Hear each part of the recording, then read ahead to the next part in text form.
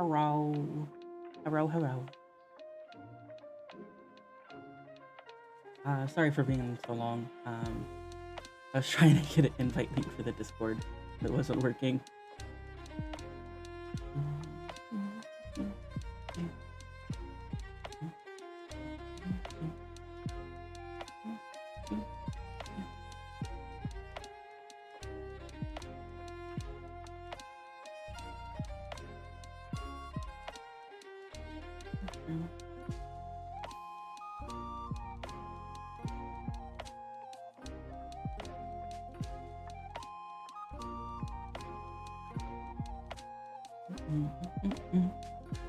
I do really like this music.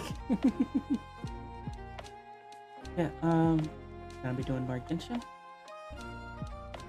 I'm thinking of doing maybe a little bit of character grinding, and then perhaps start on Sumeru, which will be fun. Hi, Silver. Silver is the EP. Huh? Tank for doing dishes.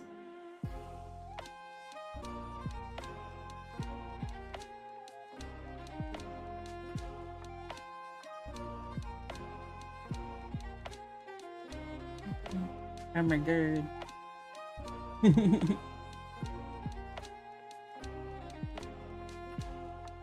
Yeah, I'm thinking I'm just gonna hop right in and do a little bit of character leveling if I can, and then do Sumeru. E.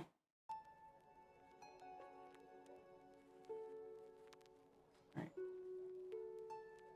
Get this over here.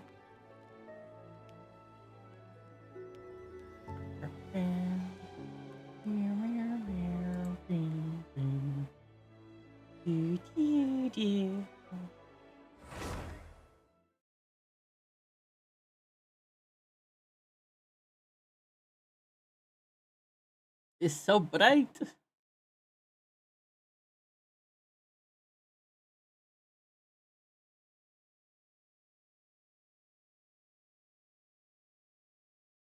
Gonna load. Thank you. Let's see.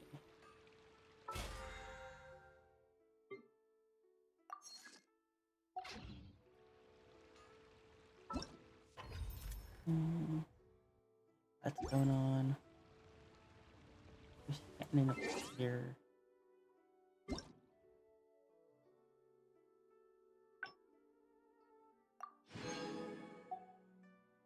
And look at his message. It's so cute.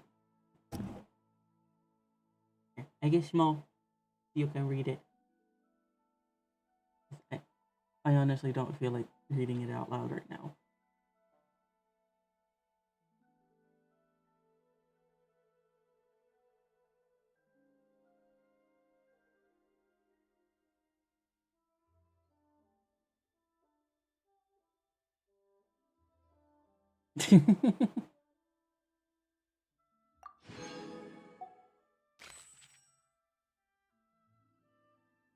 What is? Oh, I already did. Oh, I'm not gonna worry about that.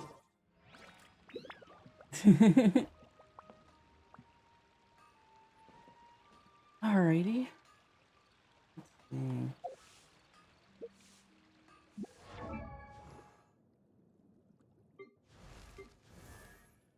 Who should I work on?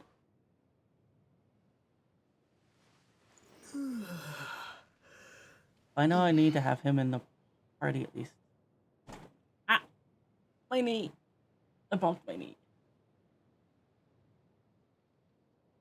Well, for Sumeru, he needs to get Dindwo.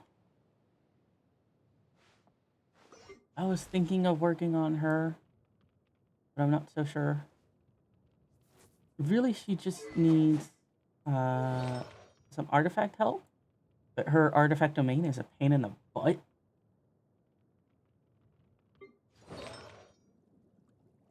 Do I have other dendro? I got hymns. And hymns. And hymns. And her. And her. And him. And her. I do have other dendro. But, what emoji is that? Is that a kitty fart? Wood.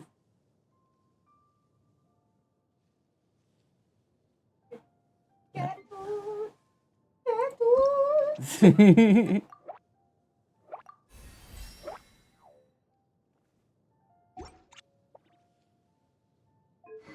Your weapon's decent. Artifacts, not so much. It's like I need to do artifact farming, but for me it's so much easier to do that on mobile because I'm more used to it. Plus, then I'm able to do co-op with Silver when she's up for it. And it's much easier in co-op. No, no cat tooth. No. Oi. Wood.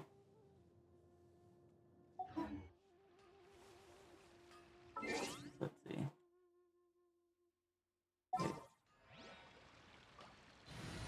Mm-hmm.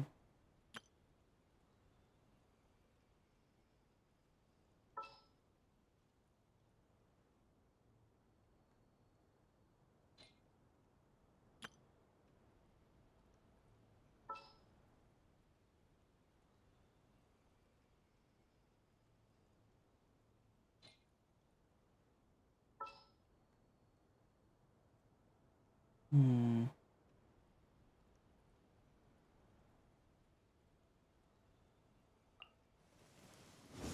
Time to get down to business. I don't have a Sumeru healer. And I'm trying to think if Sumeru even has a healer character. Farzan doesn't heal. Dory doesn't heal as far as I'm aware. Ave heals himself if he makes the Hydro and Dendro things that drop. Like I'm trying to put together a Dendro crew or Sumeru crew. She needs some work though. You're gonna be annoying to build.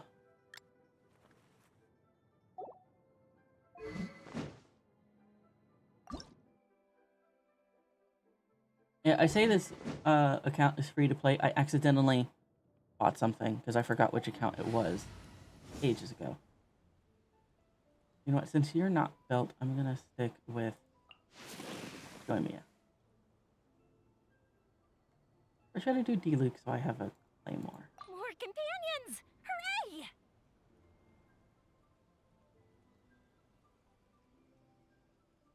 I don't think I necessarily need a Claymore.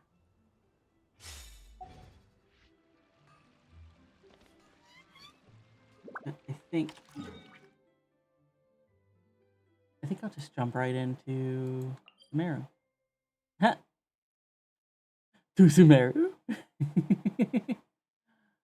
Dory is a healer? Oh. Let me see. Ah, no. Wrong thing.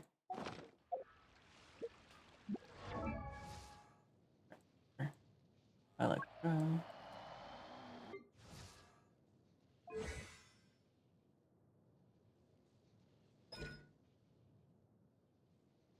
Oh. Yes, she does. Yeah. She needs some work.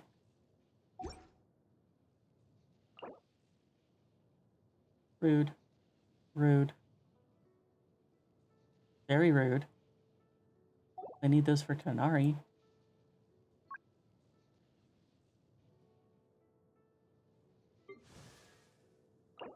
Oh, no I don't. Totally different thing. I'm silly. Oh no, it's the annoying flower that's on cliff sides.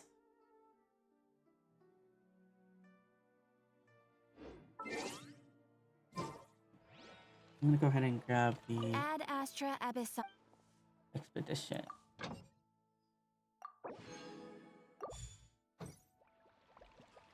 Siege Wing 2.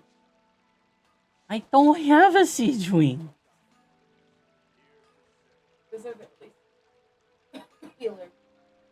Dora is the only Sumeru healer. Or is usually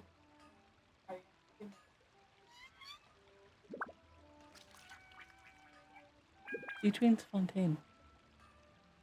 Siege Wing's from Fontaine. Luck can swing the results of a single game, but it's bound to run out Silver having sooner a or brain fart. later. It's fine. Yeah, so just Dory, which is kind of annoying. Alrighty.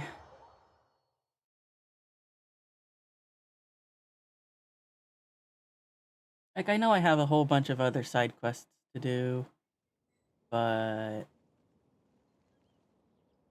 Sumeru is exciting.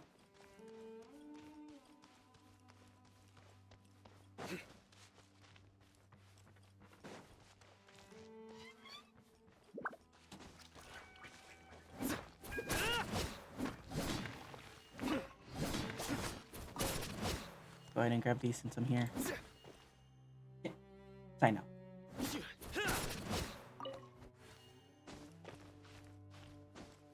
Really? Do I need to get Al-Haytham sign out? Alright then. Stubborn.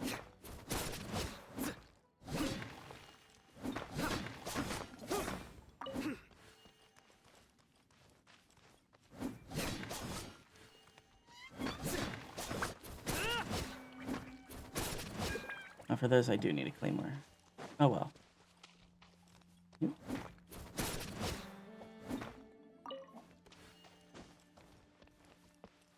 Onto Sumeru.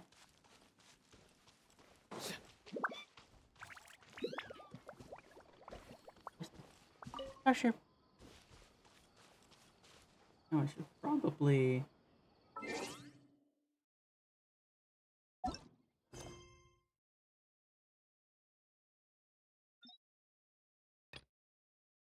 Yeah.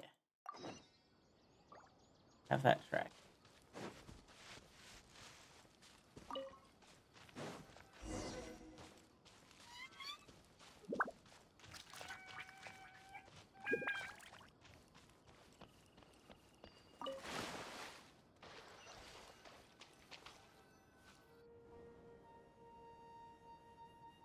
Oh, it's so pretty. Now that we made it to Sumeru, our next objective should be to head to Sumeru City and find a way to meet with Lesser Lord Kusanali. And speaking of Lesser Lord Kusanali, even though we haven't heard too much about her, she doesn't seem to be the same deity who abducted your sister. Wait for what, Silver? What am I waiting for?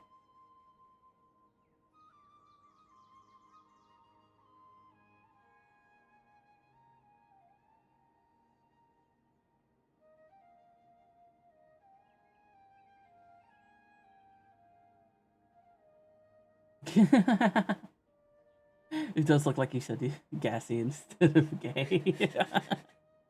That's funny. But even so, people call Sumeru the nation of wisdom, you know. If we can get a chance to meet the god of wisdom, maybe she can give us some useful information. Alright. Sounds like a plan. But, Paimon doesn't know the way to Sumeru City.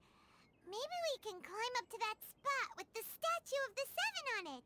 That'll give us a way better view of things.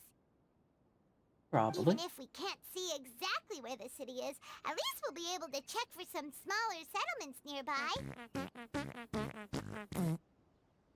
That's how I feel whenever Paimon opens her mouth.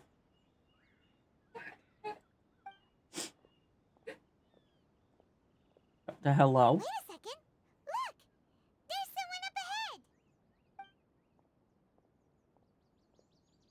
Perfect timing! Now we can just ask for directions rather than wander around like lost adventurers. But that's like half the charm of adventuring. Wandering. Explore. Hey there! We're not from around here and seem to have gotten a little lost. We'd like to ask for some directions. Good job! Happy. Here, Paimon? Hey! You over there! Could you give us some directions? Huh?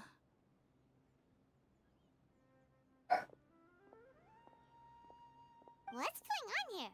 There's no way she could have missed that. Okay, I hydrate. Wait, could she be ignoring us? How dare she?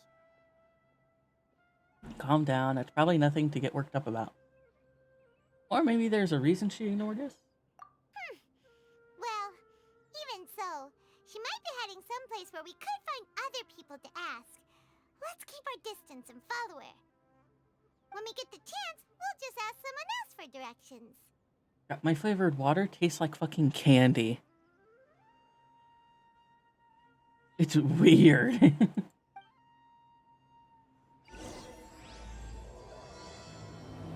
Sumeru time. I did do. Let's follow her. Just keep Oh. quiet. Make sure she doesn't notice us.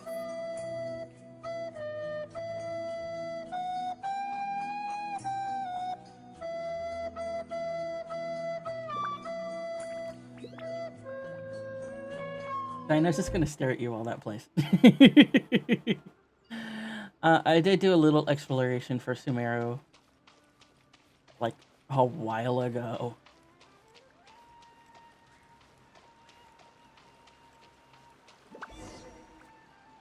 Huh? She just walked near that small waterfall and then suddenly vanished. Let's go take a closer look.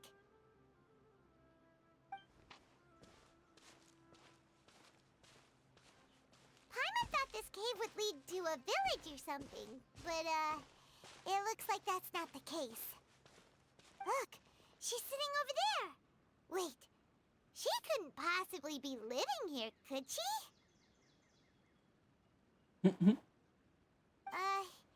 What should we do now? Do we try asking her for directions again? Sure, let's give it another shot. Alright then. It's not like we have anyone else we can ask. Even if she's not very friendly, we just need her to point us in the right direction. That's all. Oh. What a lovely smell. It's coming from that sensor over there. This is definitely not your typical place to call home, but at least it smells nice. Maybe living here wouldn't be too bad after all. You think that? Go. Huh? What's the matter? You don't look too good. The smell, it's something's not right. What? Is the smell making you feel sick? Strange. Paimon doesn't feel anything. I've got to get out of here. I think I'm gonna pass out. What's happening? Traveler? This is no time for a nap. Oh, come on.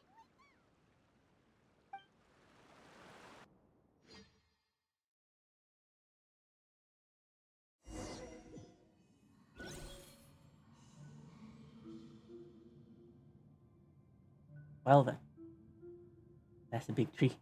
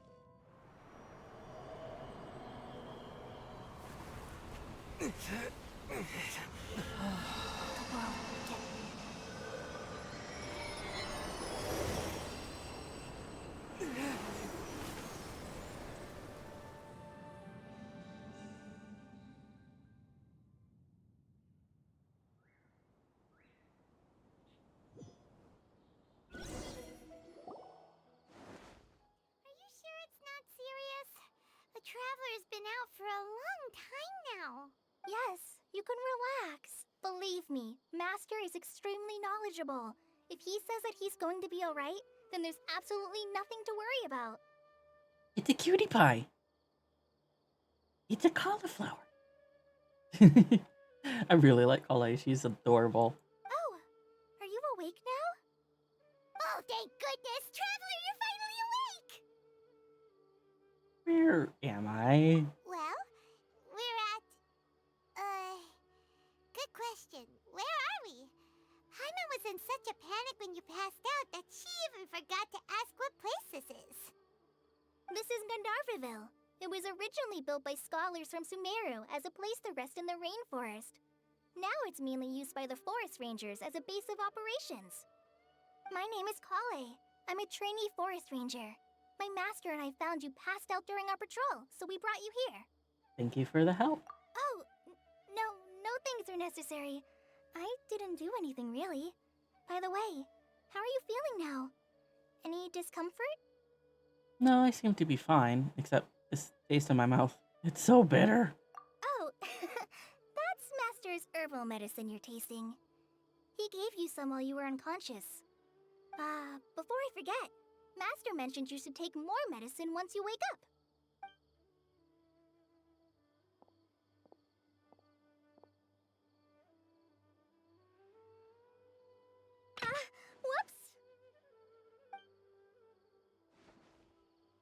Whoops! Kale, what's the matter? Were you trying to retrieve the medicine? As I've already told you, you must be careful with these. I'll get it for you once I am finished here. It's another cutie. Cutie. Big ears.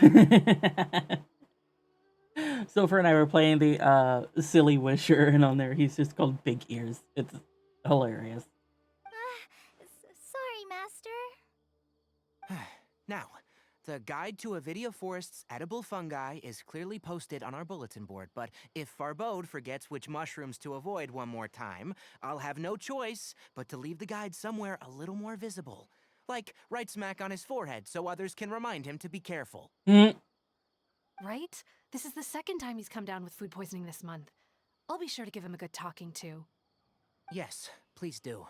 If, on the off chance, Farbode simply enjoys having little imaginary fairies dance before his eyes, then we'll just let him be. But the next time he requires any of our medicine, be sure to charge him accordingly.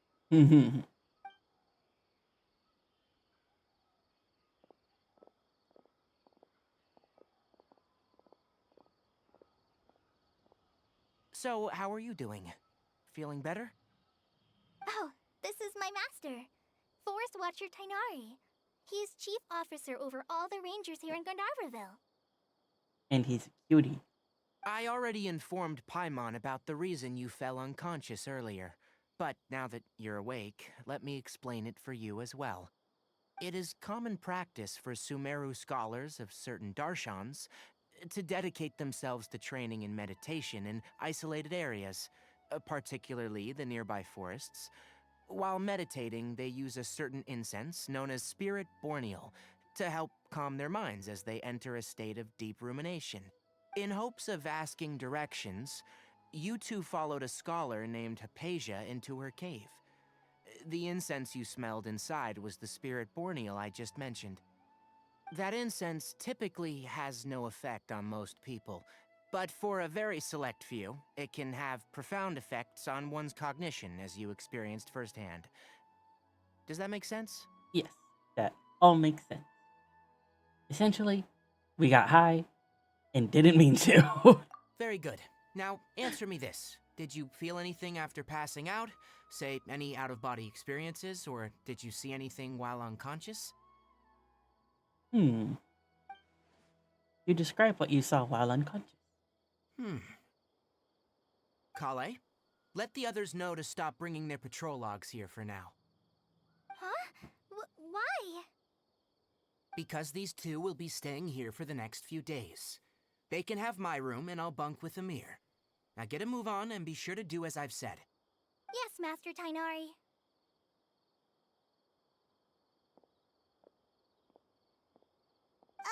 wait, hold on a second. Can you tell us what's going on? Sure, let me fill you in. I originally planned to send you on your way once you finished your medicine. However, it appears now that you should stay a while longer in Gandharvaville for further observation while you recuperate. Further observation? But we need to get to Sumeru City. No need to be hasty. As long as you have the capacity to judge between right and wrong, I promise that you'll understand the gravity of the situation once I explain everything to you. Based on what you saw after smelling the incense and losing consciousness, we can conclude that you experienced a powerful hallucination, which suggests your mental state is not in the best of shape. Hmm. If you're skeptical, have a whiff of this. What? Oh, are you okay? You're experiencing a similar sensation as when you passed out, aren't you? So even though your condition is stable as of now, if I were to haphazardly let you leave, it's highly likely that you'd suddenly pass out again somewhere else. The rainforest is home to many fierce animals and hazardous areas. If something were to happen to you again, I'm afraid you might not be so lucky. For now, I suggest you continue taking your medicine each day and avoid wandering off on your own, at least until you stop having adverse reactions to this kind of smell. Okay? Alright. Good. Now, continue resting while I fire up another bowl of medicine for you. Seriously?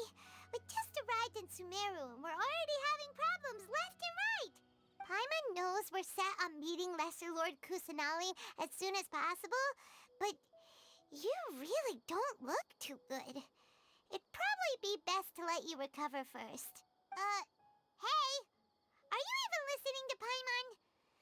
Paimon's over here worrying about you, you know! I feel it's a little weird. What's weird? You mean how you're feeling now? Yeah, my body does feel a little weird, but what I mean is, I don't think what I saw were hallucinations. You mean the vision of tree roots and red skies you saw? But if those weren't hallucinations, what could they be? I'm not sure. When I saw the vision, it felt as if I was standing deep underground, with the red sky. Could it have been Conria? Well, considering how unique you are, Paimon trusts your judgment here. But why didn't you say anything about it to Tainari? If he misjudged your condition, then there's a chance you could get worse, right? I don't think that's the case. He probably wasn't telling us the truth. Huh? You mean that Tainari already knows that what you saw weren't hallucinations? But if that's the case, why would he try to hide that from us? Exactly. We need to get to the bottom of this. Oh, Paimon gets it now. That explains why you were so quiet earlier. Well, that settles it then. We'll stay here to rest up and figure out what's going on with your hallucinations. But it seems like asking Tainari might not be an option anymore. What do you think we should do?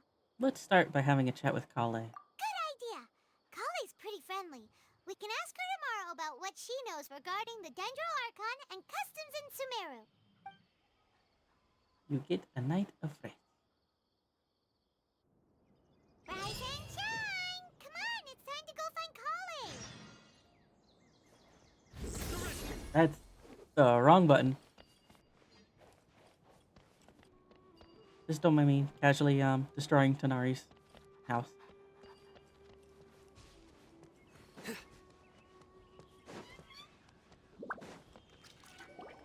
All right, next let's see your right hand.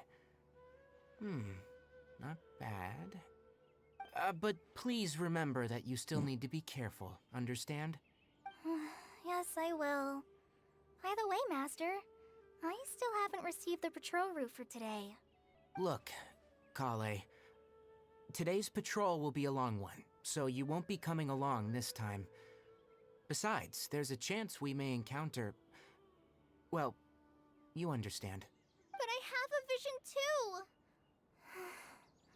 Am I useless to everyone now? Aww. Don't talk like that, Kale. This is not something you need to be worrying about right now. Ah, there you are. Feeling any better? Is there something we can help with? Since we'll be staying here for now, we thought we might as well try lending a hand around here.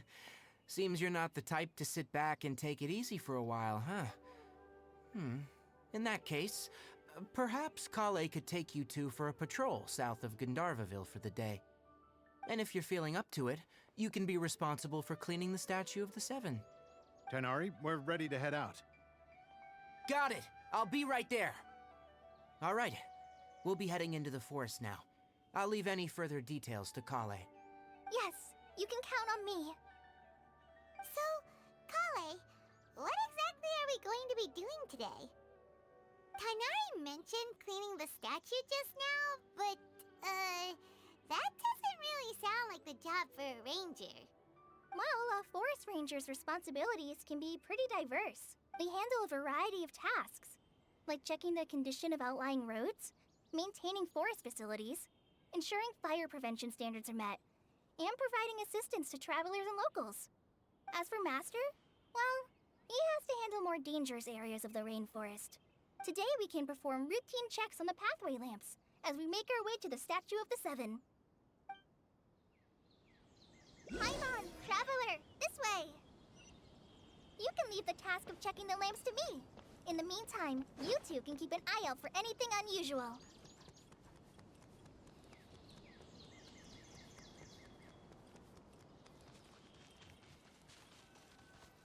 Nothing wrong with these two lamps. Let's move to the next ones. Oh, this lamp seems to be getting a little wobbly. Let me make a note of it.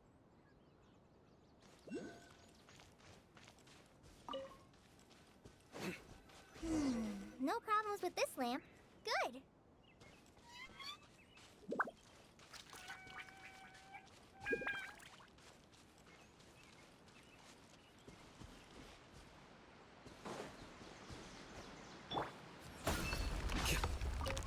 Money.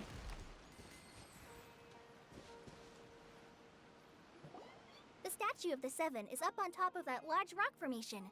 You must have seen it when you came down this road before. Sure It's did. pretty high up there, isn't it? Don't worry.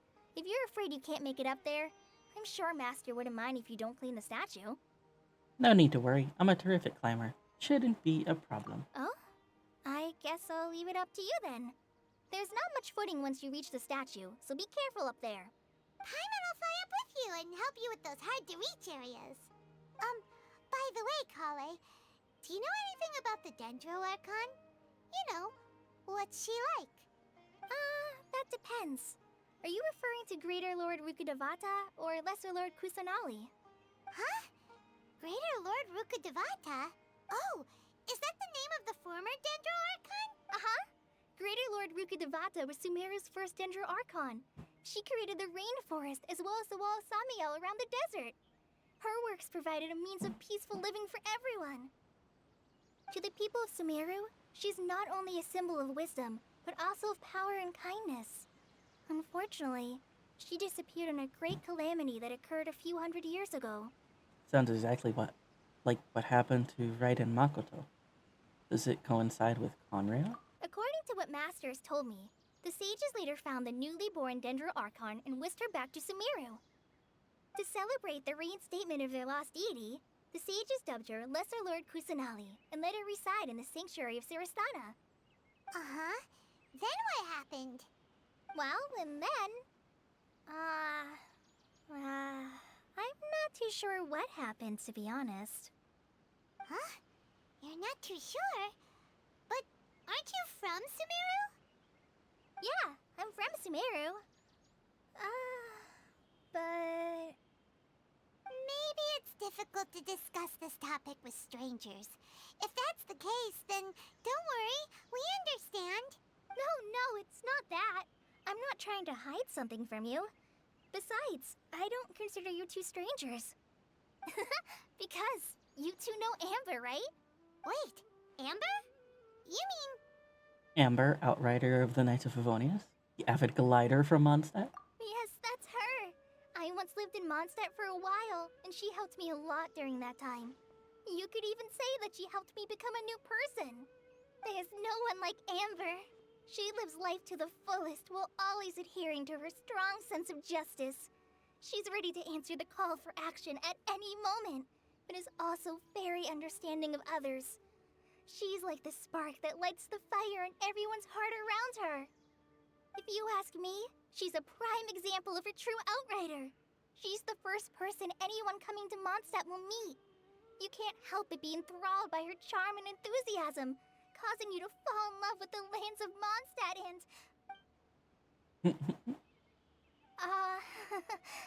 sorry. We've never seen this side of you, Kale. Paimon thought the work of Outriders was a little different from what you just described, but one thing's for sure. You really like Amber. Sorry. I was rambling on just now. It must have sounded kind of weird. It's alright, Kale. Knowing that you're a friend of Amber somehow makes Paimon suddenly feel a lot closer to you. So, how do you know that we've met Amber? Well, after I returned to Sumeru, Amber and I have stayed in touch by writing each other letters. In one letter, she mentioned that Mondstadt was attacked by a fearsome dragon, but the city was saved by a mysterious blonde traveler and their floating companion. I knew you two were the ones she mentioned in the letter the moment I saw you. But, considering everything you've been through that day, I thought it'd be inappropriate to bring it up. Ah, so that's how you knew. Yep, so please know that you two have my complete trust. Really. I wish I could tell you more about the Ginger Archon, but I have been away from Sumeru for some time, and I haven't read any books. Sorry. That's alright. You've already helped us a lot. We had never even heard of Greater Lord Rukkhadevata or the Sanctuary of Surasthana until you mentioned them. Oh, I'm happy that was helpful. There is one thing I want to ask, though. Why do you two want to know about the Ginger Archon? You explain the purpose of your journey to Kale. So that's why you're here. Thank you for telling me your story. Don't mention it. We are friends after all, right? Paimon's right. We're friends. Alright, we have a statue to clean. You both have my thanks. While you two are up there cleaning, I'll go ahead and inspect the forest canopy. Let's meet back here shortly.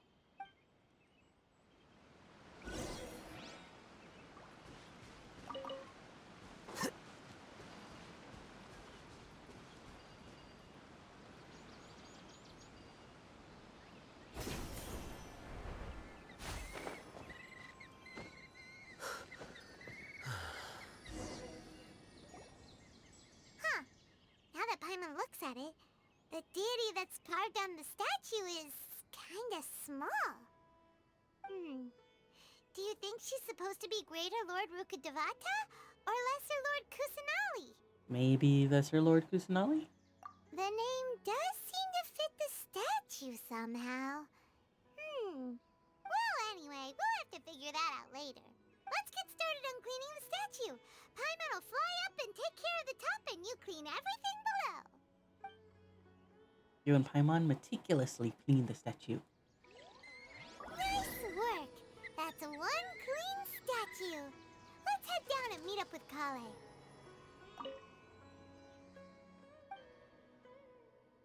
Do I even have any? Nope.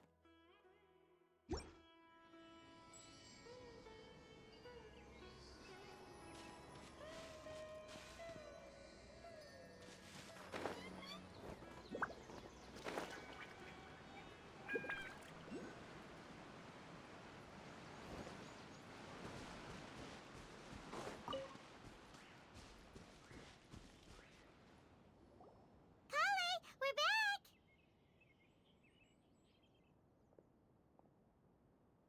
Welcome back! You must be tired after all that climbing. Let's take a little break. I brought some fruit and water for us. Yay, food! What kind of goodies did you bring? Paimon, some restraint, please. Hey, don't be a party pooper. It's not like Kale is a stranger or anything. Besides, the best way to compliment a chef is to show passion for their food. Xiangling taught Paimon that. I prepared a nice portable dish that forest rangers like to eat called pita pockets. I hope you'll like them. Whoops! Ah, no! You dropped it on the ground! Not to worry. I wrapped a few layers of oiled paper around each pita. They should be fine. Oh, Paimon nearly had a heart attack there. You enjoy the pitas together with Kale. Those pitas are amazing! You're quite the cook, Kale. Thank goodness you wrapped them in paper. Paimon wouldn't have been able to sleep at night knowing something so tasty had been wasted. You really know how to compliment the chef, Paimon. Since you liked it so much, I'll be sure to give you a copy of the recipe sometime. I'll even include all my personal cooking pointers, so you'll be making your own pita pockets in no time. Yay! Thanks, Kale! It's hard to believe someone as diligent as you could have clumsy moments too. Oh, I guess it happens from time to time. So, Kale, don't you think that Tainari's a little too strict with you?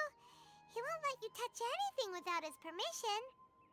Paimon knocks stuff over all the time flying around the Traveler, but he's never said anything. Everyone has their clumsy moments.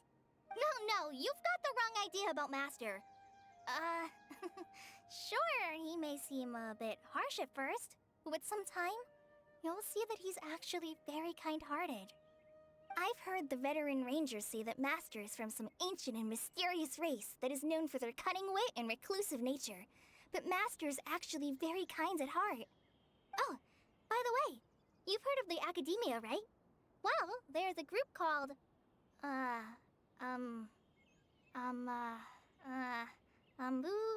something? Well, anyway, because Master does a lot of research on plants, sages from the Academia have written him many times, inviting him to take up an official position there. But Master declines their offers every time, saying, Sumeru City is too noisy. It'd be bad for my ears. That does sound like something Chanari would say. Speaking of his ears, I really like to pet them. Same. I know, right? I've always wanted to pet them too. Anyway, Master could have easily left the rainforest to take up a position at the Academia, but he chose to stay here instead as a forest watcher, helping the locals every day and passing on his knowledge to trainees. In fact, Master's the one who taught me how to make pita pockets. Really? Paimon would have never guessed that. Oh, speaking of Tainari, he was the one who took care of you after finding you passed out yesterday.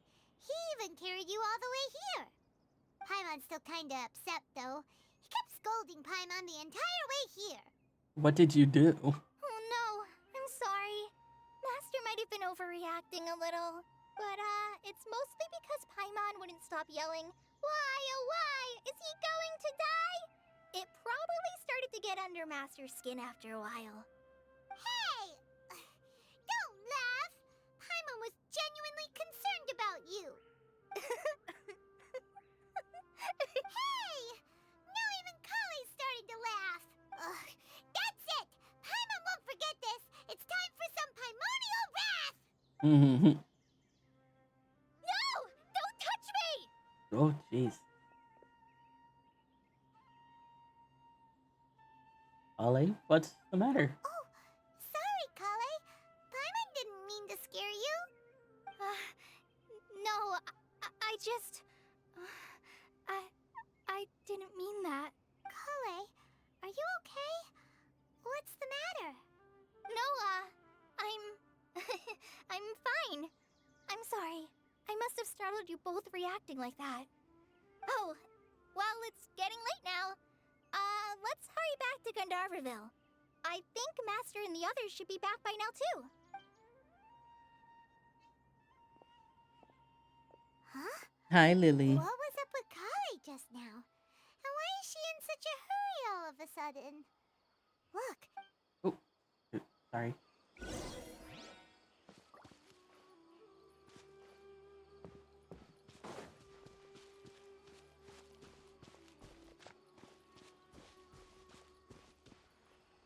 I wanted to see what this.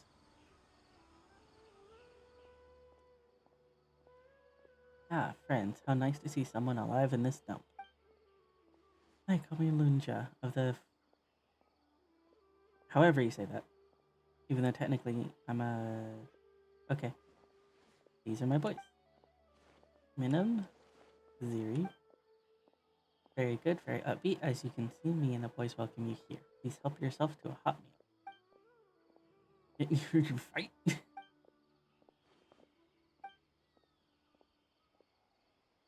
They don't look very enthusiastic.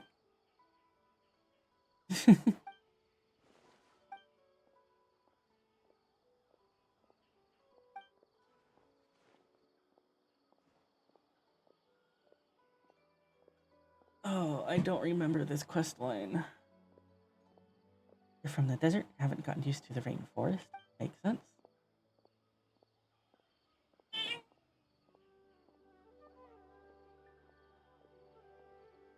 Yeah, meow.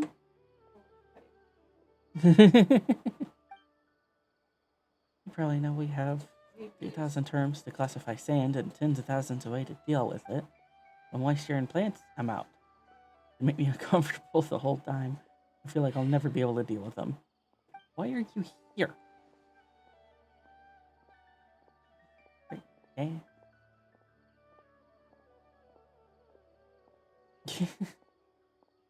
They are weird, Paimon.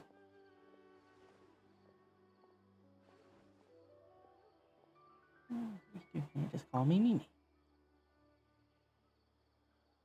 We're just passing by.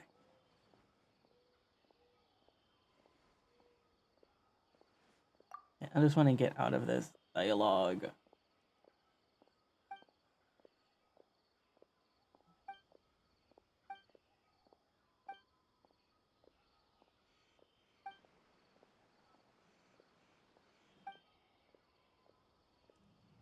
Is that what?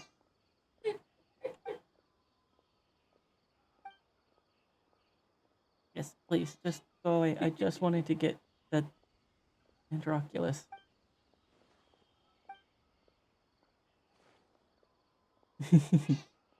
Meow.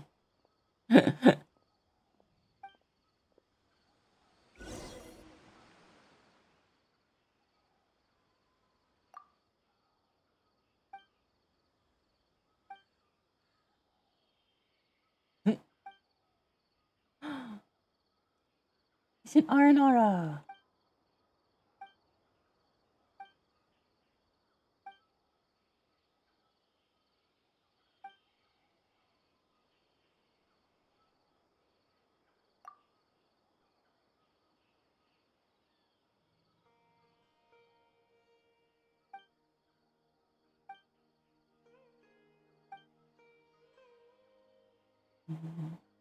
You must have some sort of scheme.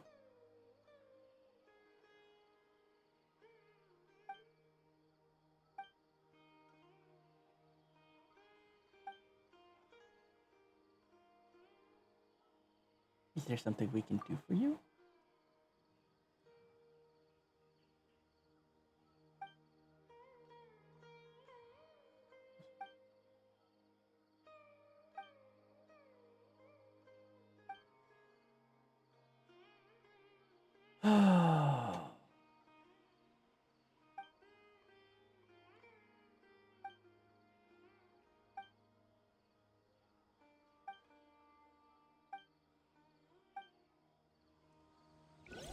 Can I go get...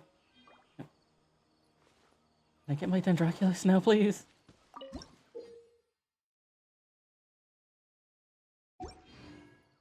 Okay.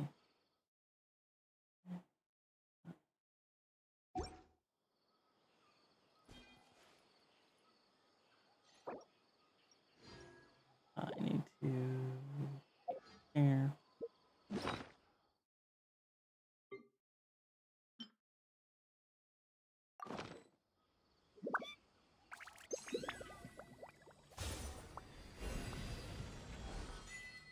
Ta-da!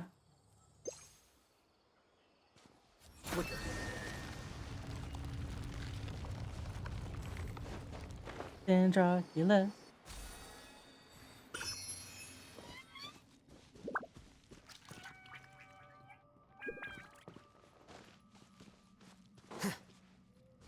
Yeah.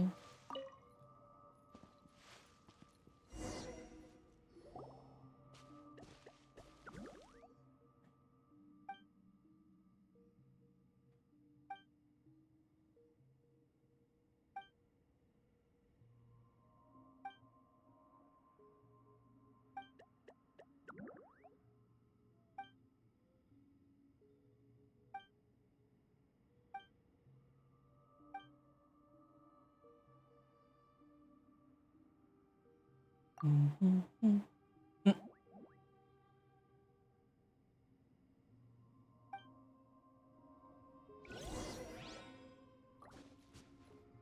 Here you are.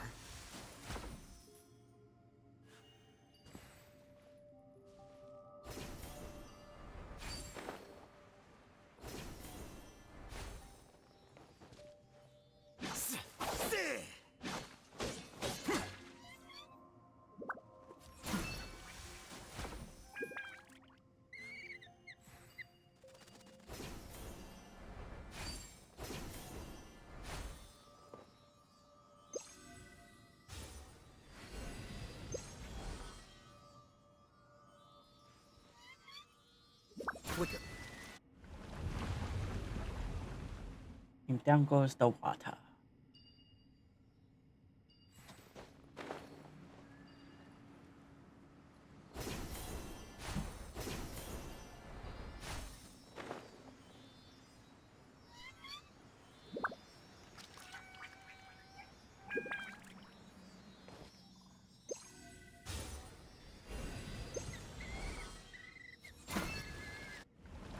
And down it goes again.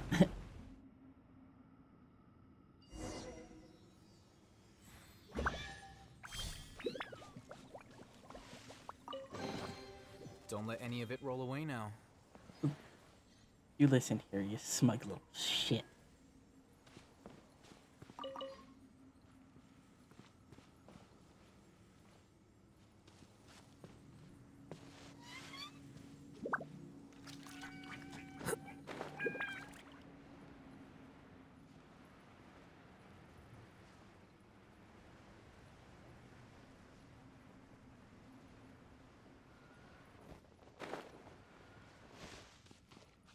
Here you are.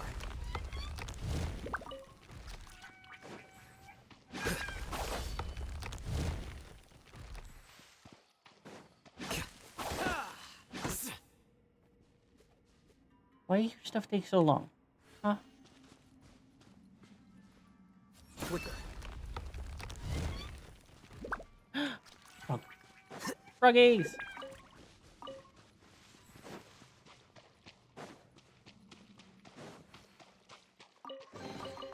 Don't let any of it roll away now.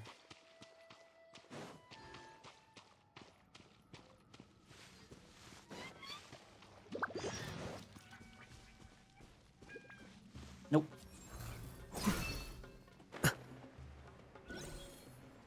Oh, come on.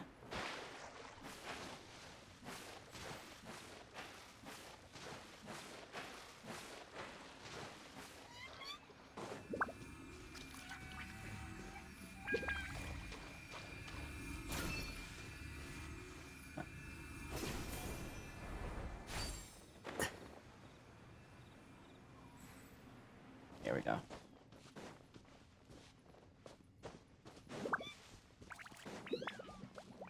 And now we go back to Gundar.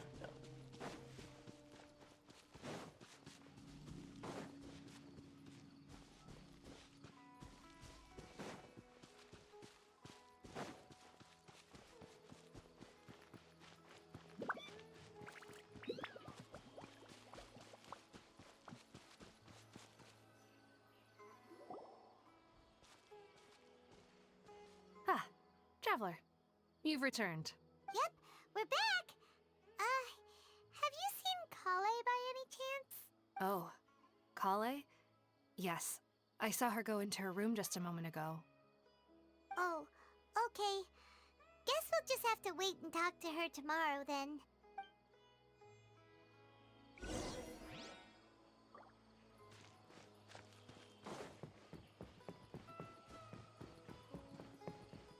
Alrighty.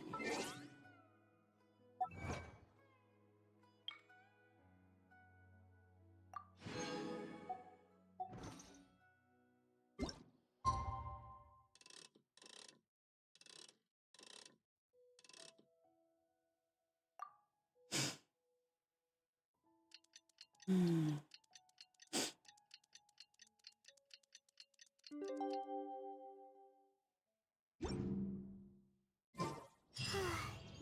Paimon was thinking all night about what happened with Kale, and still can't figure out what the problem might be. Maybe she's in a better mood now. Let's go check on her. Ah, it's you two. I was just about to go look for you. Huh? Tighnari? What are you doing here? Where's Kale? I came to check on Kale's condition. To put it simply, she's not well. You mean she's sick? How could she be... Oh, wait a minute. Could it be because of what Paimon did yesterday? No need to worry. Something as small as you could never harm her. This sickness is something that Kale has been dealing with for some time. Kale has been more excited than usual since you two arrived. A little too much so, to be honest. She hasn't remembered to take care of herself. I suppose it's understandable, though. She hasn't been around anyone she considered a friend for some time now. It must have been refreshing for her to have you two here. So, Tighnari, what's really wrong with Kale? Tori's a fish. Hi, pineapple. Let's take this conversation elsewhere. Kale just fell asleep after taking her medicine. She needs some peace and quiet.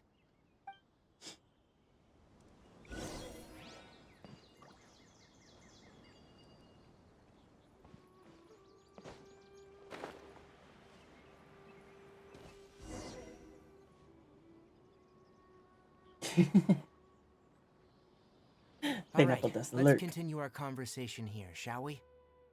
To be honest, I hadn't realized you're that honorary knight from Mondstadt until Kale told me just now.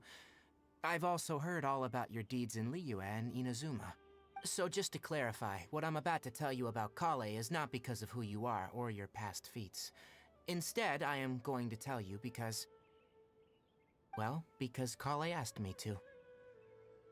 And honestly speaking, I was against Kale revealing her past to you. But she insisted, saying you two treated her with sincerity and as a friend. So now she wishes to reciprocate the gesture. So, Tighnari, what exactly is wrong with Kale? You said this is something she's been dealing with for some time. Just how serious is it? Right. Ever since she was a child, she's been afflicted with a disease called Elazar. Elazar? Yes. It's a disease unique to the lands of Sumeru. It is characterized by dark and hardened scales that form on the body. At first, the afflicted may only feel mild numbness on affected areas of the skin. However, as the disease progresses, one may begin feeling fatigued and even experience peripheral paresthesia. In its final stages, the disease strips a person of the ability to control their own body, and they effectively become completely immobile. That sounds terrifying. They'll lose all control over their body? Wait, hold on. So when Kale seemed to be acting a little clumsy earlier, it was because... Correct. That would be the effects of Elazar, which is precisely why I do not want her carrying or holding anything, lest she ends up hurting herself. So is there any cure for Elazar? With appropriate treatment, the disease can be effectively controlled before it progresses to a more serious stage. However, there is unfortunately still no true cure for Elazar. Nevertheless, Kale's mother still hoped that there was something out there. She handed Kale over to an organization known as the Fatui after one of their members lied and said they had a cure. What? The Fatui? It appears you already are familiar with them. That'll save me some explanation. Anyway, the person who eventually rescued Kale and brought her to me for care said that she had been given to a harbinger known as the Doctor. I have no idea how this doctor managed to do it, but her case of Elazar was completely stable for all the years that Kale was with them. However, Kale's days with the Fatui were anything but pleasant. Kale is a resilient individual and always tries to appear cheerful, but her experience with the Fatui has left deep scars. Even now, she can still feel deathly afraid of someone touching her. Oh, Paimon had no idea Kale's been through so much suffering. Oh, by the way, Paimon, Kale wanted me to tell you that she's sorry for scaring you yesterday. She also wanted both of you to know that she's sorry for hiding her illness. She doesn't need to apologize. None of this is her fault at all. Well said. I hope you'll get a chance to tell her that in person the next time you see her. Kale once thought that it would be impossible for her to have any real friendships. I trust that you two will never let my trainee experience such emotional pain again. Don't worry, Tainari. We'll take good care of her. How's Kale's condition now? Well, it's not too serious at this point. She overexerted herself the last couple of days, which is what led her to break down this time. As long as she has taken her medicine and gets plenty of rest, she should get better. Though I must admit that Kale's condition was much more stable when she first arrived here in Gandharvaville. She was interested in the work of the forest rangers the moment she saw us. I could see that she was serious about learning, so I felt compelled to ask her to join us. Her stamina has gotten much worse recently. Though a moderate amount of physical exercise is always necessary, I'm afraid the long-distance patrols are a little too much for her now. Alright, now that I've told you about Kale's past, I think I'll head into the rainforest to find some ingredients needed for her medicine. I'll see you two later. Wait, can we come along? Yeah, we'd like to do something to help Kale too. Alright, but I must warn you two.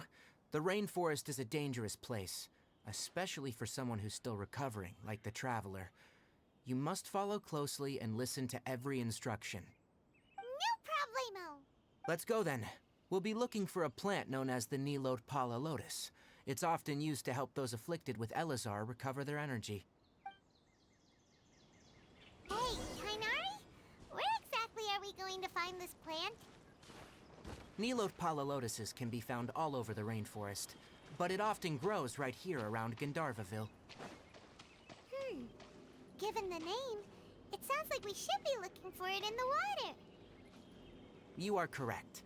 The Nilotpala lotus grows in the water. When fully matured, they look like giant blue flowers floating on the water's surface. Quite an attractive species, if you ask me. The large petals are actually the plant's leaves and sepals, which surround a very small flower. You should note that many of the plants found in Sumeru have names that are contrary to their species. Take the Cowpelata, for example. The plant is not a lotus at all, but rather a vine. And then there's the Sumeru rose, which is not a rose, and is completely contrary to its name. Oh, huh. Okay then. You never bring up the topic of flowers with Tainari.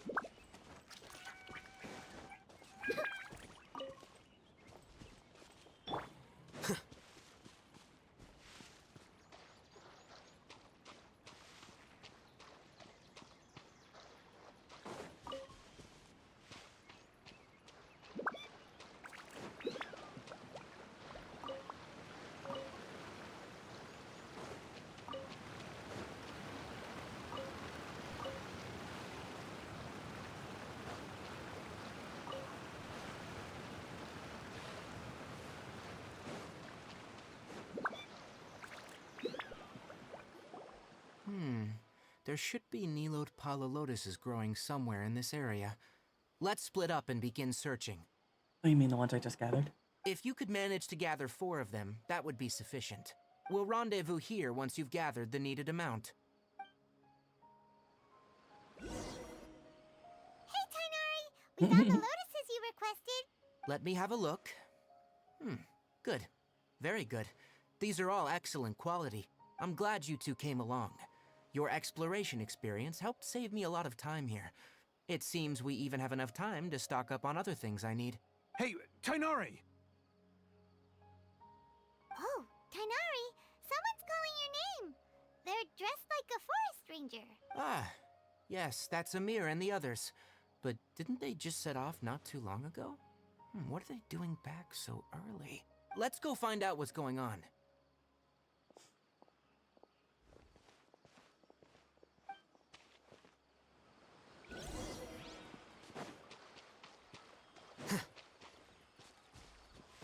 Oh, one more.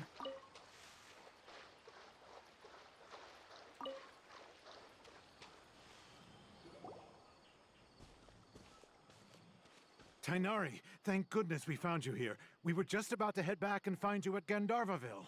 What's going on? We just discovered a withering zone. The withering is back?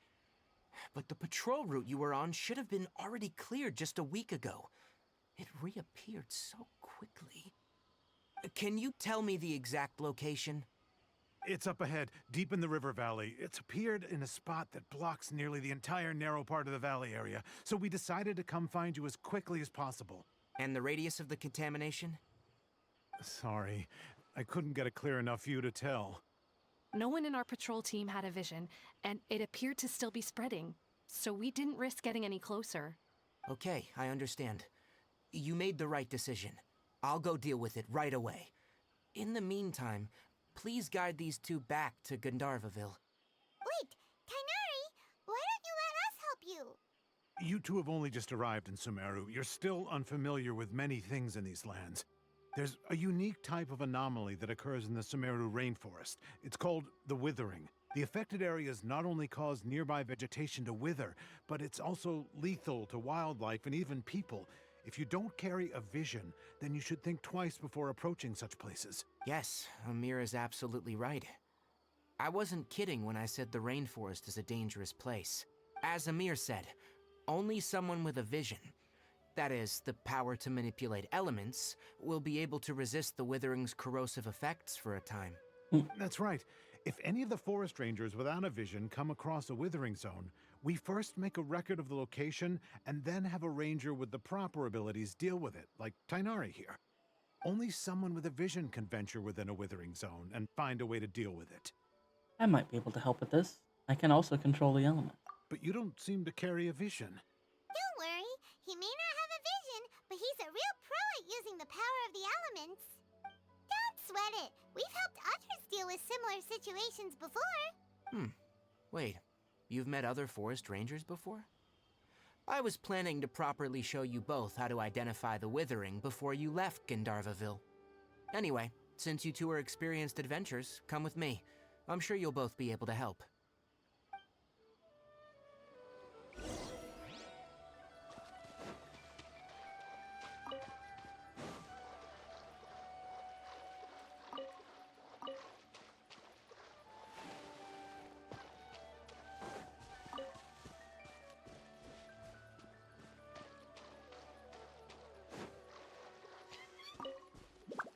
Yeah, all the flowers.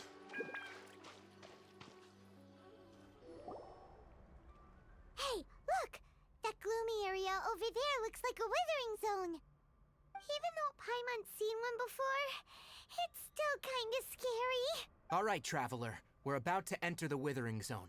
Since you already have experience dealing with these things, you should already know what to do. But please remember, don't push yourself. If at any point it becomes too much, return outside the zone and take a breather. It could become a matter of life and death. You ready then? Let's go.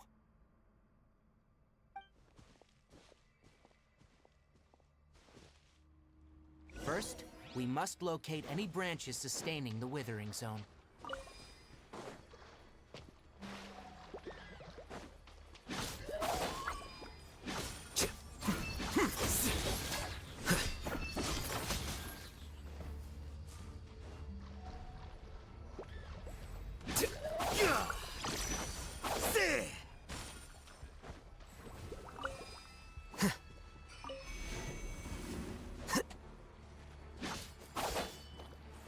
No. Really?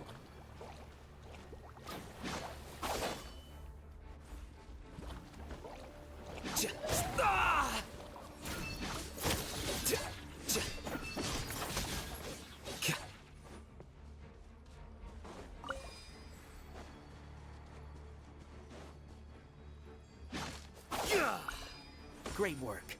Now that all the branches have been cleared, we'll need to take care of the tumor.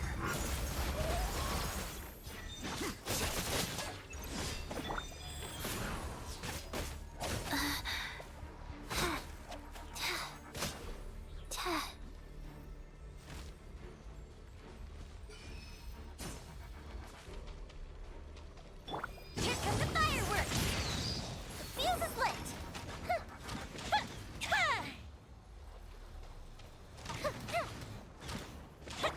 Quicker. Now! Destroy the tumor of the withering. And boop. We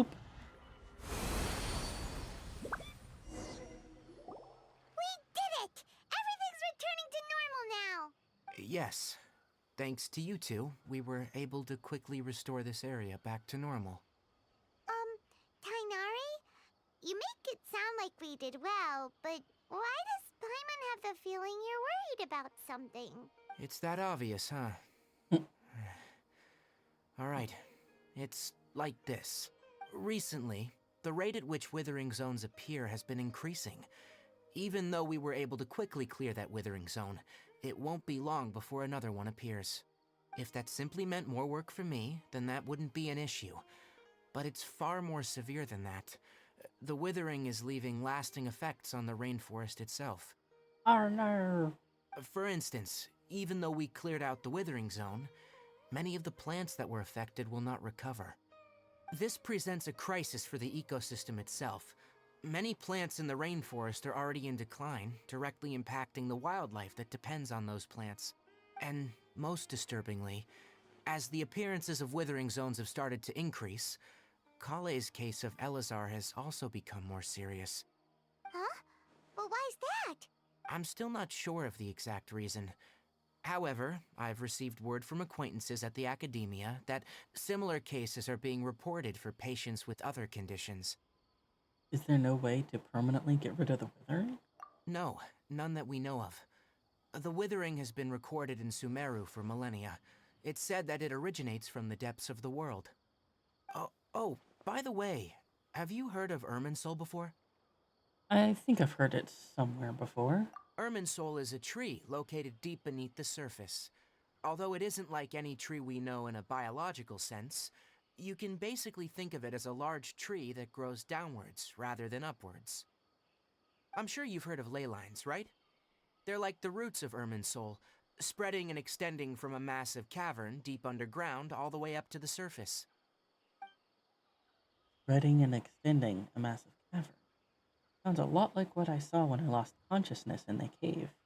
Ley lines continually absorb the memories of this world, which are then funneled into Irminsul, allowing it to collect knowledge and wisdom from ancient times to present day. The Dendro Archon is known as the god of wisdom because her consciousness is directly connected to it. It is also said that the Dendro Archon's power is a manifestation of Irminsul. And as for the withering, its emergence is related to a disease that's affecting it. You mean Irminsul is sick? That's right. My ancestors learned of this from Greater Lord Rukkhadevata's familiars a long time ago, but even those mysterious creatures did not know of a cure for Irminsul. I'm afraid we rangers will be battling the withering zones here for a long time, until a cure is found. Alright, that's enough on this topic for the time being. Now that we've taken care of things here, it's time for us to head back to Gandharvaville.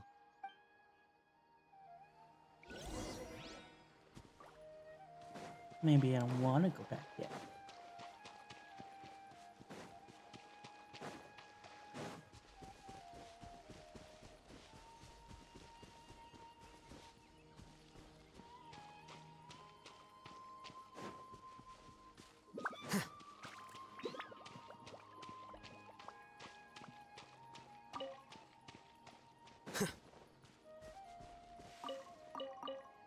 Meow.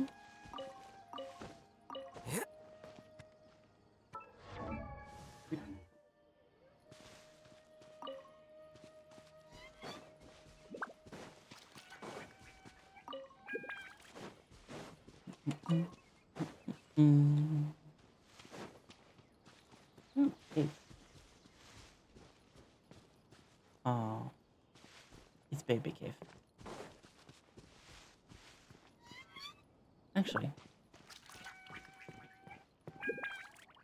I remember correctly, that's where a boss battle ends up being.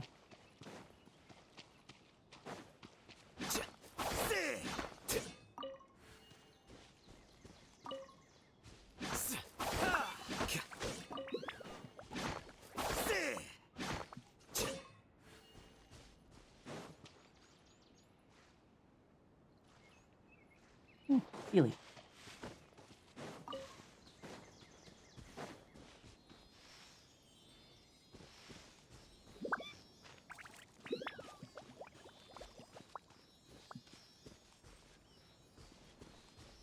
Alright, where's your home at, little guy?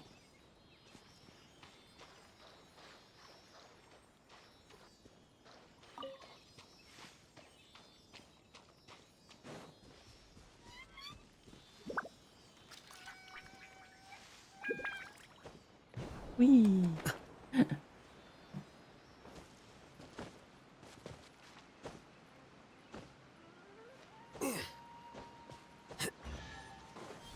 There we go.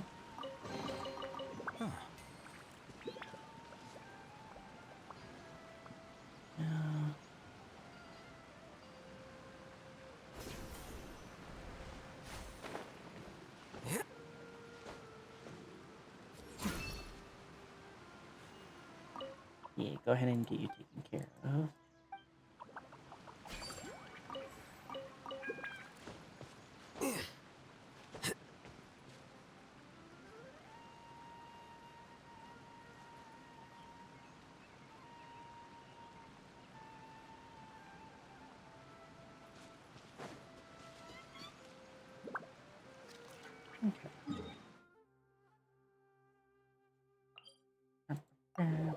Ah, flashbang.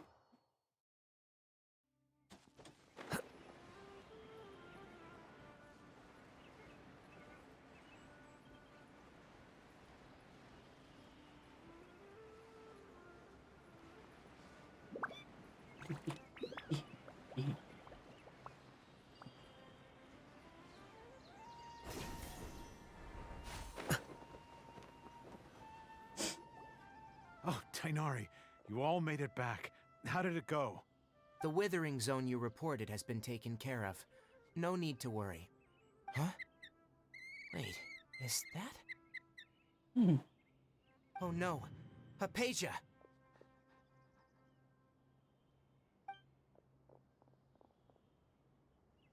Huh? What's wrong, Tainari? This Duskbird is Hypatia's designated courier for urgent news. You do remember her, don't you? She's the scholar you and Paimon were following when you first arrived in Sumeru. Mm-hmm. Oh, her? How could we forget? So did something happen? Let me see what's written in the letter first. So what's it say?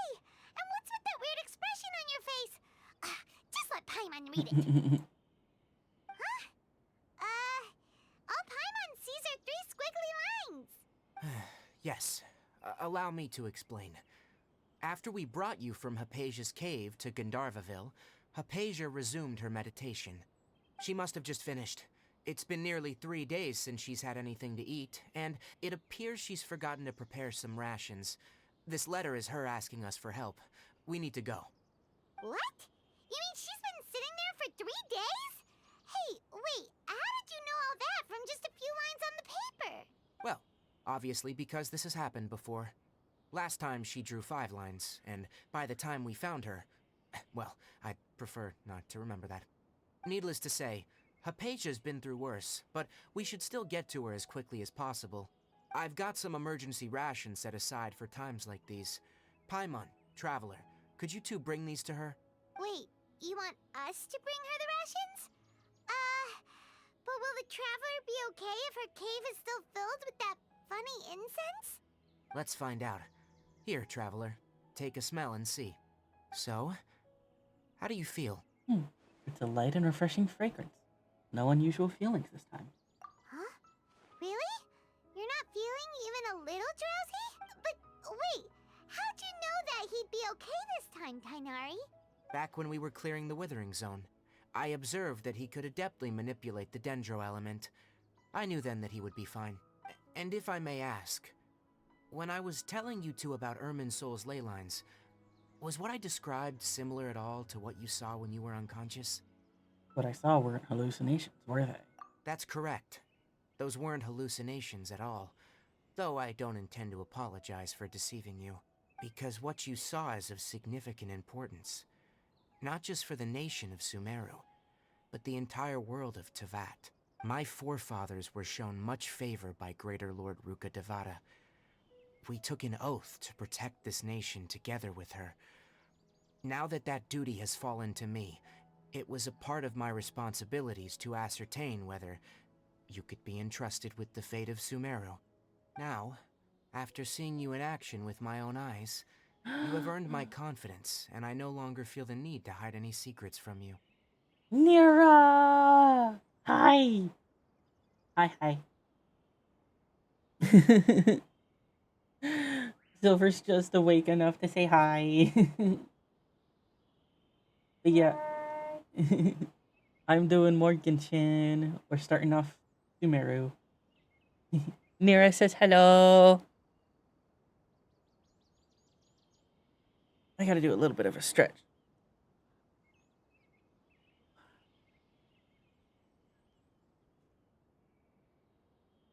With this chair, I end up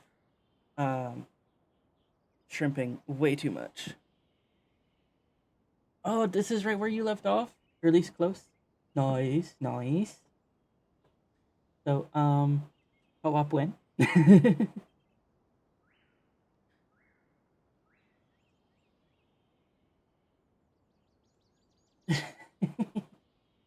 Silver rolls over to get her phone to chat.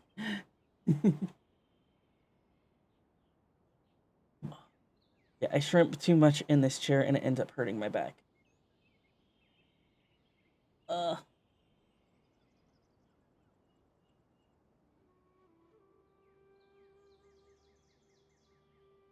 So, what exactly was it that I saw? When you passed out, your consciousness had connected directly with Irminsul. What you witnessed were actually real memories contained within Irminsul itself. I could try to tell you more, but it would be better if you went to ask Hypatia instead. Her focus on meditation and use of Spirit Borneal are aimed at establishing a connection with Irminsul, just as you did. I think I would end up shrimping regardless, just out of bad habit. So to be fair, this particular chair, I always end up hurting in some way using it. It's either my butt that hurts or my back. One of the two. Many times both. That sounds nice and all, but will she really help us? Seriously, she completely ignored us the last time we tried talking to her. That was because when you ran into her, she was in a special phase of her training. During that time, she must avoid communicating with others. Please, wait here for a moment.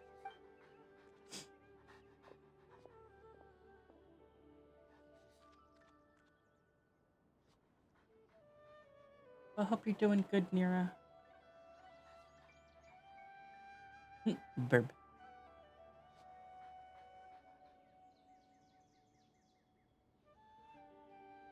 Oh, excuse me. Here, take these. Hmm. It's a meal I packed for Hypatia, as well as some other ingredients. I'm sure it'll come in handy. Also, here's a letter that I would like you to give to her. Just show it to her, and she'll answer any questions you may have. Oh, nice. I really want to hear this song once you have it released. Thank you. No, I should be the one thanking you. You've both been a great help these last few days.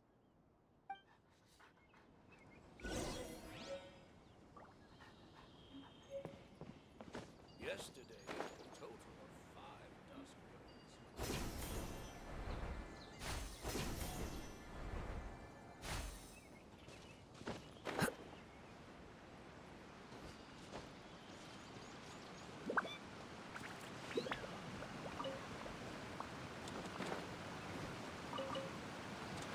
Oh, good. Come on. Climb. Okay.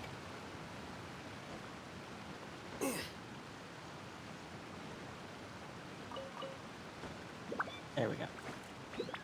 Hypatia should still be in the cave. Let's go inside and see how she's doing.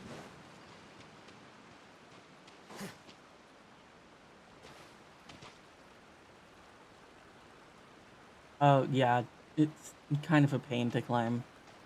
Which is why on my main account, I was so glad I had gotten Nahida. She can collect stuff from a distance and all with her skill. But I don't have her on this account, so it's going to be a pain in the butt. Hello? Hypatia? Hey, there's nobody here.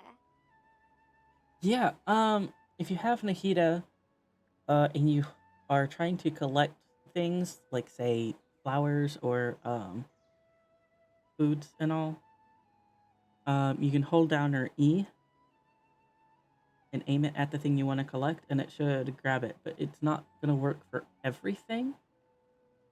But I used her a lot for getting, stuff to level up other characters, like the mushrooms in Mondstadt, or the flowers that are on the cliff sides in Sumeru, stuff like that. It really came in handy. Yeah, proper in-game cheat code. It's hacks. Hacks, I tell you. Maybe she went out to look for some food. Let's try looking around the area. What was that sound? It sounds like it's coming from inside the cave.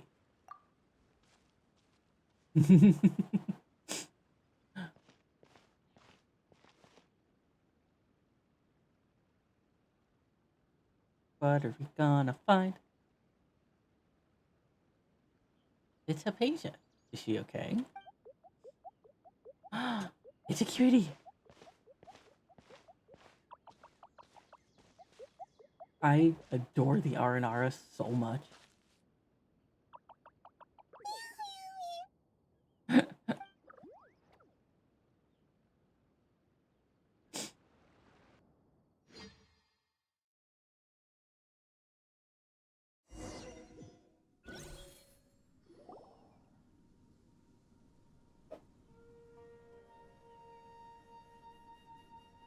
There you are.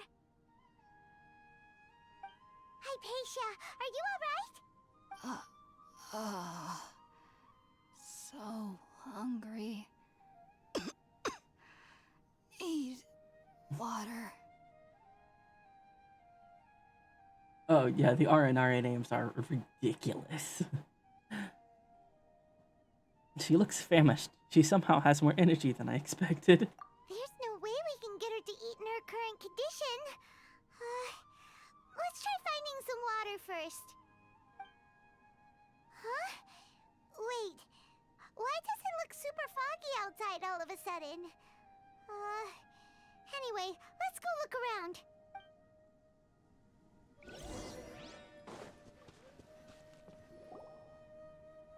Huh? How'd things out here end up looking like this? What happened? And where are we? Relax, Paimon. There must be a logical explanation for all this. Really? Oh, maybe you're right. Let's go investigate the area. Domain time. Oh, it's so pretty. I do really love the Sumeru music as well.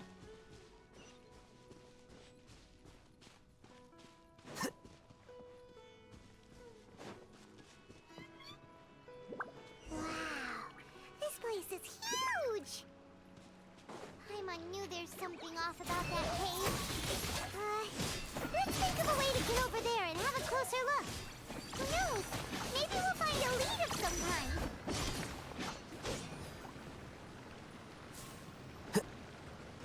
Where's the rest of yous? Oh.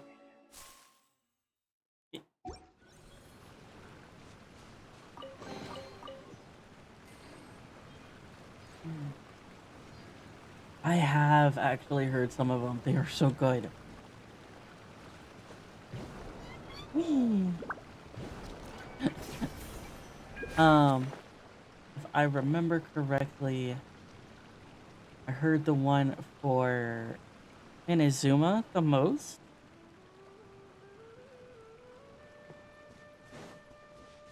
Yeah, their concerts are fantastic.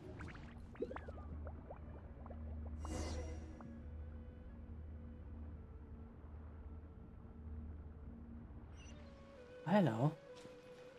Speaking of Inazuma, Huh? What happened just now?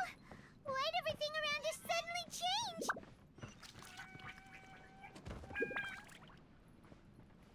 cause we're tripping balls. Ooh, a chest.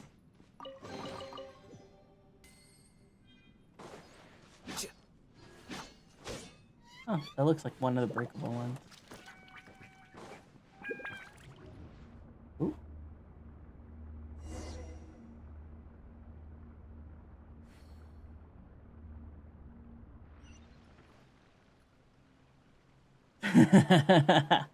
They really did.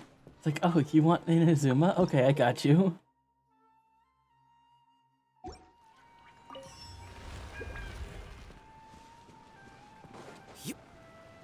Yep.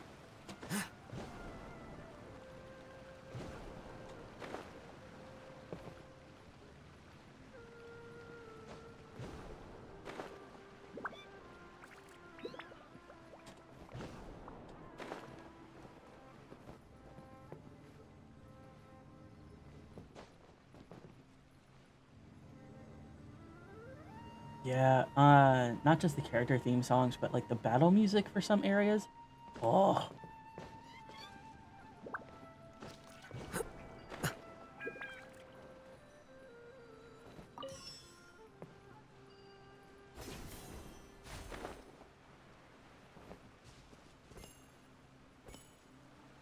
Oh, I need one more.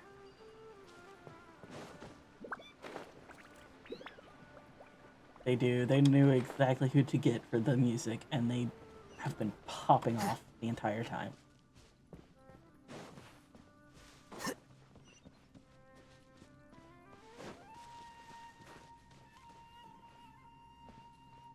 Oh, hello.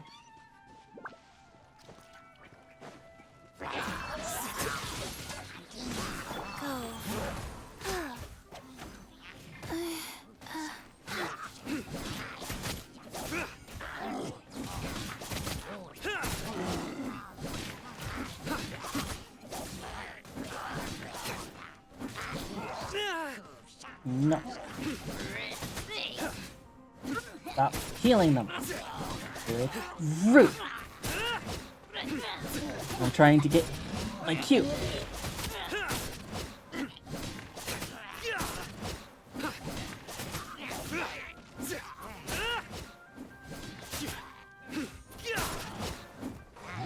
Oh my god, Sino, why does your queue take so long?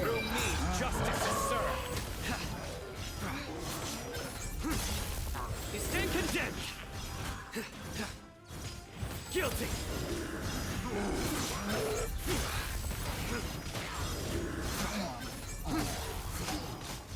Your penance is due. Futile. Here you are. Ha.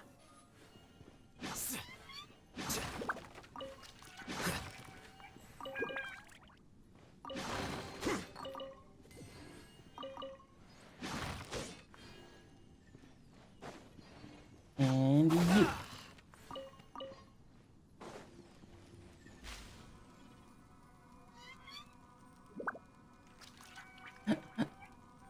My Sino is pretty decent considering.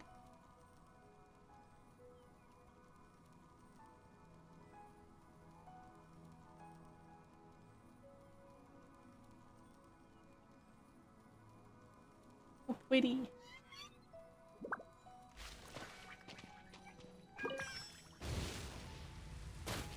Ow. That's heckin' rude.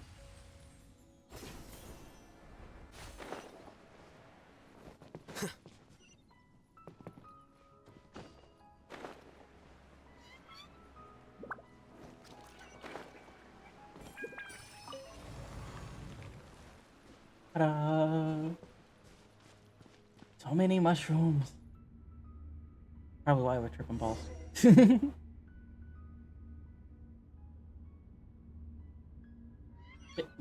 And hello again, Inazuma. We meet again. What in Tibet is going on here? This place is getting weirder by the minute. Hey, Speaking of, what's the matter? You don't look so good. I'd heal up my boy.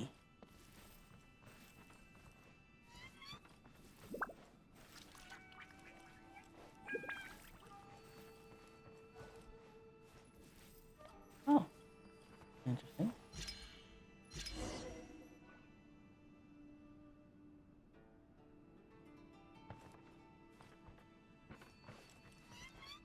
Huh, that's just a picture. That's funny.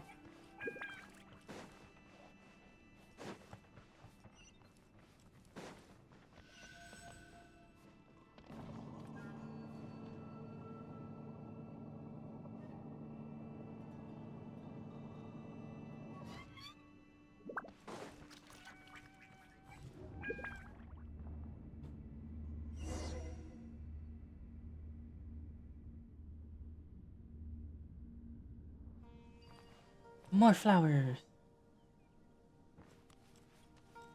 I always try and check behind me. A lot of times they hide stuff.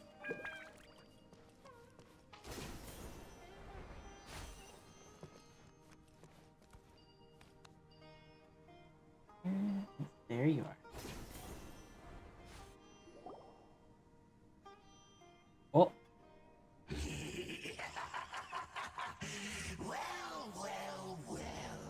Looks like we meet again, traveler. Looks like it's time for me to kick your ass again, bitch. The Abyss Herald! What are you planning to do in this strange place? Strange place. Plotting. You needn't worry about such things. They don't concern you. Bow before the abyss. Judgment is upon. Guilty. You stand condemned. Ow. That's rude. Stop it. You stand condemned.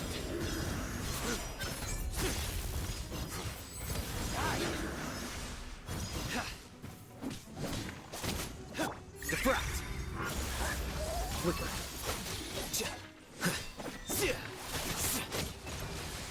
Of course. Opening box of the Tricks. Wheel of Life. You are no match for my GT powers.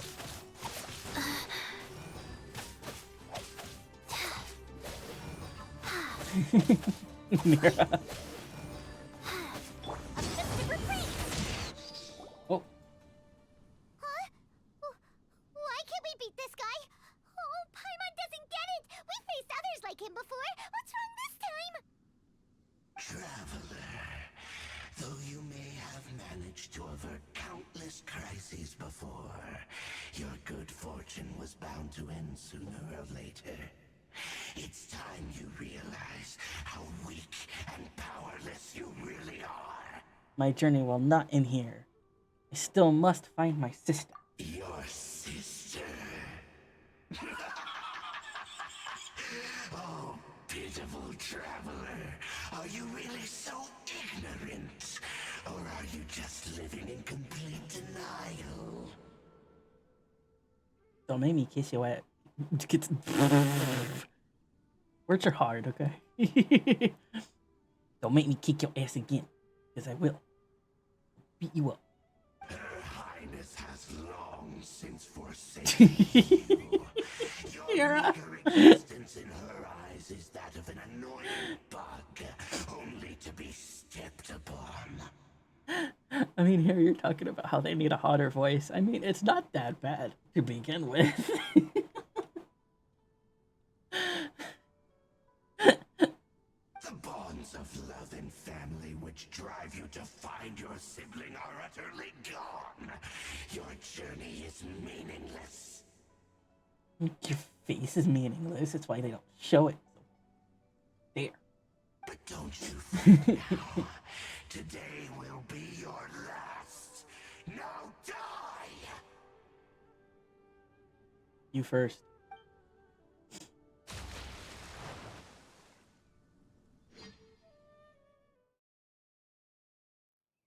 We gonna beat him up again?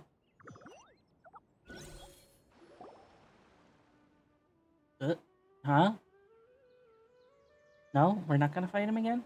Oh, I was gonna kick his butt. What was all that just now? Strange.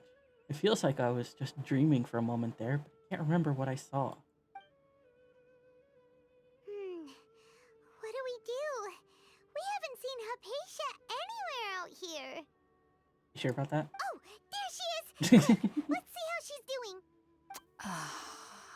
So sweet. Mm. Well, the good news is that she's still conscious. Hey, why'd you drop her food on the floor like that?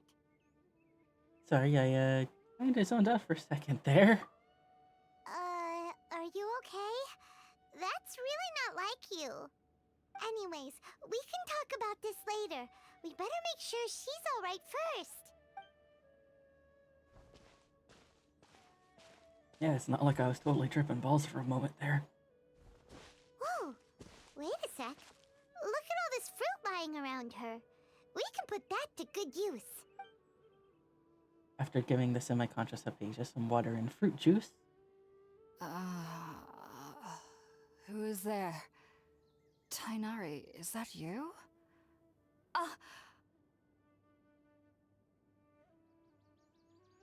Huh? It's okay. You can relax, Hypatia. Tainari sent us here to bring you some food and water.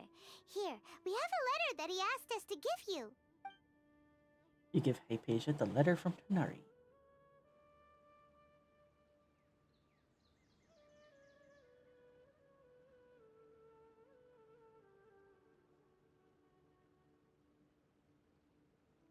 It's a cool wind chime. Or talisman? I see. So, you're friends of Tainari. I apologize for all the trouble I've caused you. I'm grateful that you came so quickly to save me. You even brought all this fruit. Well, actually, we didn't bring the fruit. It was already here when we arrived. We were kind of wondering about that, actually. When we found you here, there was all this fruit lying around and even some juice dripping from your lips. How did you end up like this anyway? Oh, really? I seem to understand now. All the fruit was likely from my, neighbor. Must have come by and saw me like this. Your neighbor? You mean there's someone else living nearby? Is it a little round creature? Kind of like a cabbage? Oh? So you're able to see them too? You tell Hypatia and Paimon everything that happened after entering the cave. Wait, hold on a second, Traveler.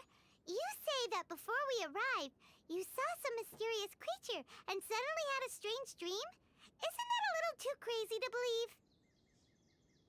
believe? Nah. No, I actually do believe what the Traveler is saying. I myself had a similar experience once before and ended up scaring my timid little neighbor here. You needn't worry. They mean you no harm. They only dragged you into the dream because they hoped to buy themselves a little time in order to scurry away. Hitman! Hello! Hi, Hitman.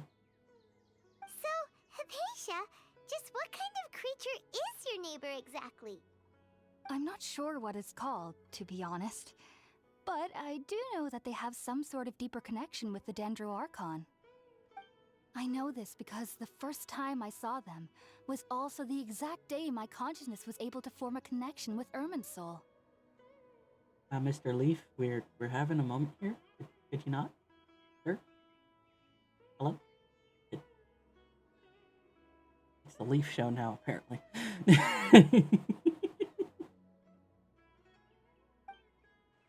Even after I opened my eyes and stopped meditating, my heart was still pounding, and my mind was racing with all the knowledge that I had touched.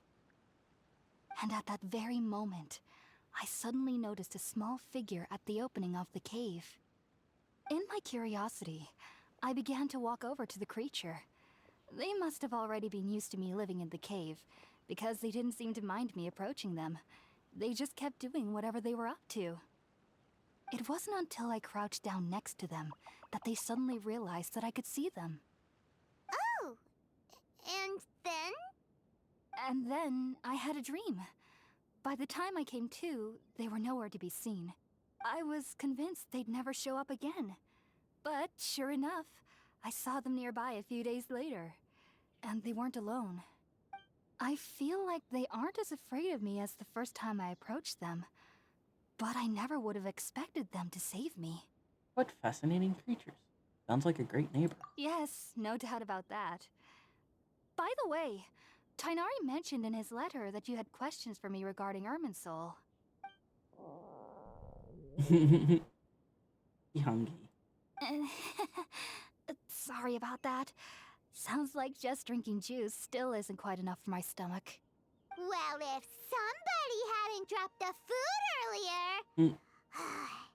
Anyway, looks like we'll need to prepare something ourselves. Besides, Paimon's getting hungry too. Let's eat first and talk about Irminsul later. All right, we're out, traveler. Today's menu will feature sweet madame and a radish veggie soup. You'll love them, Hypatia. They're our specialties after all. Sounds good. I've never tried any dishes from other nations before. I certainly look forward to it. It's been so long since I've had a decent meal, too. To be honest, the last time had to be when Tainari came to visit. Painful.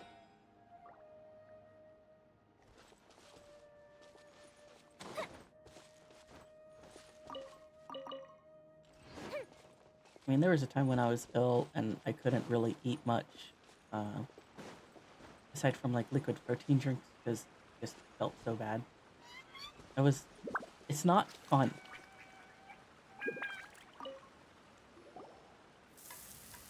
You cook up some dishes over the fire. All done! Let's use the empty box that Tainari gave us since we already washed it. Oh, it smells amazing! And the box is a nice touch, too! Let's go serve this up and start eating with Hypatia!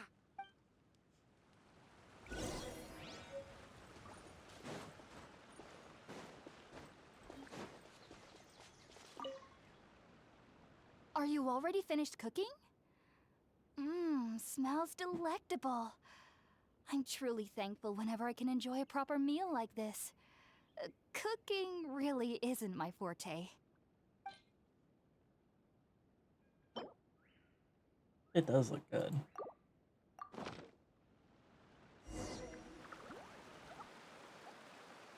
After a delicious meal together, you tell Hypatia about connecting with Irminsul. Even though everything you mentioned was in Tainari's letter, it's still hard to believe you were able to connect with Irminsul immediately after smelling Spiritborn eel for the first time. It took me nearly 3 years before I could do so. And everyone at the academia even lauded me as a genius. You should know that some researchers spent their entire lives without ever successfully connecting with Irminsul as you have. So why does this incense allow people to connect to Irminsul? The ingredients used to make Spiritborn ale primarily consist of plants created by Greater Lord Rukkhadevata. These special ingredients are conducive to heightening our senses to the Dendro Archon's power. Since the root of the Dendro Archon's power lies within Irminsul, we can occasionally tap into her powers to peer into the depths of the earth. I think I understand. Naturally. Anyone who can establish a connection with Irminsul in their first ever attempt must be a person of great understanding. Makes sense. But Paimon's got a question. Why was he sensitive to the smell of those plants for such a long time? That was primarily due to his body's unique constitution. Stimulated by the incense, he could perceive the Dendro Archon's power and experience the sensory overload, hence the adverse reactions. Taking in any scent similar to the ingredients of Spiritborn ale would cause adverse effects. Not to worry, though. It appears you've already fully recovered. Silver, so eepy. You getting some good rest over there? Kinda. Technically, your body should still be sensitive to the powers of the Dendro Archon, but unless you're using intentional meditation techniques, the scent of spirit-born ale should no longer trigger such reactions. Whew. Well, that's a relief. I must admit, I am quite envious of your abilities. Even if it meant suffering from pounding headaches for the rest of my life, I'd consider it worthwhile so long as I could connect with Irminsul at will. Whoa, you're really serious about this whole thing, aren't you? I am a researcher after all. As a member of the Ritaoist Darshan at the Academia, my main area of research is the stars and their connection to the fate of living beings. But there is still so much we don't know, especially regarding the mysteries that lie in the starry skies. Which is why I must turn to the all-knowing Irminsul for answers. If only my perception wasn't so limited.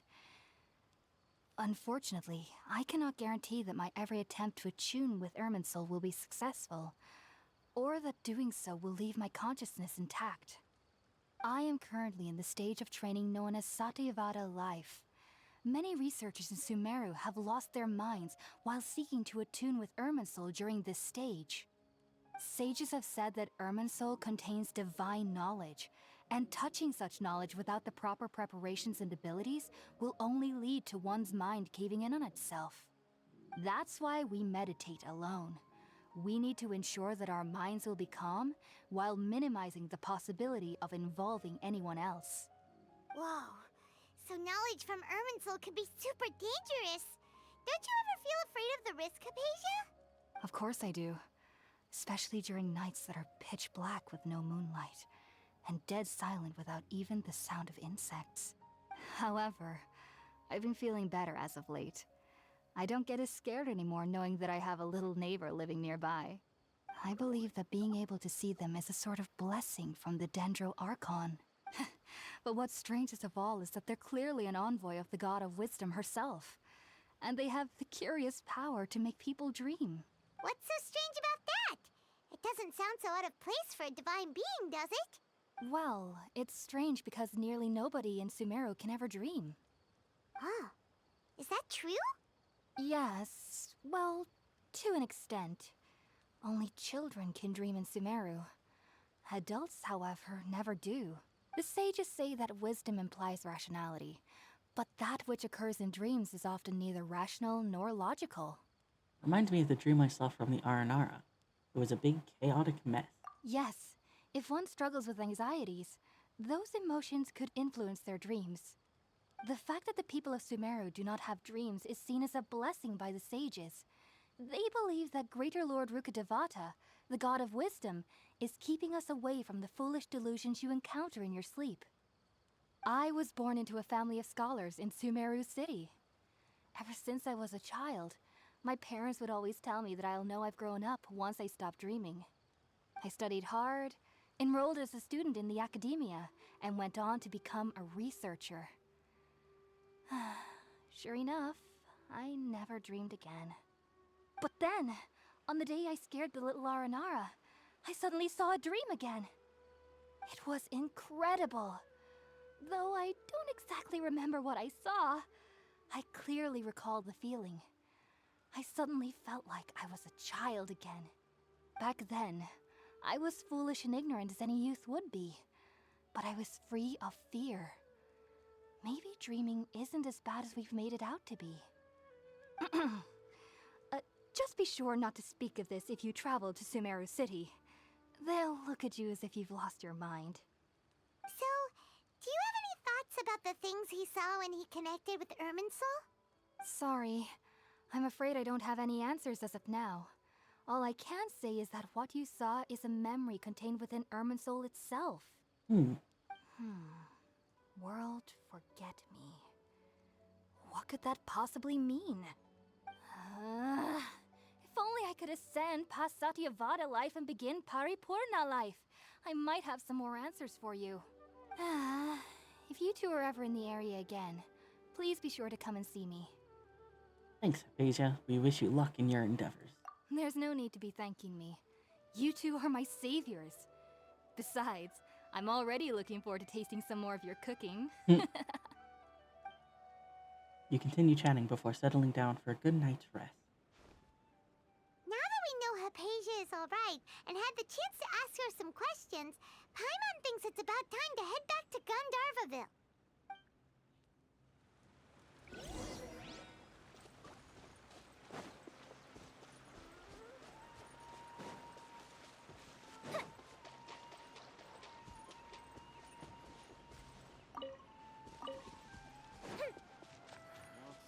We have to sort this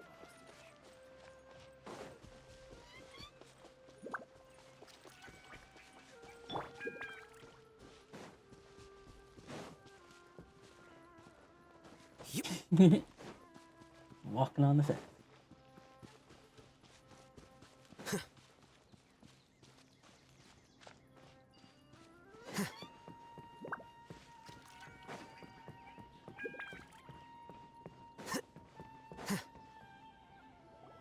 Think about it, Tainari. Refusing to join is tantamount to burying your head in the sand. I understand that you're a forest watcher and that it's your duty to combat the effects of withering zones. But isn't it evident that such work is not a lasting solution to the problem? As Sage Kage clearly stated, your presence and guidance in Sumeru City is pivotal in finding a cure for Irminsul. How could you possibly refuse? Keep your emotions in check, Gulam.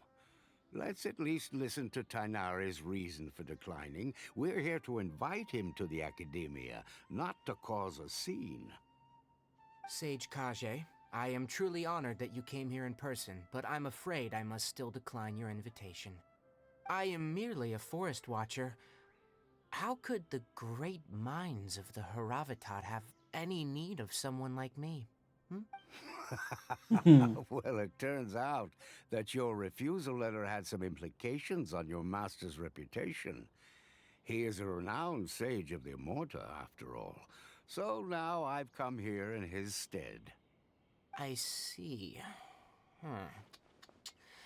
Well, I figured that given his temper, he would come here and berate me personally.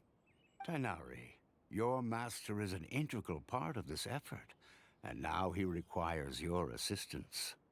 And what exactly does my master need of me, Sage Kage? You'll know once you've arrived in Sumeru City, that is. And, how long will I be required to stay? There's no definite answer as of now. Us. Major Do stuff. you mean to tell me that, despite coming all the way here to Gandharvaville, you still can't answer the questions I laid out in the letter to my master? If that's the case, then I'm afraid I cannot give you a definite answer either. Tainari, but you... So be it. Come, Gulam, we're leaving.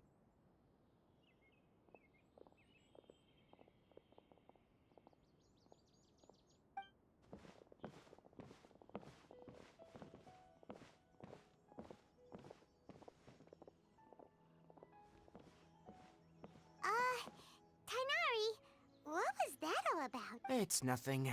Some people from the Academia wanted me to go to Sumeru City to assist them with a project, but I had to refuse on account of all my responsibilities here. Makes sense. But all that can wait. How did things go with Hypatia? It was quite the eventful trip, but the main thing is that she's safe and sound. She answered a bunch of questions for us, too. Very good. Now that the Traveler has made a full recovery, there shouldn't be any reason for you to tarry here longer. I assume you will be heading to Sumeru City, correct? That's right. We want to meet Lesser Lord Kusanali and ask her for advice. Do you have any idea on how we can find her? Sorry, I'm afraid I don't have any advice for you there. Well, do you at least know anyone we can try asking in Sumeru City? Let me think. My trips to Sumeru City have been fairly short, and most of my acquaintances are researchers. Oh, how about this? I'll write you a letter of introduction that you can give to a researcher I know. He's from the Immorta Darshan and is adept at gathering information. Asking him might prove worthwhile. Also, when you enter Sumeru City, you'll probably end up receiving something like this item here. I'm not sure if it will ever come in handy for you, but maybe you can give it a try. Oh? What is it? It's called an Akasha Terminal. It's a tool produced by the Academia that utilizes the legacy of Greater Lord Rukkhadevata. Some say that this item is the very basis of Sumeru's reputation as the City of Wisdom. Needless to say, this device and its usage fall under the Academia's expertise, so I'll leave it to them to show you how to use it. Great! Next up, Sumeru City! Oh, but wait, before that... We need to say goodbye to Kale. That's right! Tainari, we have something important to say to Kale before we leave. Is she doing better now? Yes, she's doing much better.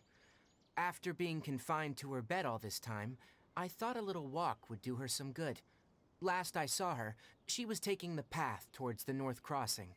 She knew you two would be leaving soon, so she must have wanted to see you off. Thanks, Tainari. All right, let's go! Farewell, and good luck to you both.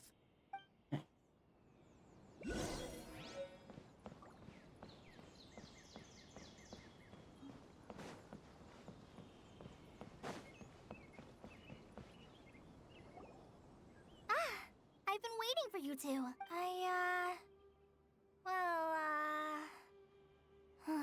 Never mind. I guess I should just wish you two a safe and successful journey. Thanks for waiting here just to see us off, Kale. We're headed to Sumeru City. Please take care of yourself, Kale. We'll be back to see you soon. Don't worry about me. I can take care of myself. My condition won't be getting in the way of my duties. I want to be a forest ranger after all. It's up to me and the others to protect the rainforest here. And, I'm sorry. I should have told you both about my condition when we first met. I just wanted you two to treat me as a normal friend, not some girl that needs your sympathy. But I guess now I understand that the most important thing is for friends to be genuine with one another. There's no need to apologize, Kale. We should be thanking you for trusting us enough to be your friends and sharing your past with us. We're probably still gonna worry about your condition, but that's because we're friends and we care about you. Thank you. That means a lot. Before you leave, I have something for you. Oh? What is it? It's my recipe for pita pockets. I told you that I'd give you a copy, remember? My handwriting is a little, messy, so please don't laugh. Yay! Thanks, Kale. Now we can eat those scrumptious little pitas whenever and wherever we like. I hope that whenever you eat them, you'll both remember your time here in Gandharvaville. Of course we will. Well then, I, trainee Forest Ranger Kale, bid you both farewell. Please visit Gandharvaville again. The Rangers will always be ready to assist you here.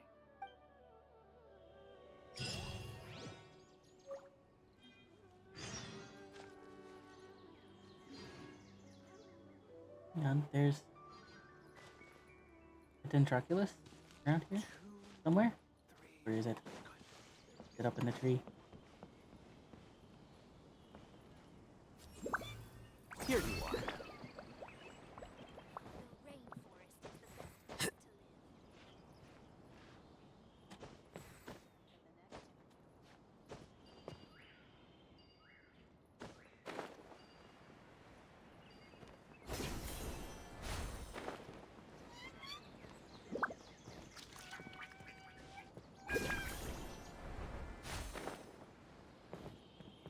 Ha, it is. Ta-da!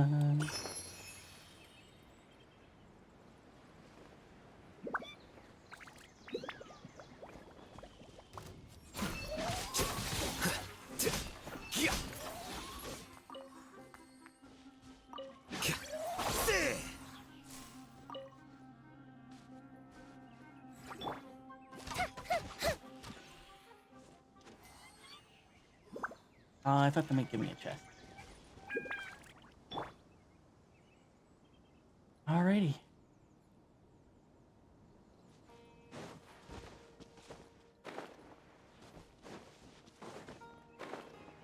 Is there gonna be a shiny in here? No? Okay. Emily, someone to beat up. Ow.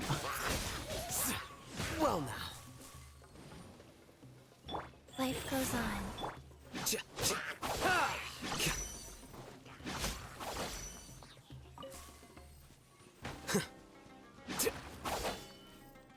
Where'd he go? There you are.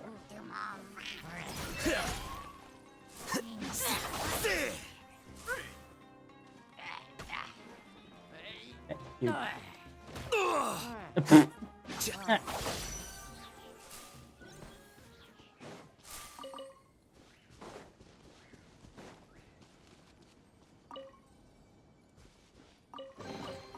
Don't let any of it roll away now.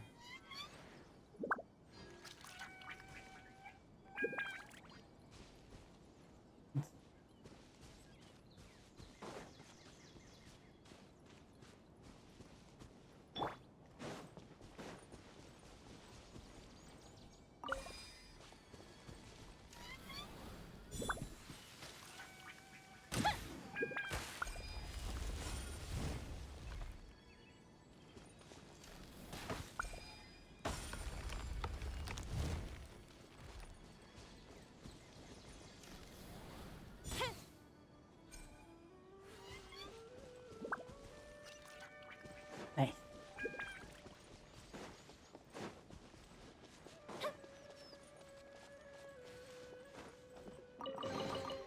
Ooh, will we find any firework materials in here?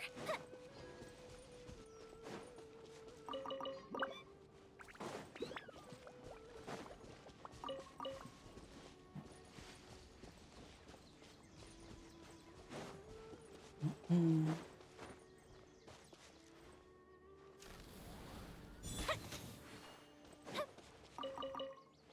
Meat.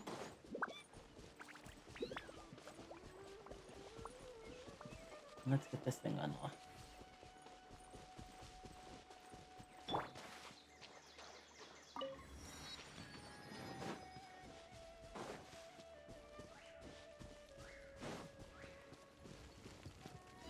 Here you are.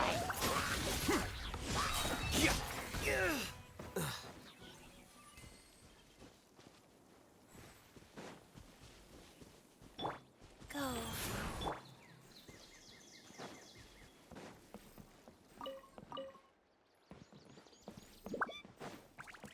Mm. Hey, doggos.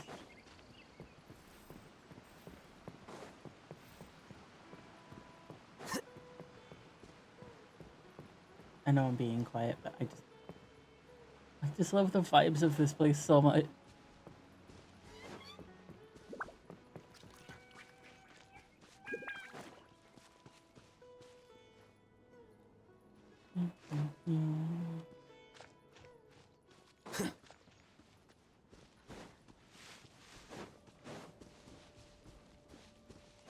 It's so pretty.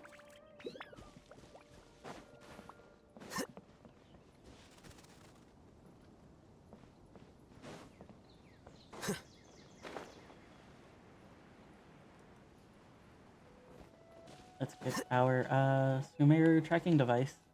I mean Sumeru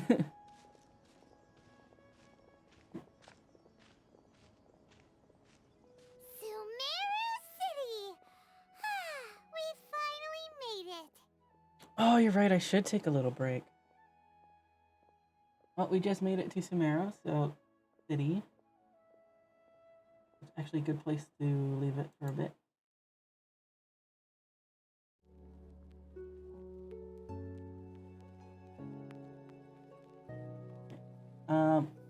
And you guys should get some snackies, some drinks.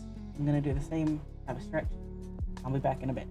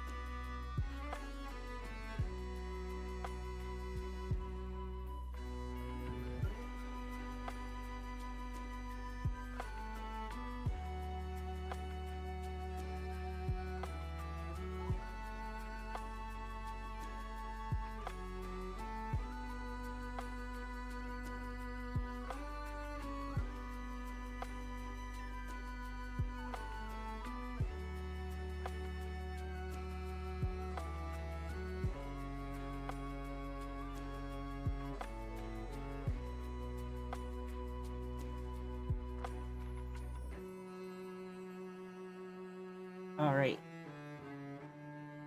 Snackies have been eaten. Stretch is done, even went outside for a moment. I didn't touch the grass, but I got some fresh air.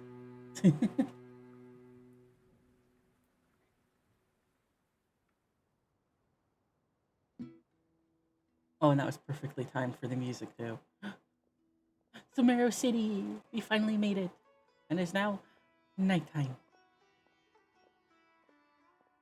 Some grass might have touched me.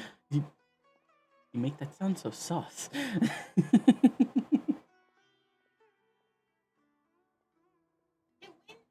It is really windy out today. Oh, did you see that? When those people entered the city, something on their heads lit up. One moment, please, you two. It appears this is your first time visiting Sumeru City.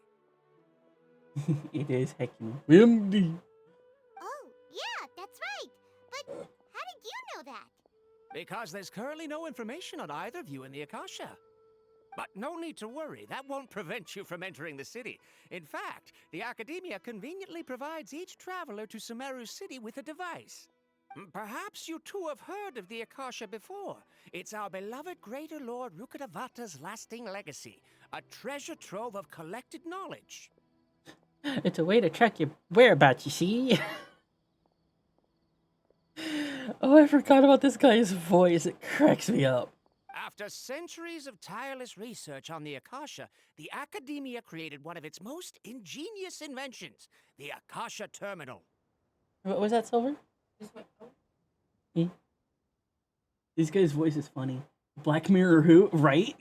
This is very Black Mirror. As long as you are within Sumeru's borders, you may use an Akasha terminal to connect directly to the Akasha and access any knowledge you need. And all of a sudden, it's daytime. Because cutscenes. I should mention that due to technical limitations, the operation of Akasha terminals will be much smoother and more effective in large cities such as Sumeru City and Port Ormos. Oh, so this is the thing that Tainari was telling us about. It sounds pretty amazing. Sounds like a way for people in charge to keep track of us, which is sus. Then again, I have an iPhone, so yeah. You two are quite fortunate. Until recently, it was standard practice to only issue Akasha terminals to outlanders who spent an extended amount of time in Sumeru. However, this policy was recently changed, and now all travelers are issued one upon arrival.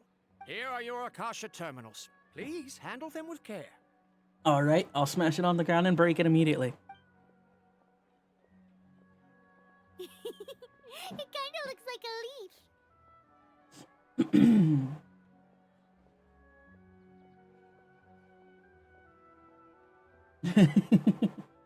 Exactly, Silver.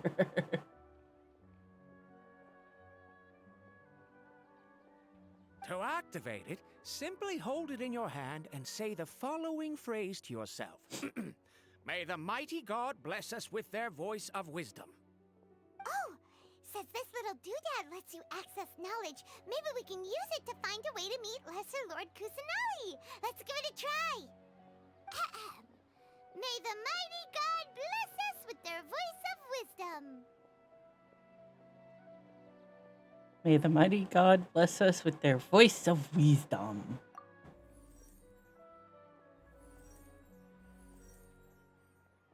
Whoa. Just now, something clicked, and Paimon suddenly knew how to use this thing.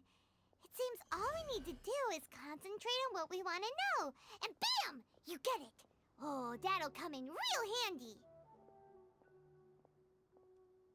Wisdom. I know what you mean, Silver. Behave. Don't give me that look. You know what I'm talking about. Wisdom. Risley. Yeah. Is he a top?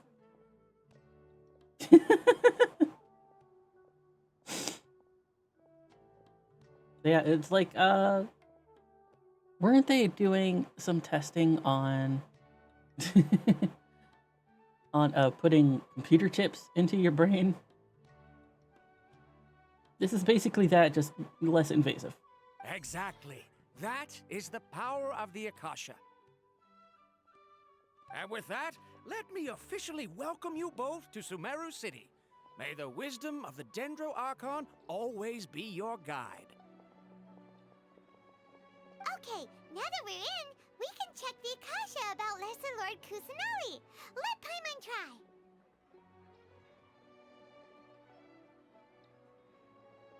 Hmm. 500 years ago, the sages found a newly born deity from within some scorched ruins. The deity now resides in the sanctuary of Suristana. Seems pretty similar to what Kali was telling us. Okay, next, let's concentrate on asking how to meet her.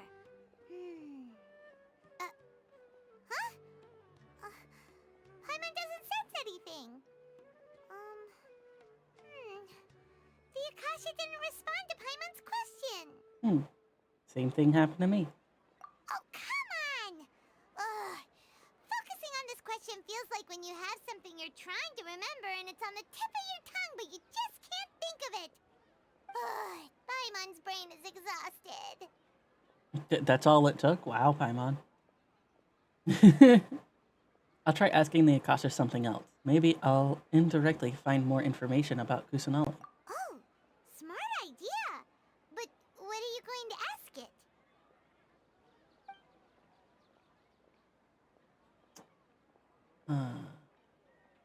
Think, why doesn't the Akasha answer my question? A vague thought suddenly comes to mind. The Akasha doesn't unconditionally respond to every query. Also, even if the same query is requested by multiple people, the Akasha still imparts knowledge based on each person's identity, age, experiences, and other demographics. Huh. Could it be because we're Outlanders and we've only just arrived in Sumeru? You know, maybe we're not qualified to receive an answer to this sort of question or something. Yeah, Silver, I think in one of those videos we saw recently, they said it actually takes like over 2,000. Same, Nira. Same. Think Lesser Lord Kusanali. Some knowledge began to trickle into my mind for a moment, but there wasn't really anything that I didn't already know.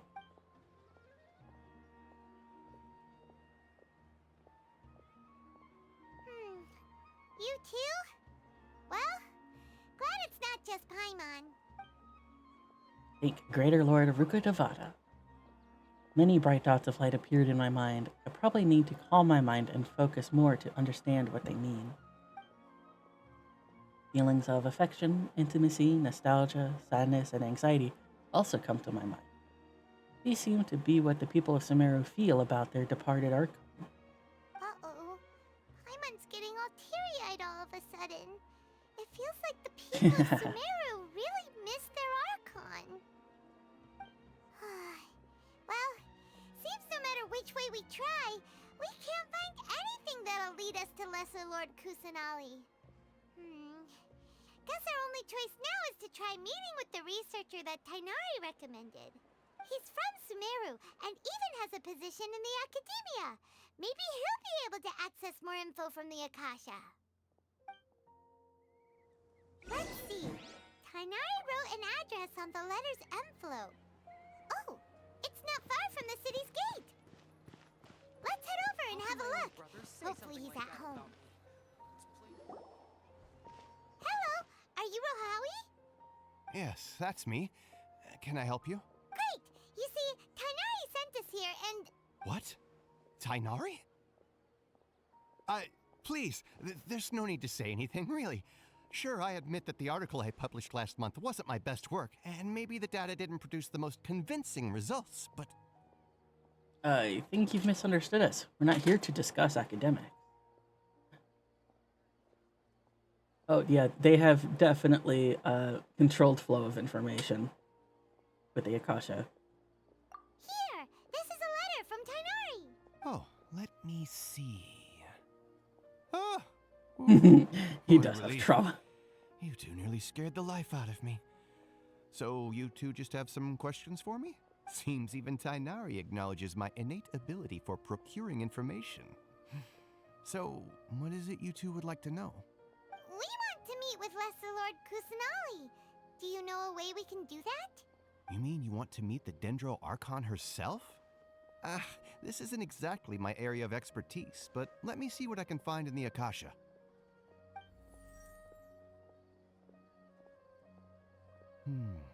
Sorry, the Akasha didn't respond to my query.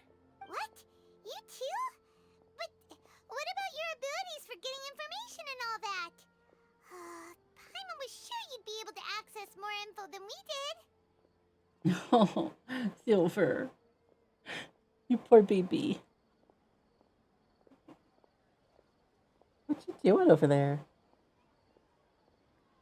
Oh, you're having your snacky. Okay. Well, as I said, this isn't my area of expertise. I am but a lowly researcher, so the Akasha doesn't see a need for me to know more about the Dendro Archon. Rude. All I know is that ever since Lesser Lord Kusanali returned to Sumeru, she's never left the Sanctuary of Sorasthana or made a public appearance. Huh. Didn't expect her to be such a mysterious figure. The Dendro Archon is somewhat of a recluse. Perhaps she just doesn't want to entertain visitors, which would explain the lack of information in the Akasha. Aw, but then what can we do? No need to worry just yet. I'm only hypothesizing here. You could certainly try asking around and see if anyone else has ideas. And besides, you two should consider the bright side of things. Not being able to see Lesser Lord Kusanali may not be a bad thing. In this world, there will always be information you cannot obtain from the Akasha and things you can never accomplish. Knowing when to yield is a form of wisdom. Take me, for example. It's a miracle if my brain cells can spit out one paper every 3 years. But Tainari? That guy can publish 3 papers in just a single year. Yeah, because Tainari's like really fucking smart. Not so sure about you, bub. Okay. Thanks for your advice. Don't mention it. If you two ever want information about things like who's been promoted within the academia or relations between the 6 great sages, come find me. Hey, come on. Sorry. This is a survival skill at the academia. His skill is basically knowing who's who. Oh, Paimon's expectations were pretty low, but this is so low it's like digging holes in the dirt. So what do we do now? Even if we want to talk to someone, we don't know anybody here. No, there's still one other person we know. Huh? Like who? Ad Astra Abyssos. Oh, you're right! Catherine! The Adventurers Guild has its own intel network. Let's hurry and find her. The guy really does have just 1 or 2 brain cells above Paimon. Watch out for pickpockets. Yes.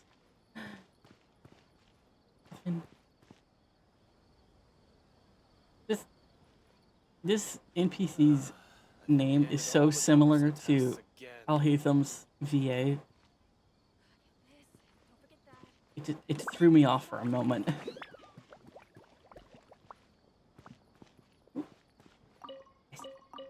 Watch out for pickpockets. Watch out for pickpockets as I'm robbing people's stands.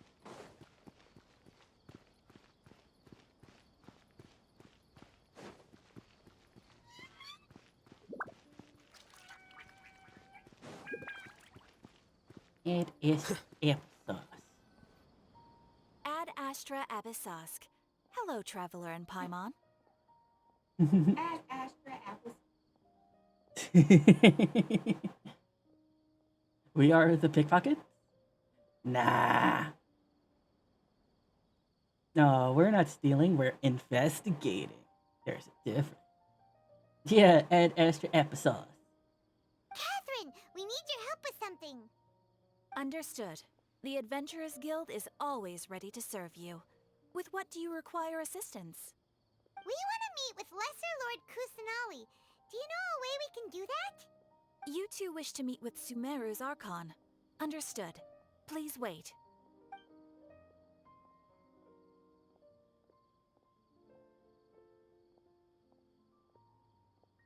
I apologize, but I am unable to call up any relevant information in the Akasha. I'm also unable to locate any pertinent information in my personal memory. Aww, another dead end. Well, if Catherine can't help us, then we really don't know anyone else to ask now. Please do not worry. I may know of someone who can help you two. In Sumeru, the Adventurers Guild does not serve as the vanguard of information. Rather, there are numerous active mercenary groups collectively known as the Eremites. They take on various contracts and work all across Sumeru, so they naturally accrue intelligence. An Eremite brigade called the Corps of 30 is in charge of Sumeru City's defenses. Not only are they the oldest brigade, but they are responsible for managing and coordinating the affairs of all other mercenary brigades. Corps of 30? What a weird name. Not much weirder than Paimon, you little shit. Supposedly, they are named as such because their ranks numbered 30 at their inception. Cantus equals Genshin. Got it. With how windy it is, it might as well be Mondstadt. Asphalt, an advisor with the Corps of 30, maintains good relations with the Adventurers Guild. Though he's already retired, he and his words carry great weight within mercenary circles. If you'd like to get in contact with him, you can find him at the Corps of 30's headquarters, the Citadel of Rexar. Thanks a bunch, Catherine. You're welcome. I wish you two the best of luck. We look forward to your exploits in Sumeru. Alright, off to the Citadel of Rexar we go! I'm trying to remember if there was a chest in the balcony up here. Nope.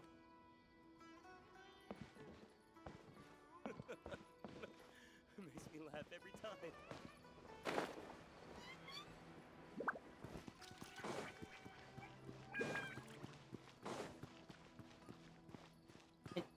Excuse me.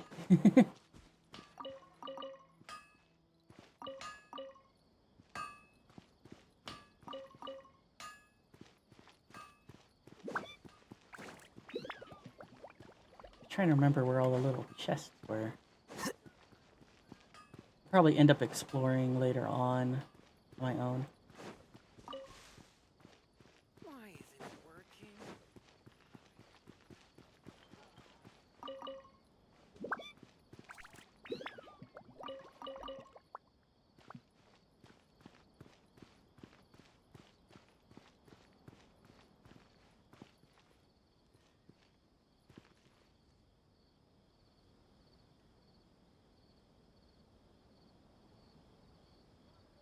Welcome. The Adventurers Guild told me to expect you two. It's nice to meet you, Asfand. We'd like to ask you about something.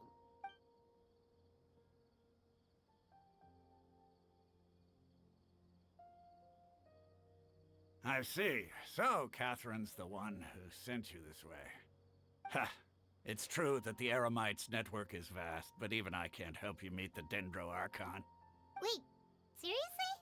That's it? Afraid so. The Eremites aren't terribly religious, so we don't know much about divinities. As far as the Akasha goes, we can access even less than you. We originally came from the desert. The gods there died off long ago. Since those days, we've used our own two hands to carve out a living. We don't beg gods for their aid. It isn't just us, though. If you ask me, I think most in Sumeru aren't interested in Lesser Lord Kusanali. Oh? Why's that? Just take the Academia, for example. They're the ones who truly rule Sumeru. Although they believe in gods, most of them only care for the late Greater Lord Rugadavada. In their eyes, she was the one who founded Sumeru and gifted us with the Akasha. Lesser Lord Kusanali just happened to inherit her legacy. Because of the Academia's influence, most citizens are more familiar with Greater Lord Rugadavada and hold her in greater esteem. Not to mention that Lesser Lord Kusanali never makes an appearance.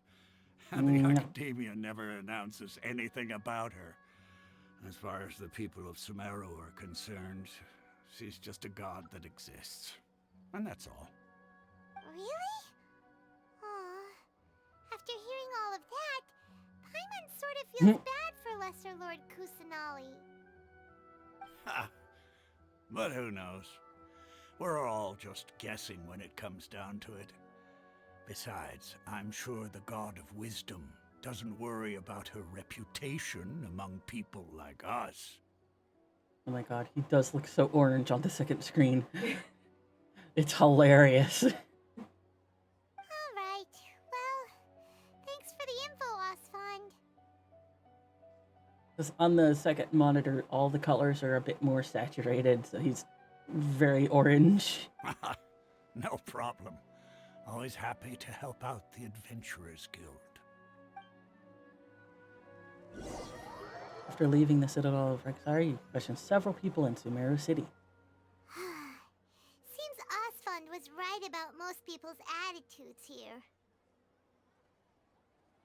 Not only are they not interested in the Dendro Archon, they even say stuff like, if the Akasha doesn't think I should know, then I don't need to know about it.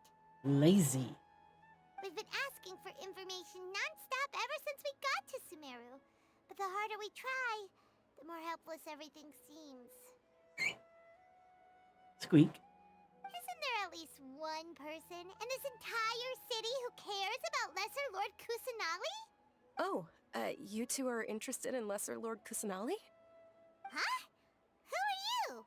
From the sound of it, you two are Outlanders who recently arrived here. You've been asking around for information on Lesser Lord Kusanali, right? Oh, I'm sorry. I forgot to introduce myself. I'm Dunyarzad, one of Lesser Lord Kusanali's faithful followers. Whoa, really? Then do you know how we can meet with her? I'm afraid I can't help you with that. But your conversation earlier did happen to remind me of a legend about the Dendro Archon. Can you tell us the legend? Sure. It goes like this. Long, long ago, there was a man who heard a prophecy. It predicted that a great calamity was about to befall him. Panicked by what he heard, the man sought out the Dendro Archon in hopes that she would bless him with the wisdom to help him escape his predicament. The man journeyed across deserts and through rainforests and experienced tribulations of every kind. However, he still couldn't find any trace of the Dendro Archon. In despair, he thought, alas, the Archon has abandoned me. He then had no choice but to sorrowfully resign to his fate. Okay, and then what happened? And then, the calamity came.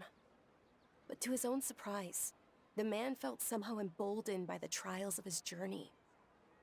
By relying on his own strength, he managed to overcome the adversity.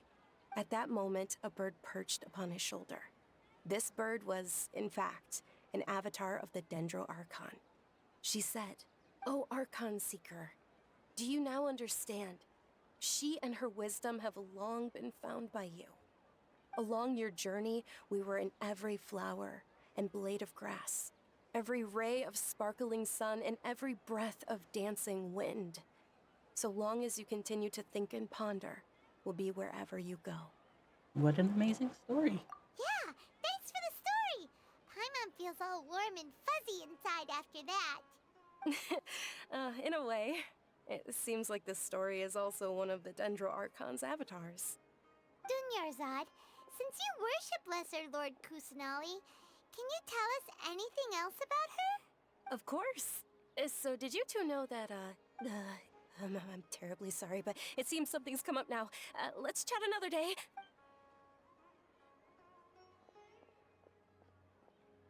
Hey, wait! What the heck just happened? I think it has something to do with those people over there. It looks like they're searching for someone. Dunyarzad was acting super nervous just now. You think they're looking for her? This stinks!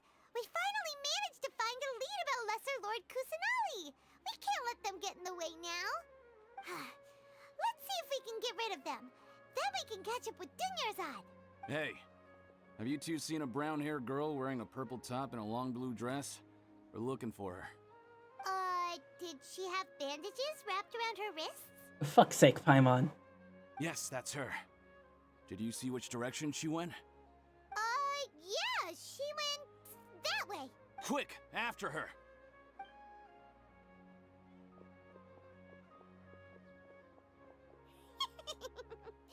That should keep him busy for a while. Let's hurry. Okay.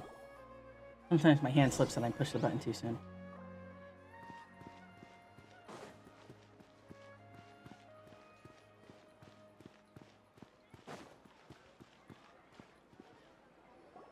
There you are, Dunyarzad. We thought you might have been long gone by now. Oh, it's you two. Oh, you startled me there. You can relax now. We threw those people looking for you off the trail. Really? Thank you so much. Unfortunately, I believe there's still more of them out there looking for me. Uh-oh, looks like there's some coming this way. Huh? More of them? Then what are we standing here for? Run! No, wait, my body isn't in the best shape. It's difficult for me to run. How about we find some place to hide? Okay, sounds good. There's a tavern on the other side of the port we can go to. They probably wouldn't expect me to hide in a place like that. All right, let's move out. Stay behind us. We'll keep an eye out for anyone looking for you.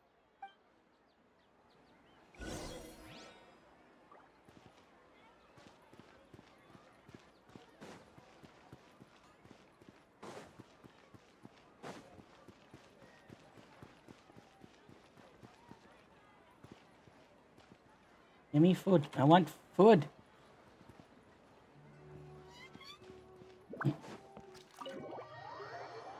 Flashbang again.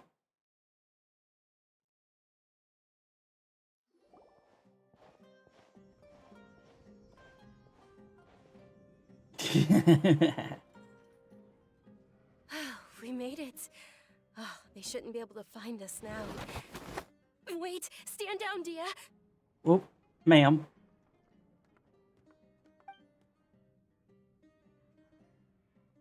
Miss Dea. Ma'am. My lady, who are these two? Oh yeah, she is fine. But I've said, I think, from the beginning that this lady is a character who is made for the women's. A lady for the ladies. They're travelers that I met on the street just a moment ago. They happened to notice that you were all searching for me, so they helped me hide. I see. Mhm. In that case, you two should scram. There's nothing here for you. Ma'am. Wait a sec. Who the heck are you? And why are you shooing us away? I'm Miss Dunyarzad's bodyguard, here to see that she returns home safe and sound. My lady, let's get going. You've been gone for so long that your parents are worrying themselves sick. Oh, also, the song that's played in this tavern is absolutely one of my favorites from all of Sumeru. Like, for my, the teapot domain that we get to customize and all, I had the song going for the longest time. It's so good. And if I refuse to go with you? It'd be easier for the both of us if you cooperated. But if you insist on not going, then I'll have to carry you like a sack of potatoes. She could carry me, probably. I mean, them guns. Hey! Dunyarzad already said she doesn't want to go back. Why are you still pushing her? Stay out of this. You don't understand the situation. Sorry, my lady. Even though I'm your bodyguard, your parents are my employers. I have to answer to them. How much? Wait, what? Them eyes. Them eyes. How much more do I have to pay you to become your employer? So you never listen to my parents ever again. Double? A triple? Give me some time and I'll get that much. You know, Dea is awesome. I remember some people talking smack about her kit, like how you use her for combat and everything. But I don't see the issue. My lady, this isn't about Mora. I don't know what you think of us Eremites, but let me say this. I like Mora, but I'll never go against my principles. That's why I'm here looking for you. Sure, it's an order from my employer, but my conscience was also telling me it's the right thing to do. And knowing your health, carelessly running around like this is gonna hurt ya. For the sake of those who love you, don't be stubborn. No, you're wrong. I'm aware of my limits, and I know what I'm doing. Honest, and I know perfectly sorry. well that it makes no difference if I'm at home or not. I still won't accept reality. And every time I bring this up, they just change the subject. Dia, you've been living with us a long time already. This should be old news to you. Dia, I know it hasn't been easy for Mother and Father, and I'm grateful for everything they've done for me. But there's someone else in this world I'm also grateful to. Because she saved me. The love I have for her is the same I have for my parents. This is my life and my last chance. So I want to do something meaningful. My lady, are you sure what you're doing now is meaningful? Yes, I'm sure. At least, it is to me. Fine, I won't ask you to return home anymore. But let me make something very clear. I'm only doing this because I respect your determination, not because I agree with you. Thank you, Dia. Sorry for being so rude just now. My nerves were acting up. And I even brought up your payment in such an offensive way. Don't worry about it, my lady. I did say that I like Mora. Besides, that's our next topic of conversation. Today's little excursion caused such a ruckus that every single bodyguard at the estate was deployed. It wouldn't be easy to hide things from your old man. Since this definitely won't be your last escapade, here's a little tip. You should at least make it look like your room and things are still in order when you leave. Also, you'll need someone to cover you for when you're out and about. So, I'll let you hire me, my lady. This way, everyone wins.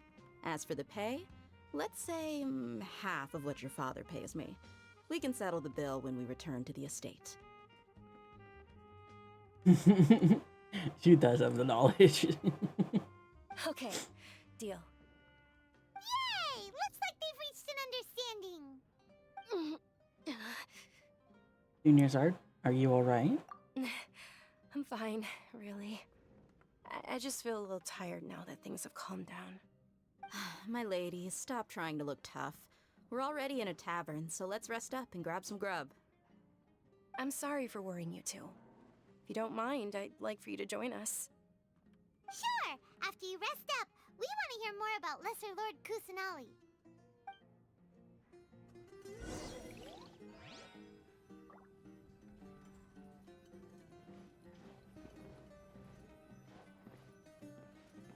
Oh, I wanted to get food.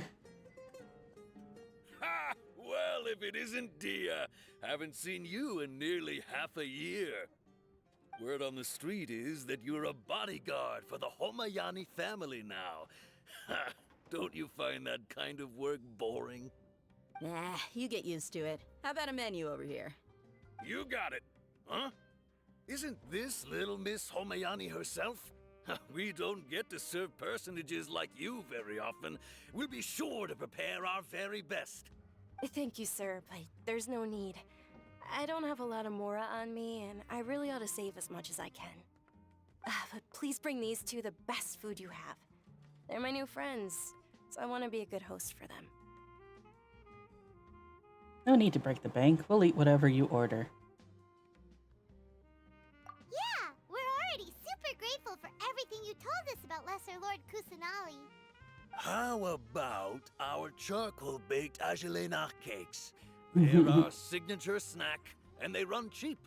Look, other customers over there are eating some now. They look kind of burnt and dry. Paimon will pass. Picky Paimon? Now that's a first. But you've cooked slimes before. What do you have against my slime dishes?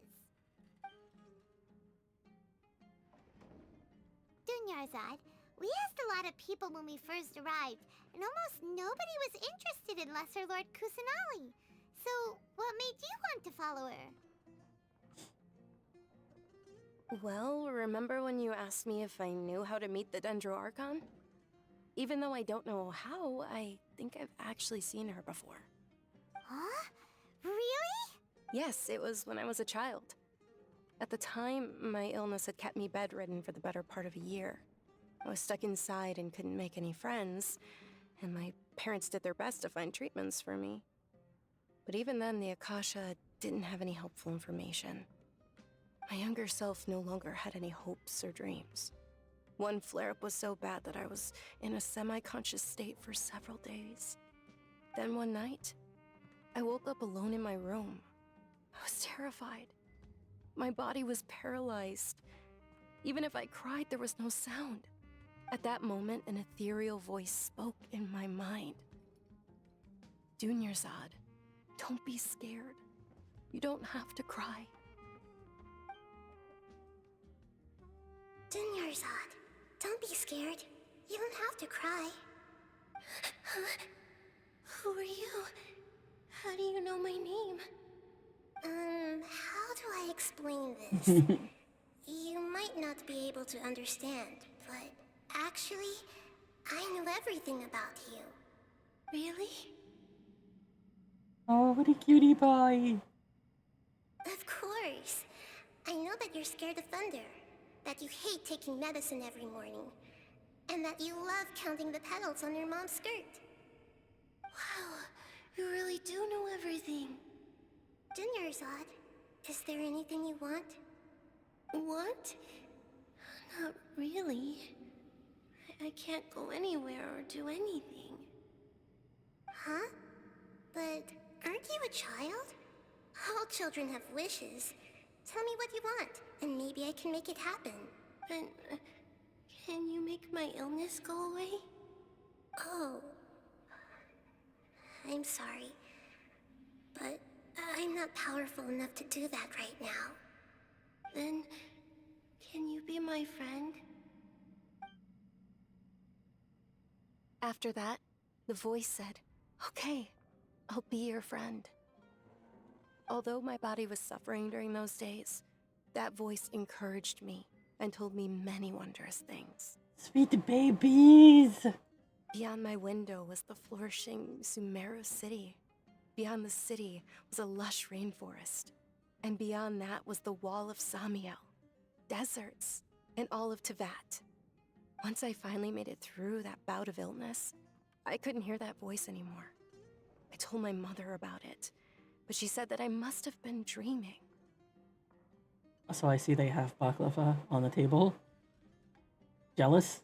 You want? It's so good. But I know that that voice wasn't a figment of my imagination. Before that, I had never heard of Tevat. So you believe the voice you heard was, it was Lesser Lord Kusanali? Yes, for sure.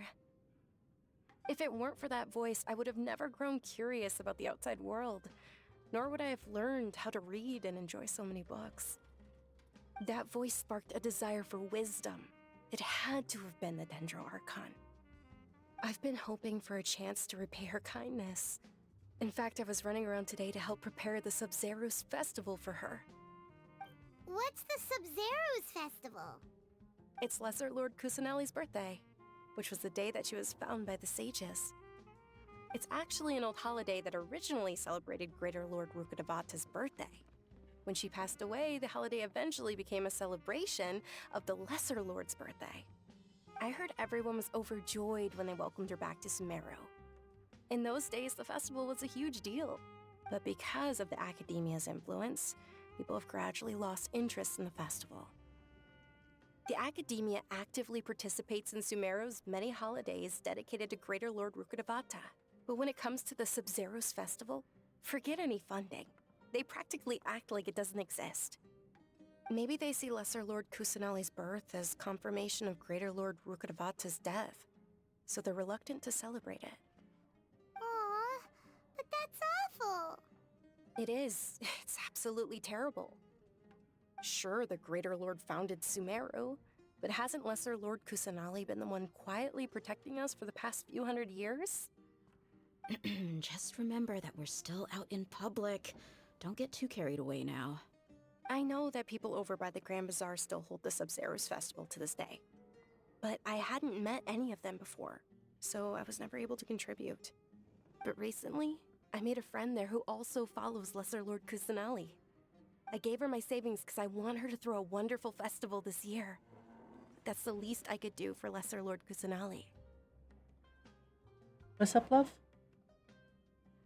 Oh, okay. Hold on, my lady. Does this friend happen to be Nilu, the one who sends flowers to the estate? Yes, that's her.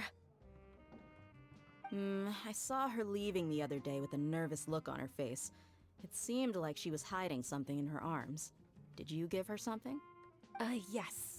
Initially, I didn't have much Mora prepared, so I had Nilu sell one of my skirts. I've agreed with Nilu to meet up at the Grand Bazaar today, and see how things are coming along. Dia, would you accompany me? Sure. That's quite the trip, though. I'll carry you. No, that would be too much, even for you. You might as well just accept the lift. If I let you walk, who knows how long it'll take us. And if anything happens to you, then I'd really never hear the end of it from your father. Can we also come along? But of course. Nilu will be thrilled to hear there are more people interested in Lesser Lord Kusanali.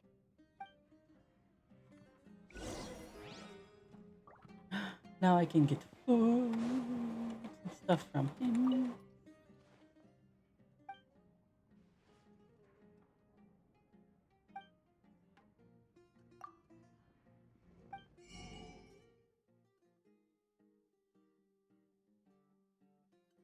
Oh, nice. I already got all the recipes.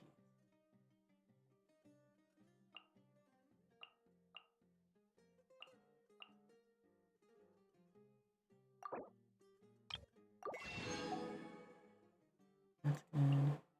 That's fine. That's fine. Oop. Let's get the stuff that I'm low on.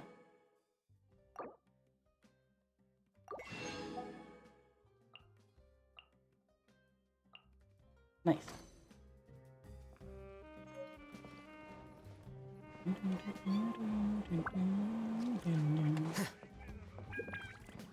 Well, your perspective is just television. Really like this place. It's so cool.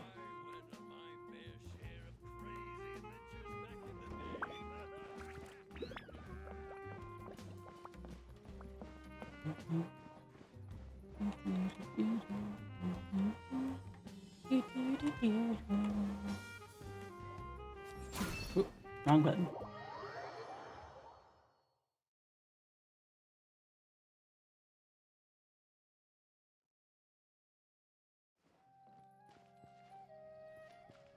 Let me see.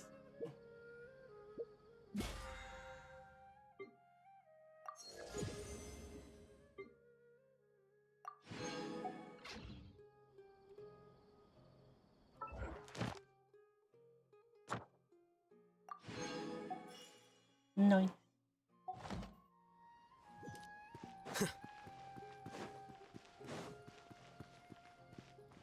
Ad Astra Abyssosk. Thank you for completing today's commissions.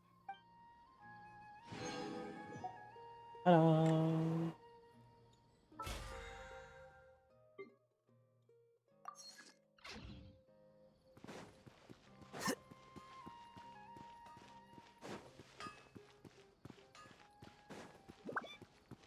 Or told me to go to the other side, huh?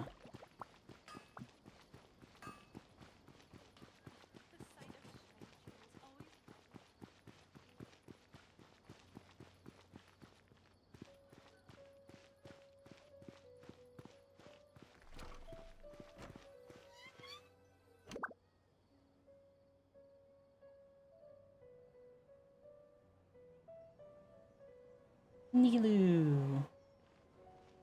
Her outfit's really Sorry pretty. I'm late, Nilu. Oh, Dunyarzad. It was taking you so long that I assumed you got trapped at home, but you made it in the end. Uh-oh. But if Dia's here, that means you got caught, right?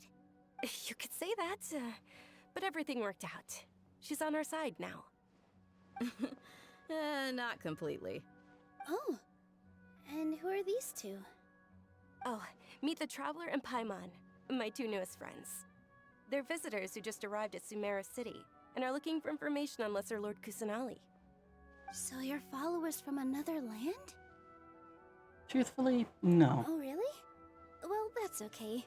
You're still invited to the Sabzerus Festival. By the way, Dunyarzad, we've already started decorating the Grand Bazaar. It looks spectacular, thanks to your generous contribution. You're very welcome. It's the only thing I could do. Do you still have enough Mora? Probably? But don't sweat it. We've already finished renovating the stage. Come on, I'll show you. She is really cute. So at first I didn't really care for her, but I think that was more I didn't care for her playstyle and all. She just seemed kind of okay. Oh, jeez, you spooked me, babe.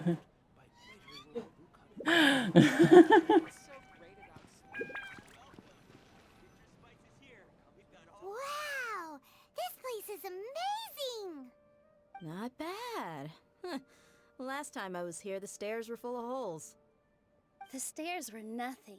A little while ago, we discovered that the tree above the stage had a huge chunk of bark ready to fall off. Mr. Zubair was worried sick. We reported it to the academia many times, but they never sent anyone to deal with it. We didn't want anything bad happening, so we were going to cancel all the stage performances. Why didn't anyone come to handle? Oh, probably because it was the theater asking. The academia looks down on performers like us.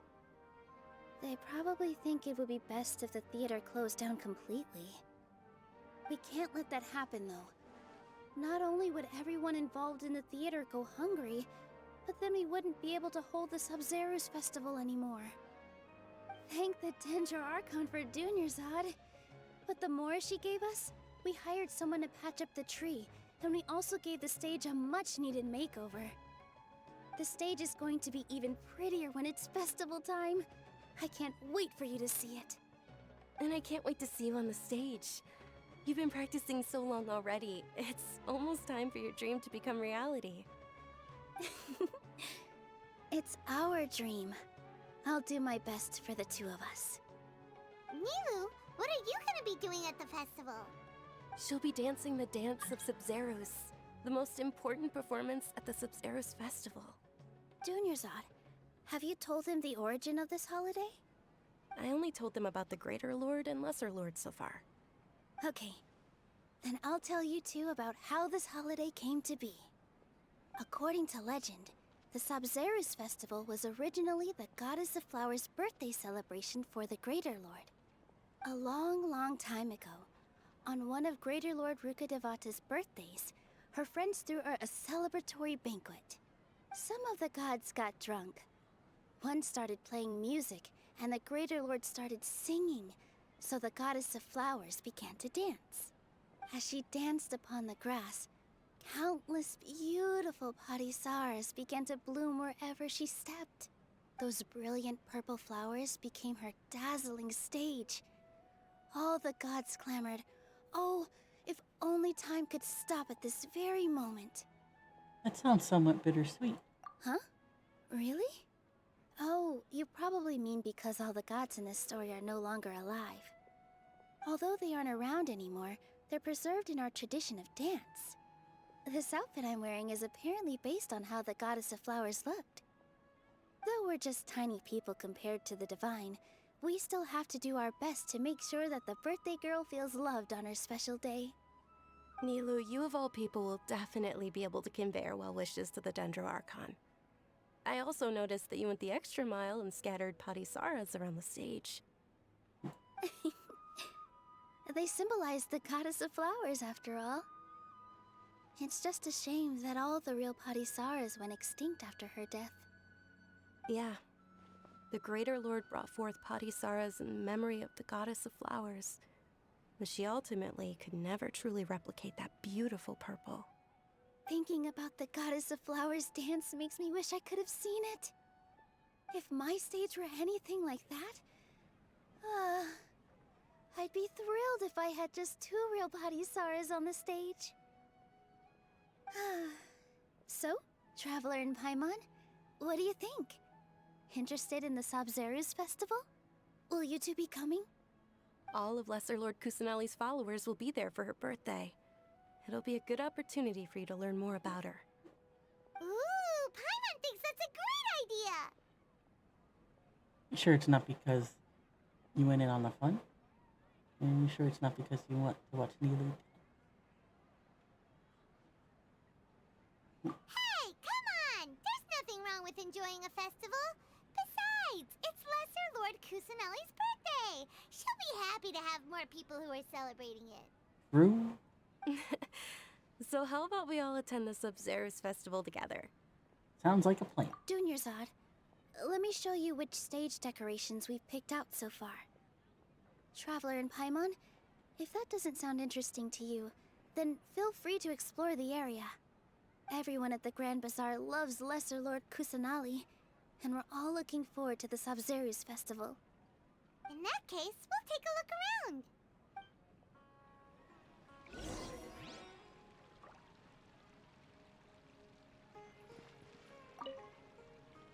Whoa! What's with your yellow hair? And why do your clothes look so funny? Are you an outlander? Did you know that the Sabzeruz festival is about to happen? There'll be loads of fun things to do at the festival.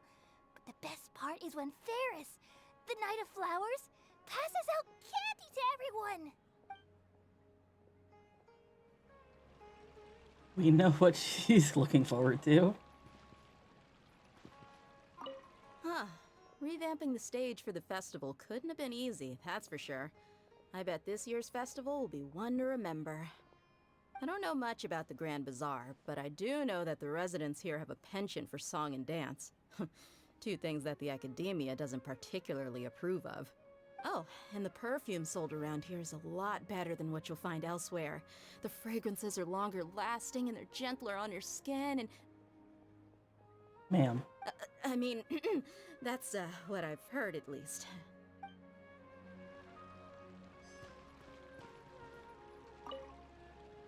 Things are really shaping up, and there's a buzz around the festival this year. We're expecting people from all over to come by this year and buy things during the festivities. She's spooking me over there. Don't be fooled into thinking that Sumeru City has the best of everything. Some festival snacks are only offered here in the Grand Bazaar. And when it comes to musicians, dancers, or singers, the Grand Bazaar's got the best of the best. Sure, those folks at the academia might not like it, but what's a festival without song and dance? He's got a point.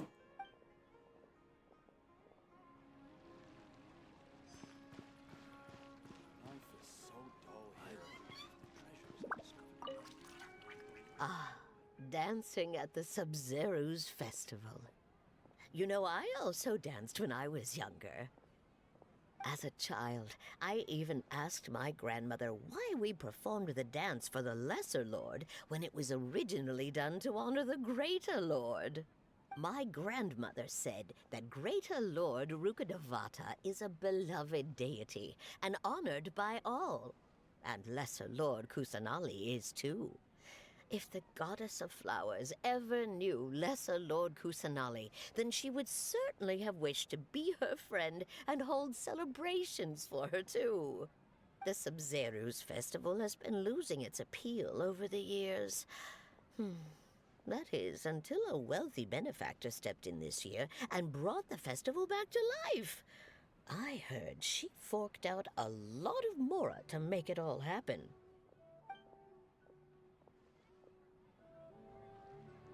Alright, go lay down, Jose. Hi. What's up? Small fan.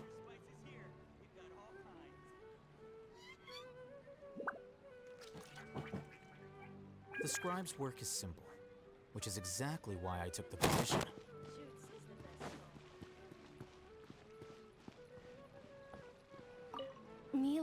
outfit looks amazing. There's also something different about you from when we first met up. I thought I'd add a little extra pizzazz to my dress for the festival. See? Wow, did you sew all that yourself? Uh-huh. Sewing is a fundamental skill for everyone in the theater company because we make all our own costumes. Did you know that Mr. Zubair not only can make costumes, but props too? I've noticed that you can't keep your eyes off this crown. Would you like to try it on? May I? Of course. The legends say that the goddess of flowers had beautiful horns on her head, so this crown was made to reflect that. Dunyarzad, you look absolutely stunning with it on. It's like I'm looking at the goddess of flowers herself. Yeah. Hey! Is that who Paimon thinks it is? It looks like Catherine.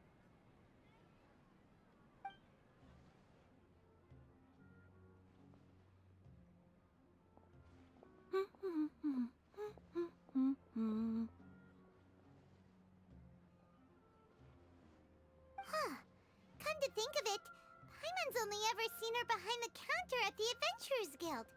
This is the first time we've ever seen her taking a break. Hey, Catherine! Huh? Oh, hey! It's the Traveler and Paimon! What's shaken? Whoa. Break time Catherine sure sounds a lot less formal than usual. Paimon was still waiting for her to say Ad Astra Abyssosque. Sure. Standing behind the counter at the Adventurers Guild doesn't require any complicated functions. But saying and doing the same old things over and over again can get pretty monotonous. Like watching the same Fontaine movie day after day. Oh. But take you two, for example. You travel across Tevat to enrich your lives and gain new experiences. Thank you. You got me ice for my drink.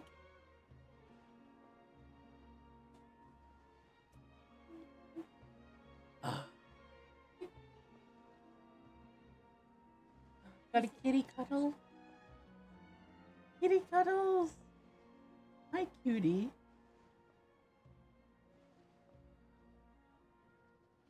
Well, we enjoy traveling across Tevat and all that, but we're mainly looking for clues about his sister. Yes, you should keep searching. Sometimes the answers we're looking for aren't necessarily at our intended destination. Instead, they're found along the way. Huh. Haven't we heard someone say something pretty similar recently? Anyways, what brings you out here, Catherine? Are you also a fan of the Sub-Zero's festival? No, not particularly. I guess you could say that I'm loving the recent atmosphere here. If festivals bring happiness to everyone, then that's where their true value lies. Oh, it looks like it's about time for me to be heading back now. Alright, we'll see you next time at the Adventurers Guild. Oh, by the way, thanks for connecting us with the Eremites. We've already made some great friends in Sumeru City thanks to you. I'm sure you two will get along well with the people here. You've already been blessed by the element of Dendro after all. See you around.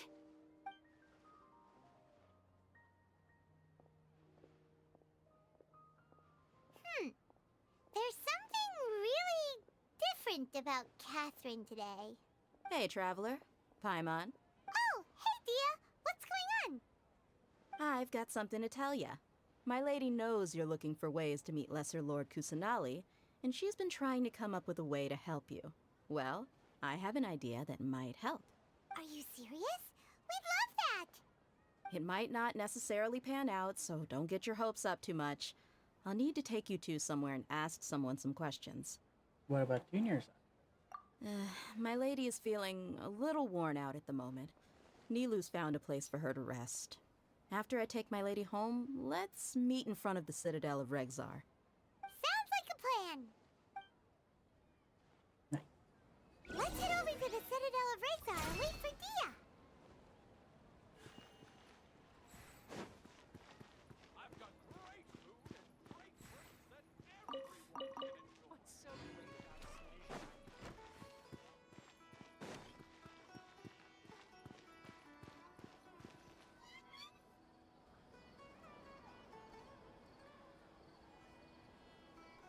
Sorry, I'm late.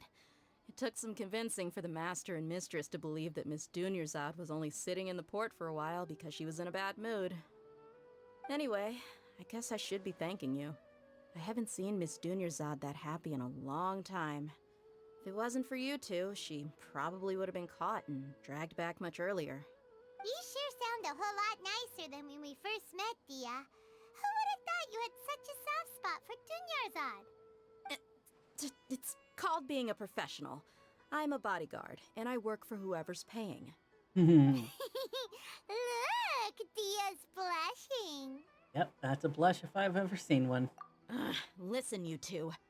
I don't expect to be working for Miss Dunyarzad very long, but I hope to finish things on a positive note if possible. Let's cut the chit-chat and head into the Citadel. We'll see if the person I know has a way for you two to meet with the Lesser Lord.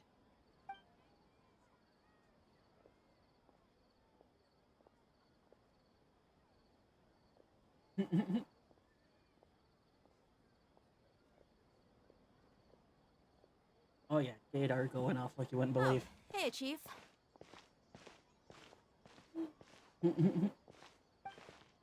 Ha, Dia! What are you doing here? And well, didn't expect to see you three together. I take it you all know each other already? Mm-hmm. We met this morning after the Adventurers Guild pointed us to Ozfon for more info. No kidding. Huh. So, where's Ruksha? I thought I'd help these two out by asking about the theft. Anything you can tell him? Ruksha's gone over to the Academia. The Grand Sage recently ordered Sumeru City to begin bolstering its defenses, so people from all over have been called back to the city. Since you've already mentioned the theft, I suppose I might as well tell him what we know. Appreciate it, Chief. Theft?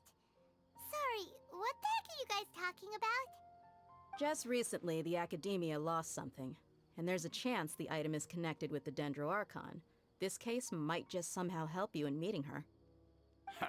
I suppose that's one way to look at it.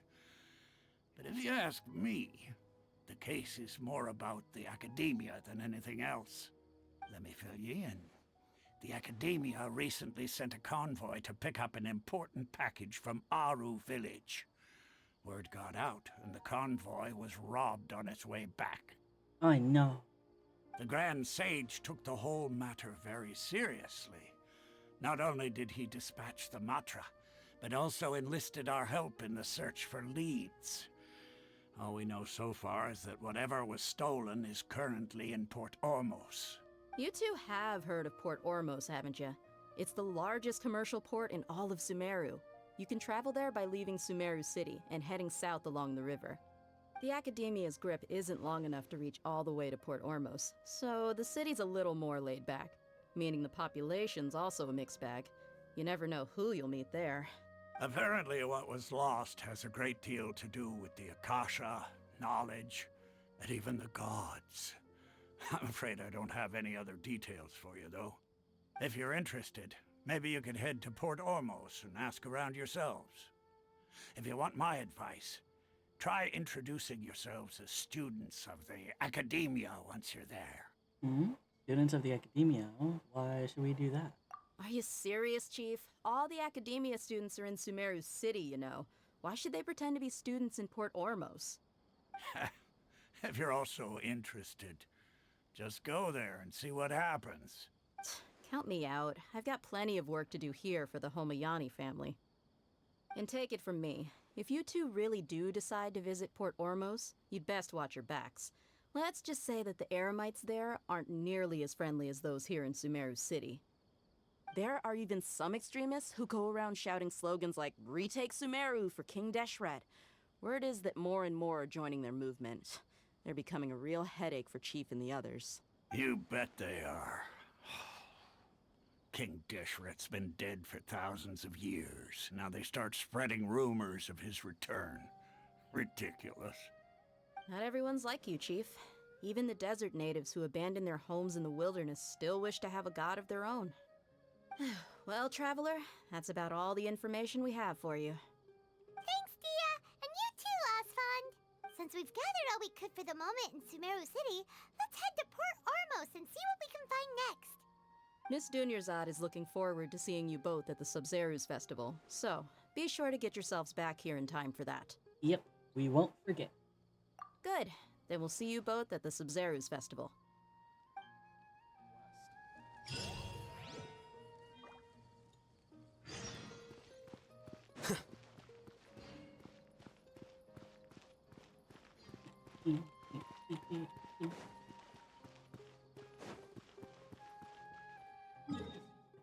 And up.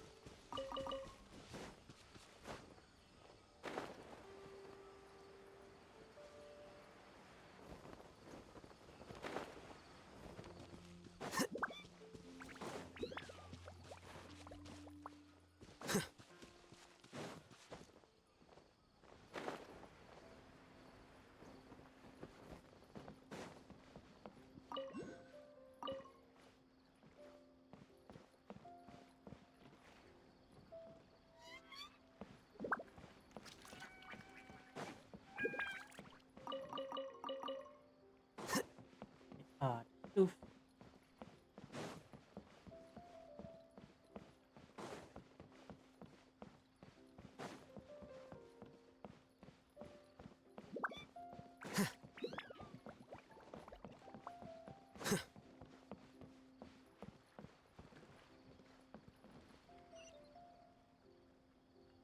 There we go.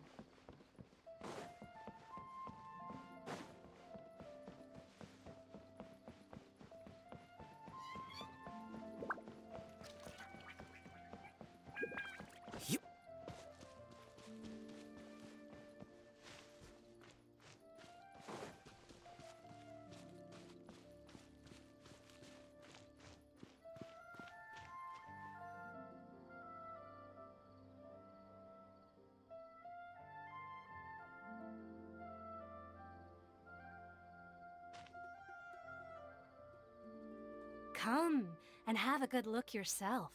Traditional spices of the highest quality, made with pride and experience. You don't sound very enthusiastic about it. You've got a deal. I can't thank you enough for always looking after my business. Believe me, I'm not making this up. Several Eremite mercenary groups are nearly in open conflict, but does the core of 30 care? And that's not all. Did you know that... Wow! Talk about hurly-burly! This place is busy! Guess that's only to be expected for the largest port in Sumeru. Maybe it's because of what Dia told us earlier, but Paimon can't seem to shake the feeling that there's also danger lurking in these crowds. Ooh. Let's get our bearings so we can start looking for leads. We know that whatever the Academia lost is related to the gods. But other than that, we don't have much else to go on. Osfun told us to try posing as Academia students while asking around. Paimon checked the Akasha on the way here, and the Academia doesn't seem to have any research facilities in Port Ormos. Paimon doesn't get it. Won't we look even more suspicious going around saying we're Academia students and asking about the stolen item? Right. We should figure that out before doing anything else. Be crucial. Oh boy. Where's your heart? Figuring that out could be crucial for the rest of our investigation here. Well, given all the people that come through here every day. If there's any information to be found, Paimon bets we could find it in the market. Let's ask around and see what we come up with.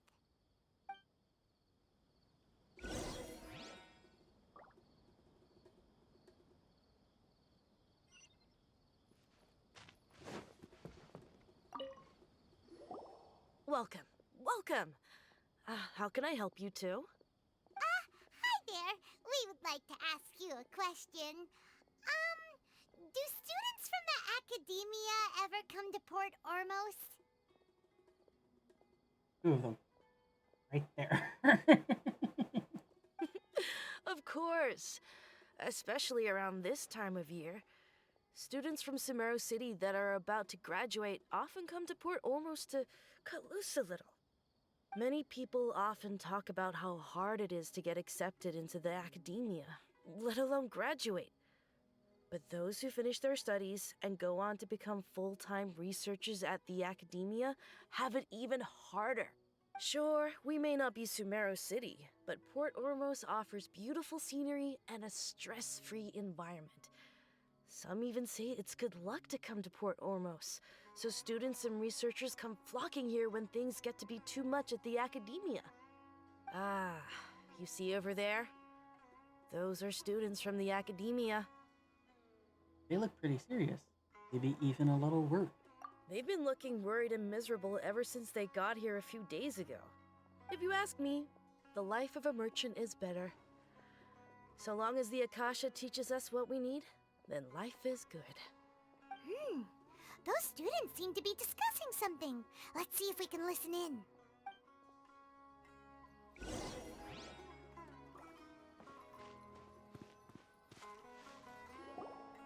It's no good. I've tried asking around, but I haven't been able to learn anything useful. Not to mention that a bunch of scary-looking Eremite mercenaries have been posted along the streets now. There's been a lot of fighting between the different Eremite factions in Port Ormos. If we choose to move on our own, then it would be wise to steer clear of them. Especially the group that's constantly shouting some stuff about King Deshret and some resurrection. I've even heard that the Citadel of Regzar is starting to get fed up with them. What was that group called again? Ein something or other? They're called Ein El Akhmar. Today, I heard that the thing we're after might be in their possession at the moment. Wait, come again? Don't you see? Many of the Eremites in Port Ormos deal with trading this kind of thing. They're usually pretty wary of outsiders, but not so with students of the academia. It's because the kind of goods that students are looking for aren't the kind of goods that Eremites are after. As long as they know you're a student, then deals can be made. I've heard that Ein El Hakmar likes to set up shop at the Jafar Tavern. Supposedly, if you're willing to part with 500,000 Mora, they'll give you info on anything. Wait, did you say 500,000? If information alone costs that much, then how could we ever afford to buy what we're looking for? I guess we might as well give up on trying to graduate this way. I wouldn't worry too much. Our field of research is very niche. Who else could possibly be after that kind of shady knowledge? I bet it's practically worthless to anyone aside from us. You think that now? Well, I guess that makes sense. Then the only thing left for us now is to find a way in. Why don't we all just pool our money together and pay for the information? Whoa! Did you hear that? A niche field of research and shady knowledge? It all sounds pretty suspicious to Paimon. Is knowledge something people just buy and sell like that? It's very suspicious indeed. Whatever was stolen from the academia was also related to knowledge. So, what's our plan? Let's try talking to one of the Eremites. Didn't you hear what they just said? Buying information is going to cost us 500,000 Mora! Have you lost your mind? I won't let them off easy if it turns out to be a scam. Oh, alright. Paimon never thought she'd agree to parting with that kind of Mora. But if you know what you're doing, then we should give it a shot.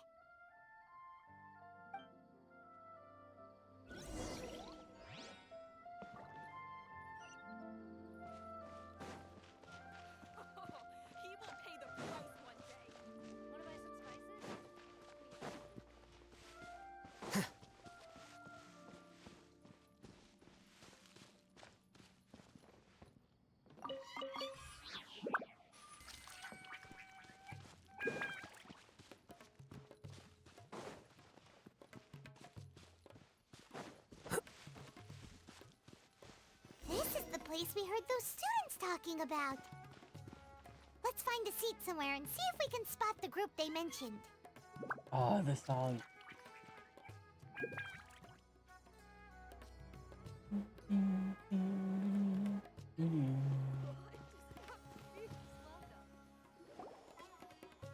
You sit down and wait for some time. Oh, you've arrived. Please take a seat. So, they think that they can go toe-to-toe with the boss? Huh! Once we reclaim the power of King Deshret, they'll be the first that the boss punishes. They're nothing to be afraid of. Our main rival now is the Caracal Battalion. They've also amassed a significant amount of Mora this time, so we mustn't underestimate them. How can the Caracal Battalion compete with the boss when they're nothing but a bunch of money-grubbing opportunists out for a quick Mora? Yeah, with boss's fervent devotion, he'll be able to use this power to bring our god back this time. Huh. All these guys talk about is King Deshret, so they're probably the ones we're looking for. Greater Lord Ruka Devata. That traitor and her followers must not be spared. The day will come when King Deshret exacts vengeance on Sumeru, and all of them shall be punished. Greater Lord Ruka Devata, traitor. What are they talking about? Yeah, Paimon was wondering what they meant too. We should ask about that if we get the chance later. How can there be Kairaki? So then, what happened next? Huh? Who are you? What do you want? I'm a student from the A academia. student? Huh. What's a student from Sumeru City doing in Port Ormos? I'm looking for info about a certain something. Ah, well, if it's info you want, you've come to the right place. The question is, can you afford it? I don't want to give him much money. Well, it's not that difficult to make it back, so. Paimon can't stand to see so much Mora go. But there's no other choice right now. Here, this is the merchant's address. Whatever you're looking for, you'll find it there. Hmm? Well, what are you waiting for? I just have one more question. Oh, that's right! We heard you mention King Deshret just now. We're actually interested to know more because we're archaeology students. Smooth, Paimon. Smooth. Fine. Since you've already handed over the Mora, I guess I can throw in a little extra info. As you can see, members of Ain al-Ahmar are devout believers of King Deshret. Years ago, King Deshret founded the great desert nation that was our homeland. It was an advanced civilization, far beyond anything you'll see in present-day Sumeru. King Deshret was the rightful god of wisdom, but he was betrayed by a companion he trusted. She even stripped him of his title, God of Wisdom. So, you mean the traitor was... Greater Lord Ruka Devata, yes.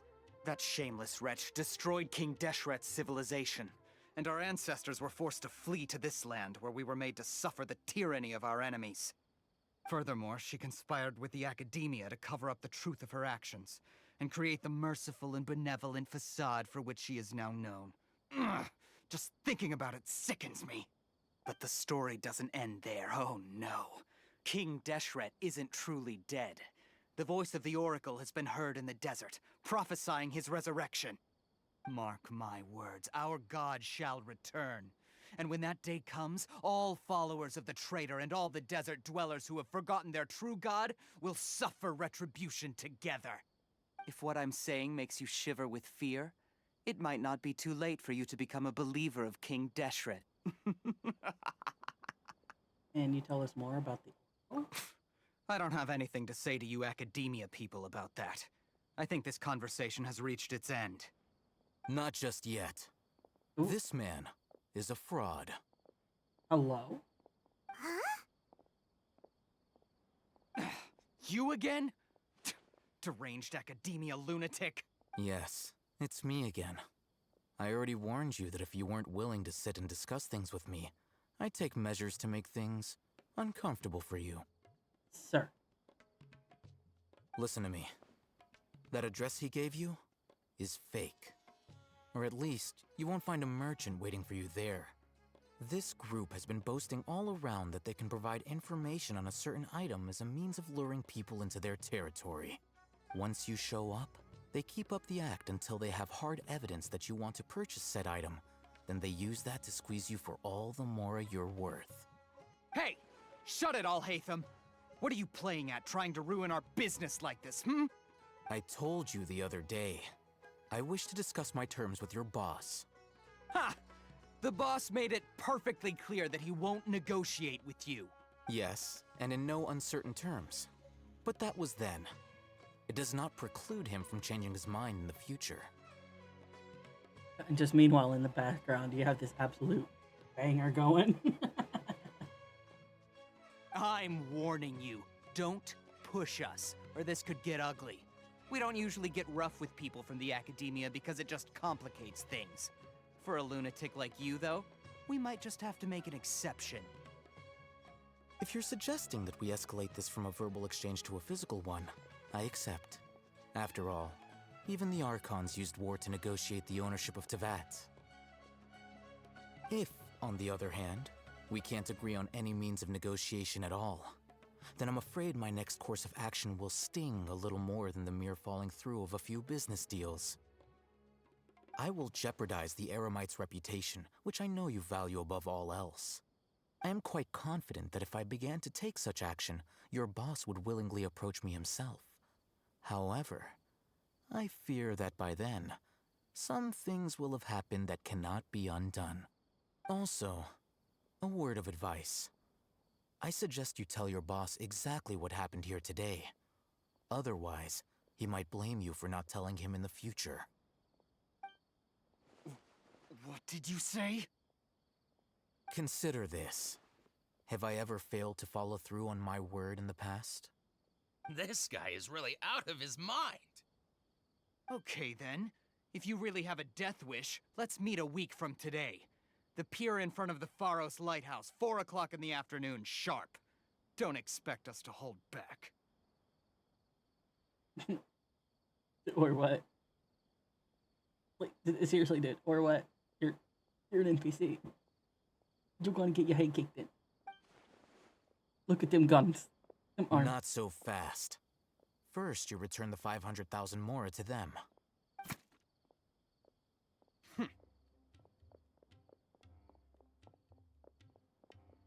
Please, I beg you, don't provoke them. We can't afford any trouble with this crowd. They haven't even paid for their food yet. Ah, Mr. Iman. There appears to be fewer staff in the restaurant recently. This wouldn't happen to be because they're all busy spreading the word to the students, would it? Oh. Well... Someone who chooses to do business with a group like that really can't afford to get so flustered the instant someone confronts them about it. Consider the meal compensation for our silence. I'd say you're getting an excellent deal. Damn. Whoa, did you see that? He not only got us our Mora back, but sent the Amorites running too! Plus, he seems to know a lot about what's going on around here. Let's catch up with him and ask some questions! He went that way! After him! No, he's right here, Prime. He's right here.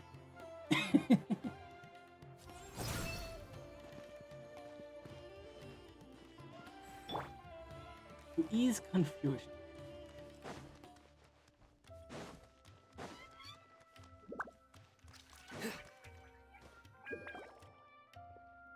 up! It's Al-Hatham, right? What do you want? Thank you for your help, Hector. No need for thanks. My goal was to get to them, and you two gave me just the opportunity I needed. We're even. Oh, I advise you to keep your distance from them.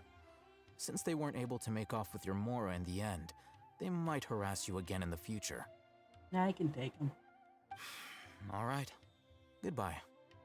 Hold your horses! We still have something to ask you about!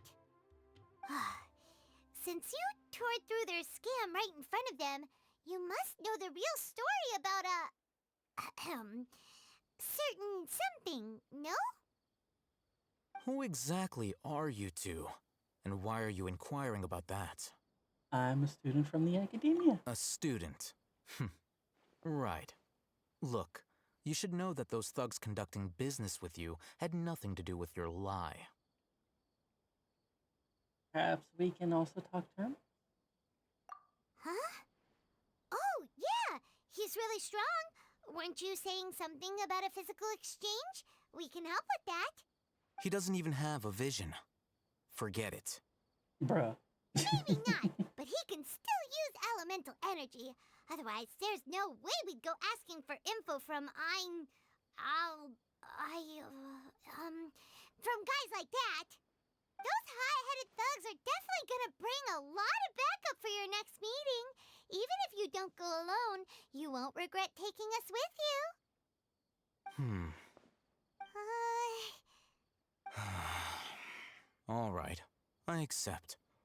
Got a pen and paper? If you're searching for someone who sells that kind of merchandise, I'll give you one of their addresses, and you can try your luck. We'll reconvene at the appointed time by the pier. It doesn't matter if you show up or not. Hi, handsome boy. Hey, little man. Sweet boy. I have a doggo visiting. Hey, buddy. Go lay down. Good boy. Oh, no.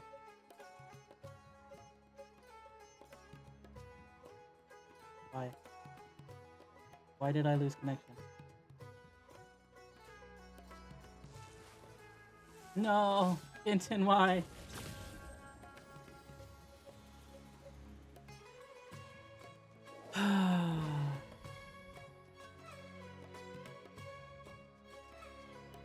Oh no. Oh no. Fine. That real quick before I give away any.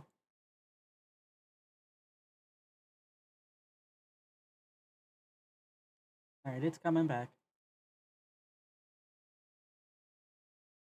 I think he might be asking for something. Because he came back. Out there. Oh, he didn't want to go? Oh, silly boy. This is taking a moment to load.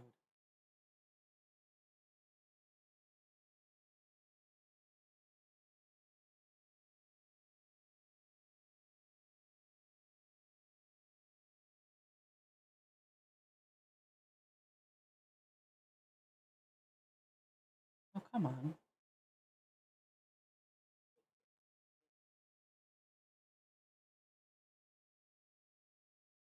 Let me try just restarting it.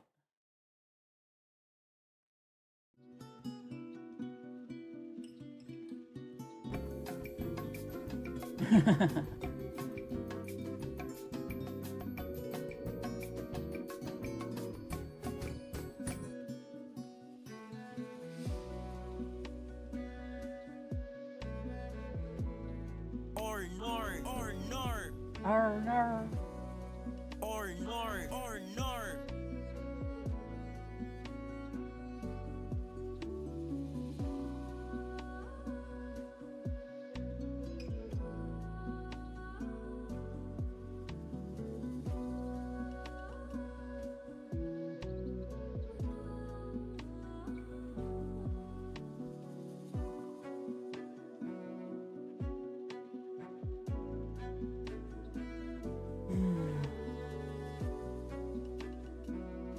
Here we go, it's starting up.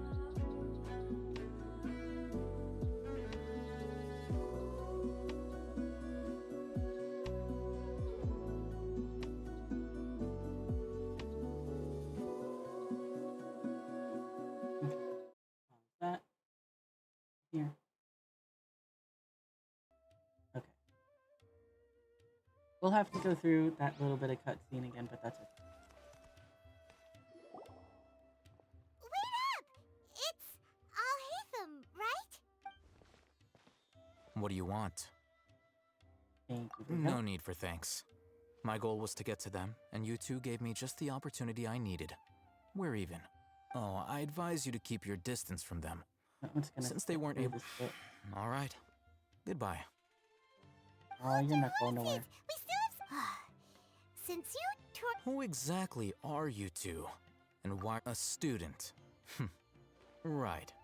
Look, you should know that those thugs conducting business with you had nothing to do with your lie. Huh? Oh, yeah!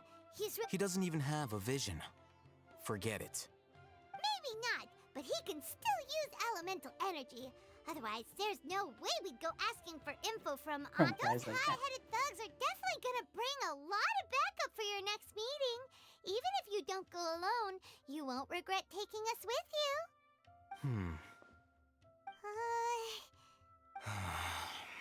Alright, I accept. Got a pen and paper?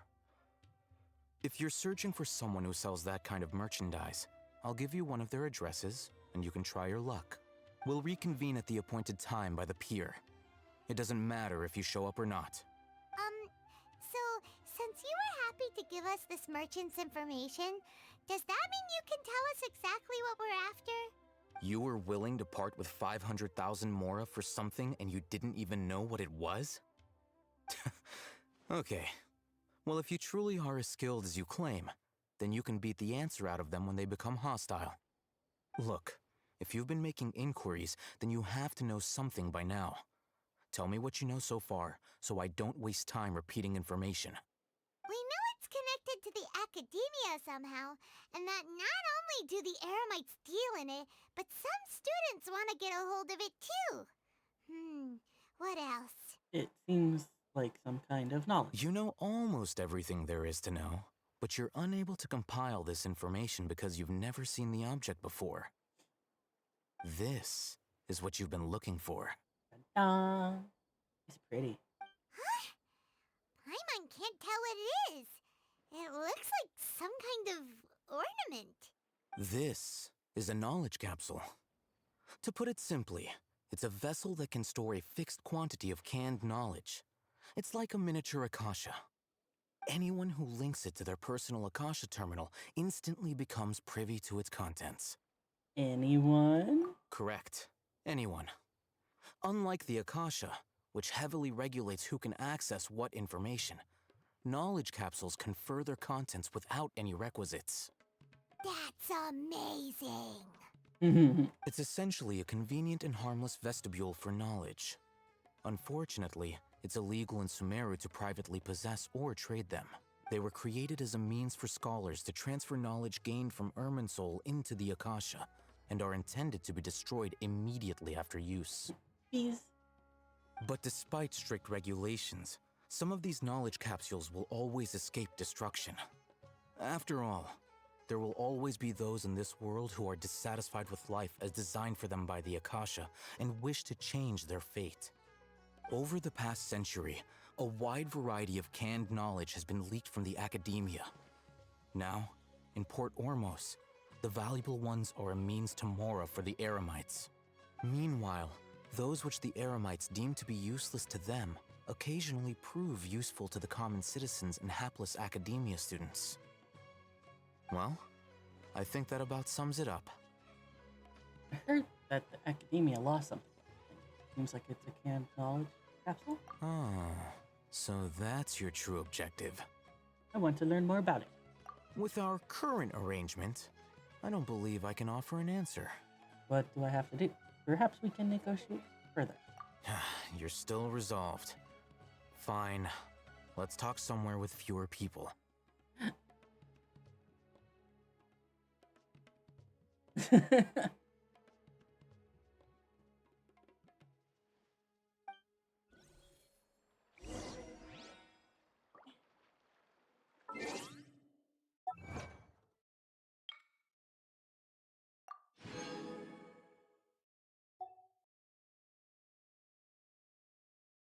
Alright, Nira, have a good sleep. We'll see you next time. I am gonna try and stream Tuesday or Thursday next week as well. I think that might just be my days, is Tuesdays and Thursdays. Yeah, have a good rest. Bye bye. Have a good eat.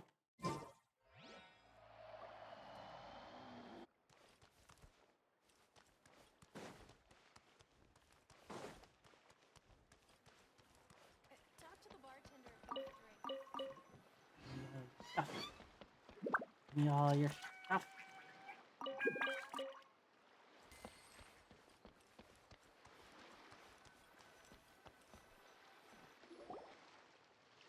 Let's continue our conversation here. If you wish to learn more about the knowledge capsule that the Academia lost, then you must help me with something. What is it? I need you to find someone named Dory, a traveling merchant. Unlike the peddlers who hawk inferior knowledge capsules, she often has quality goods in stock. Some say that as long as there is profit to be made, there is nothing she won't dare to sell. She's guarded against people from the Academia because most of her wares don't comply with Academia regulations. I think she blacklisted me. I met with her informant, but it soon became clear that they had no intention of letting me get any further. Become one of Dory's customers and earn her trust. This is my condition for further collaboration. Why do you want us to meet with her? Until you complete this task, you don't have question privileges. Fine. So how do we go about doing this? You two are outlanders who haven't been here for long, so Dory should view you as safe clients. I'll give you the informant's address and their contact password. Beyond the password, though, I have no way of knowing what other tricks she might have up her sleeve. You'll have to improvise. This is kind of nerve-wracking. The true challenge begins after you meet her. She has a keen nose for Mora and a shrewd eye for wares, and she only likes customers who she deems to have good taste. I'll prepare some funds for you. Buy her highest quality wares and earn her approval. What?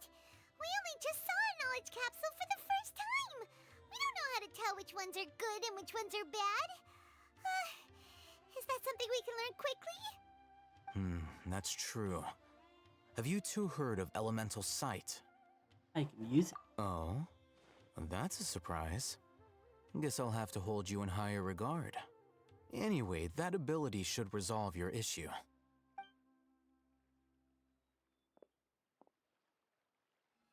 Here are 2 knowledge capsules. Tell me, can you detect any difference in their quality?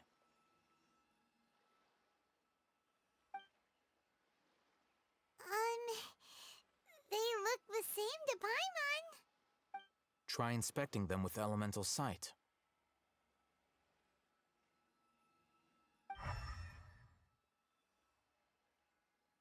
How'd it go? Did you see anything? The one on the left shines brighter. Rumor has it that higher quality knowledge capsules generally appear brighter when viewed through elemental sight. That's because knowledge originates from Irminsul, the root of Dendro power itself. The more powerful the knowledge, the richer it is in Dendro energy. However, some canned knowledge with a high concentration of elemental energy is of little use in contemporary times, so those capsules are of little value. Using elemental sight is merely a stopgap measure, but it should suffice for earning Dory's trust. That sounds pretty impressive. Here's a sheet with the informant's location and contact password, and here is the Mora for purchasing canned knowledge. Don't be cheap. You'll need to spend to catch Dory's eye. If there's any Mora left over, just keep it.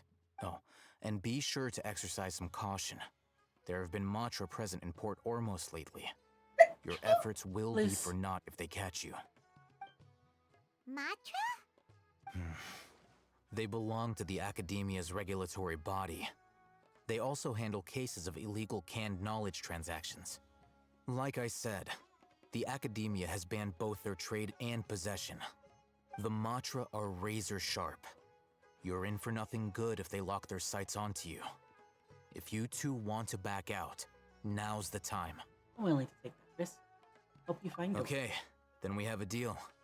If you succeed in your dealings with Dory, come find me at the Wikela Funduk. We'll have an open discussion then. Looking at what Al-Haytham wrote, Dory's informant is a trader near Old Ormos.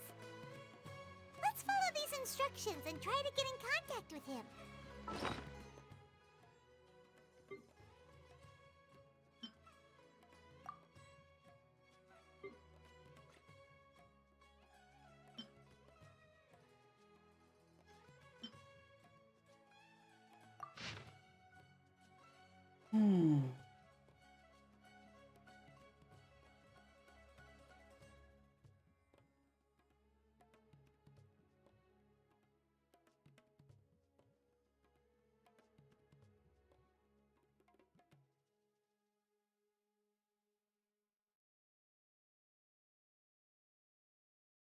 I was thinking of copying this down, but it's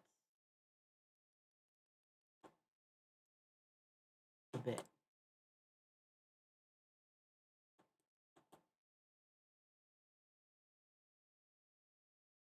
And I know I'm not gonna remember. Oh, my butt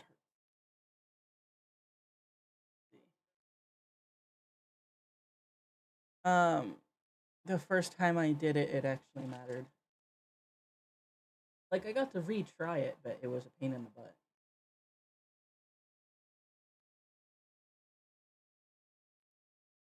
Mm.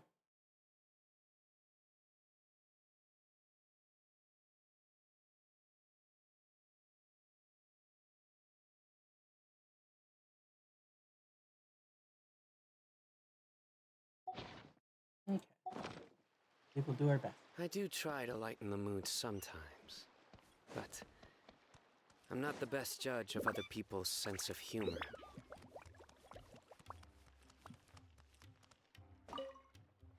Hello. What are you two looking to buy? Unripe. What a unique palette. We have unripe horror fruits, but we usually keep them in the back. I'll have someone escort you. Following the paper got us past the first round. Ronak, these two want to buy unripe horror fruits. Show them to the warehouse. Got it. You two, please follow me. You two have a fascinating fashion sense. We haven't seen a customer wearing a Sumeru rose for quite some time. Hold on. Let me think.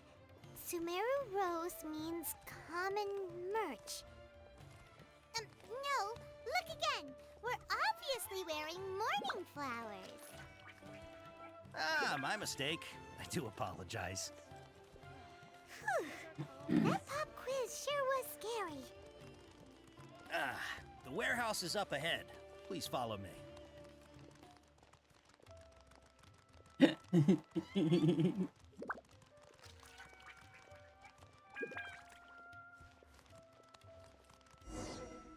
Before I retrieve your products, I need to confirm a few things. Please forgive me, but we may not have sufficient stock for you today. Earlier, many of our hara fruits were taken by mice. Thanks. If better goods come in, you'll be the first to know. You look like you have some skill. Why don't I pick out some fruits that'll make you dizzy?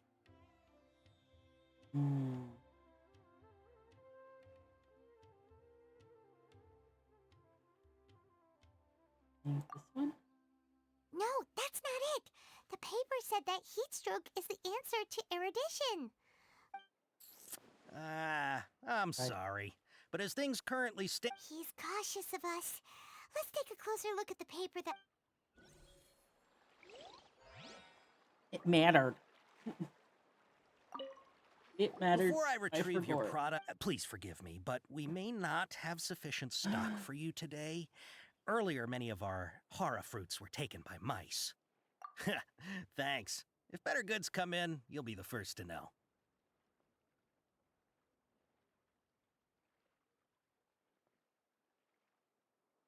He's being sassy over You there. look like you have some skill. Why don't I pick out some fruits that'll make you dizzy? Yep, that's the right answer. But eating hara fruit that makes your head and ears ring sounds like a bad life decision. Would you like your hara fruits to be packaged in the Sumeru City or Port Ormos style? Wow, you two sure are generous customers. We'll be sure to package your products beautifully. Okay, everything has been confirmed. Miss Dory is waiting for you up at... Shoot, it's the Matra! Run! Ruh-roh. What? The matcha? Where? I'll hate them said we're done for if they catch us. We gotta get out of here. We don't know this area, so let's follow that informant.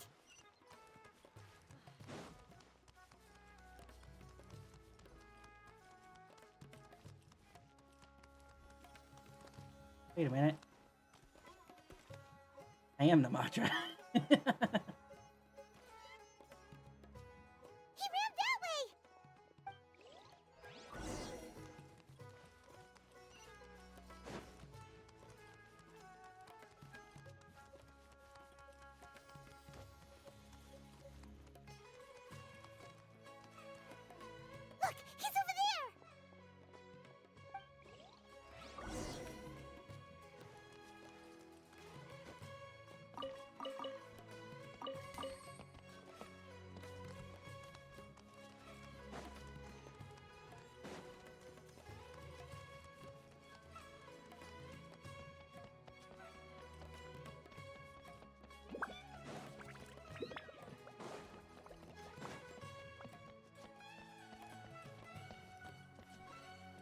Hey! If you're hiding from the Rishbaland tiger, come this way! Another password! Huh? Oh, that voice came from behind the building on the right! You're cooling me off with the spray. Here, over here! It You can is stop kind of running now. toasty.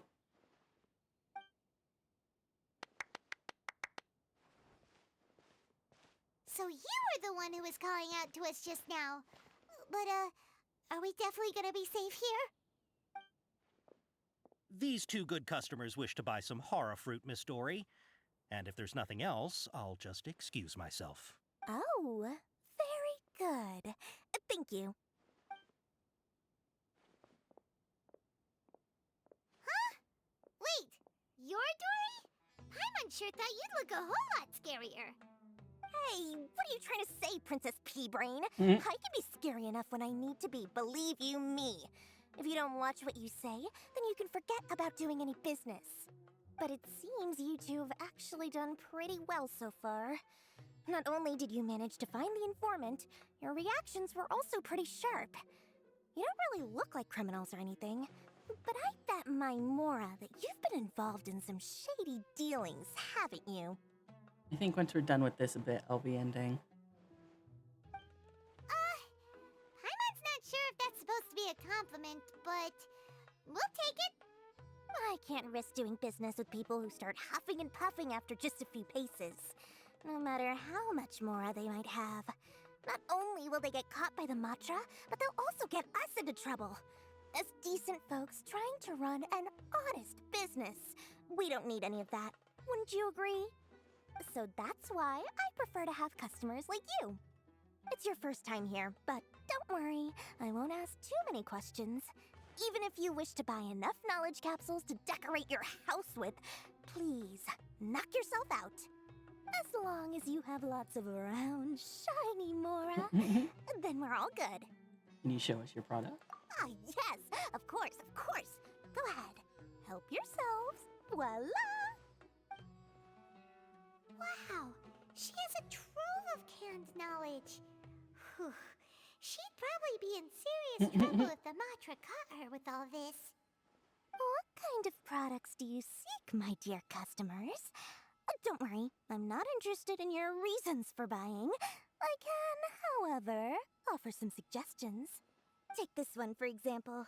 An analysis of the sociological ideology and dialectics of the Hilichurls.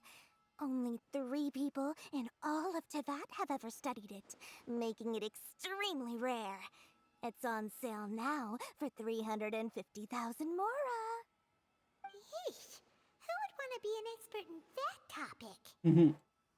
Or how about the architectural styles and construction methods of Tevat in the early Archon War period?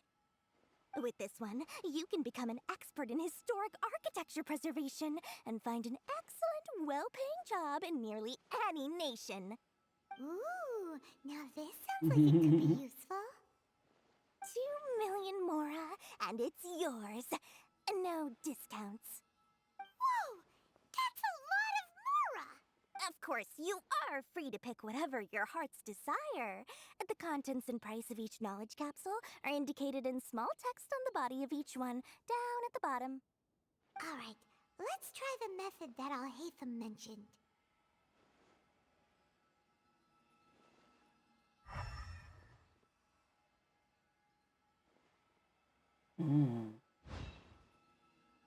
I'll take this one. And this one. Well, is this? You've really got a good head on your shoulders, and quite the eye for quality. You can choose a variety of canned knowledge. We'll take these, please and thank you.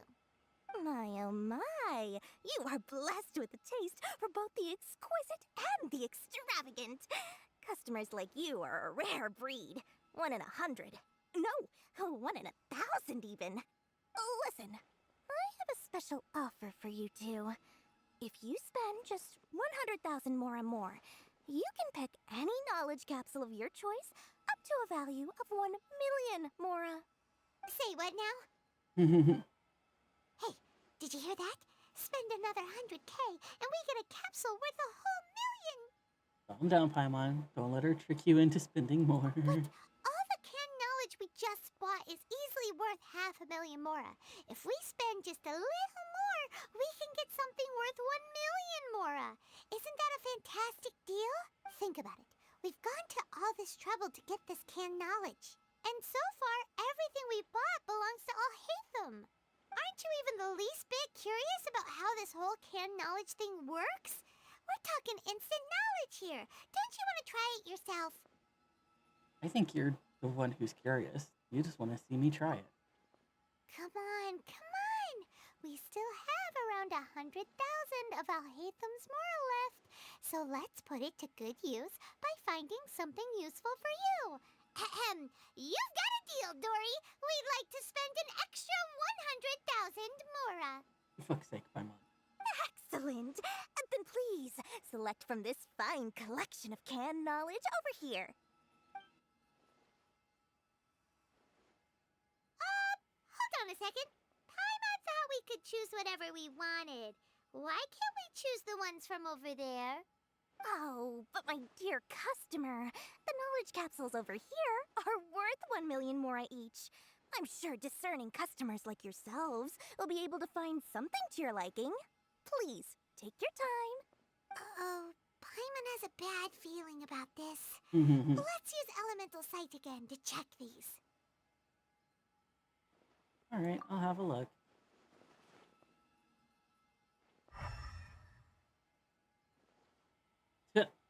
So, what did you see? They all seem to be equally bright. So, they're all worth about the same amount? Well, anyway, the mora's already been spent, so let's at least try to find something useful. Let Paimon take a look here. An introduction to traditional Sumeru brewing techniques, the art of growing spices, an overview of ancient runes. Oh, how about this one? Sword Fighting Techniques 8. Not sure we'd ever find volumes 1 through 7, but at least this knowledge should be useful, right? Let's go with this one. Whatever makes Paimon happy. Dory, we'll take this one. All right, very good. I'm expecting some new goods in the next couple days, so be sure to check back again soon. Whether it's canned knowledge or anything else you need, bring your mora to Dory and doors will open. Our dealings with Dory went smoothly enough. Let's head to Wakala Funduk and meet up with Alhaitham. Hopefully now he'll finally tell us about what the Academia lost.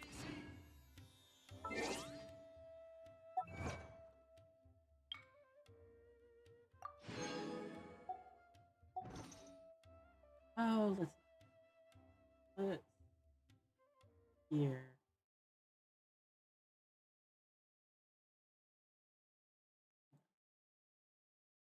Okay.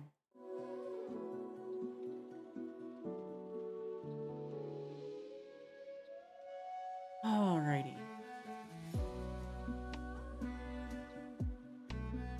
I'm a bit worn out. I'm sure Silver's ready for me to end too.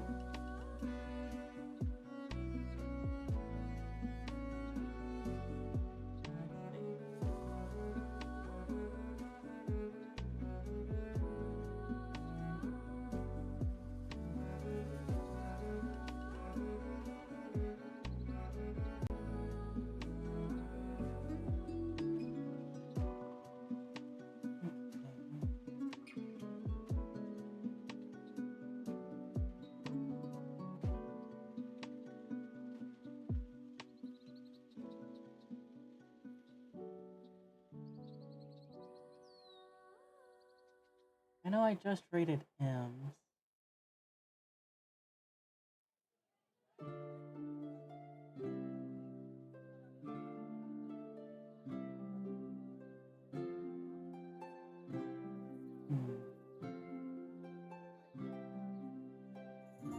Could do Spooky Cat Kevin. He's doing Power Wash.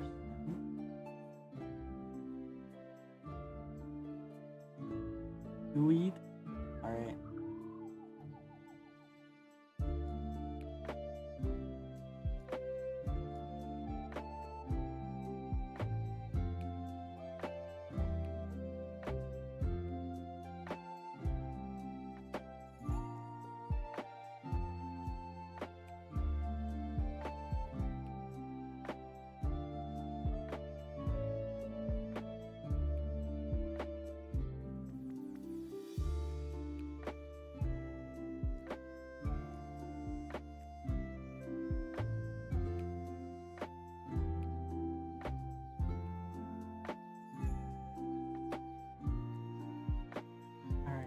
here's our raid message.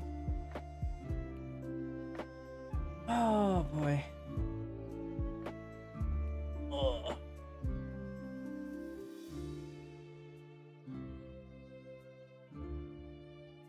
Okay, go ahead and grab your message and everything, and we'll head over.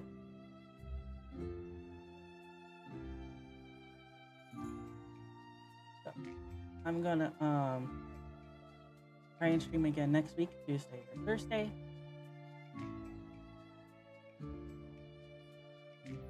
Yeah, I'm tired because my brain doesn't want to work. So I'll see you guys later. With Spooky Cat Kevin, of course. Be nice. He's a cool guy. I'll talk to you guys later. Bye!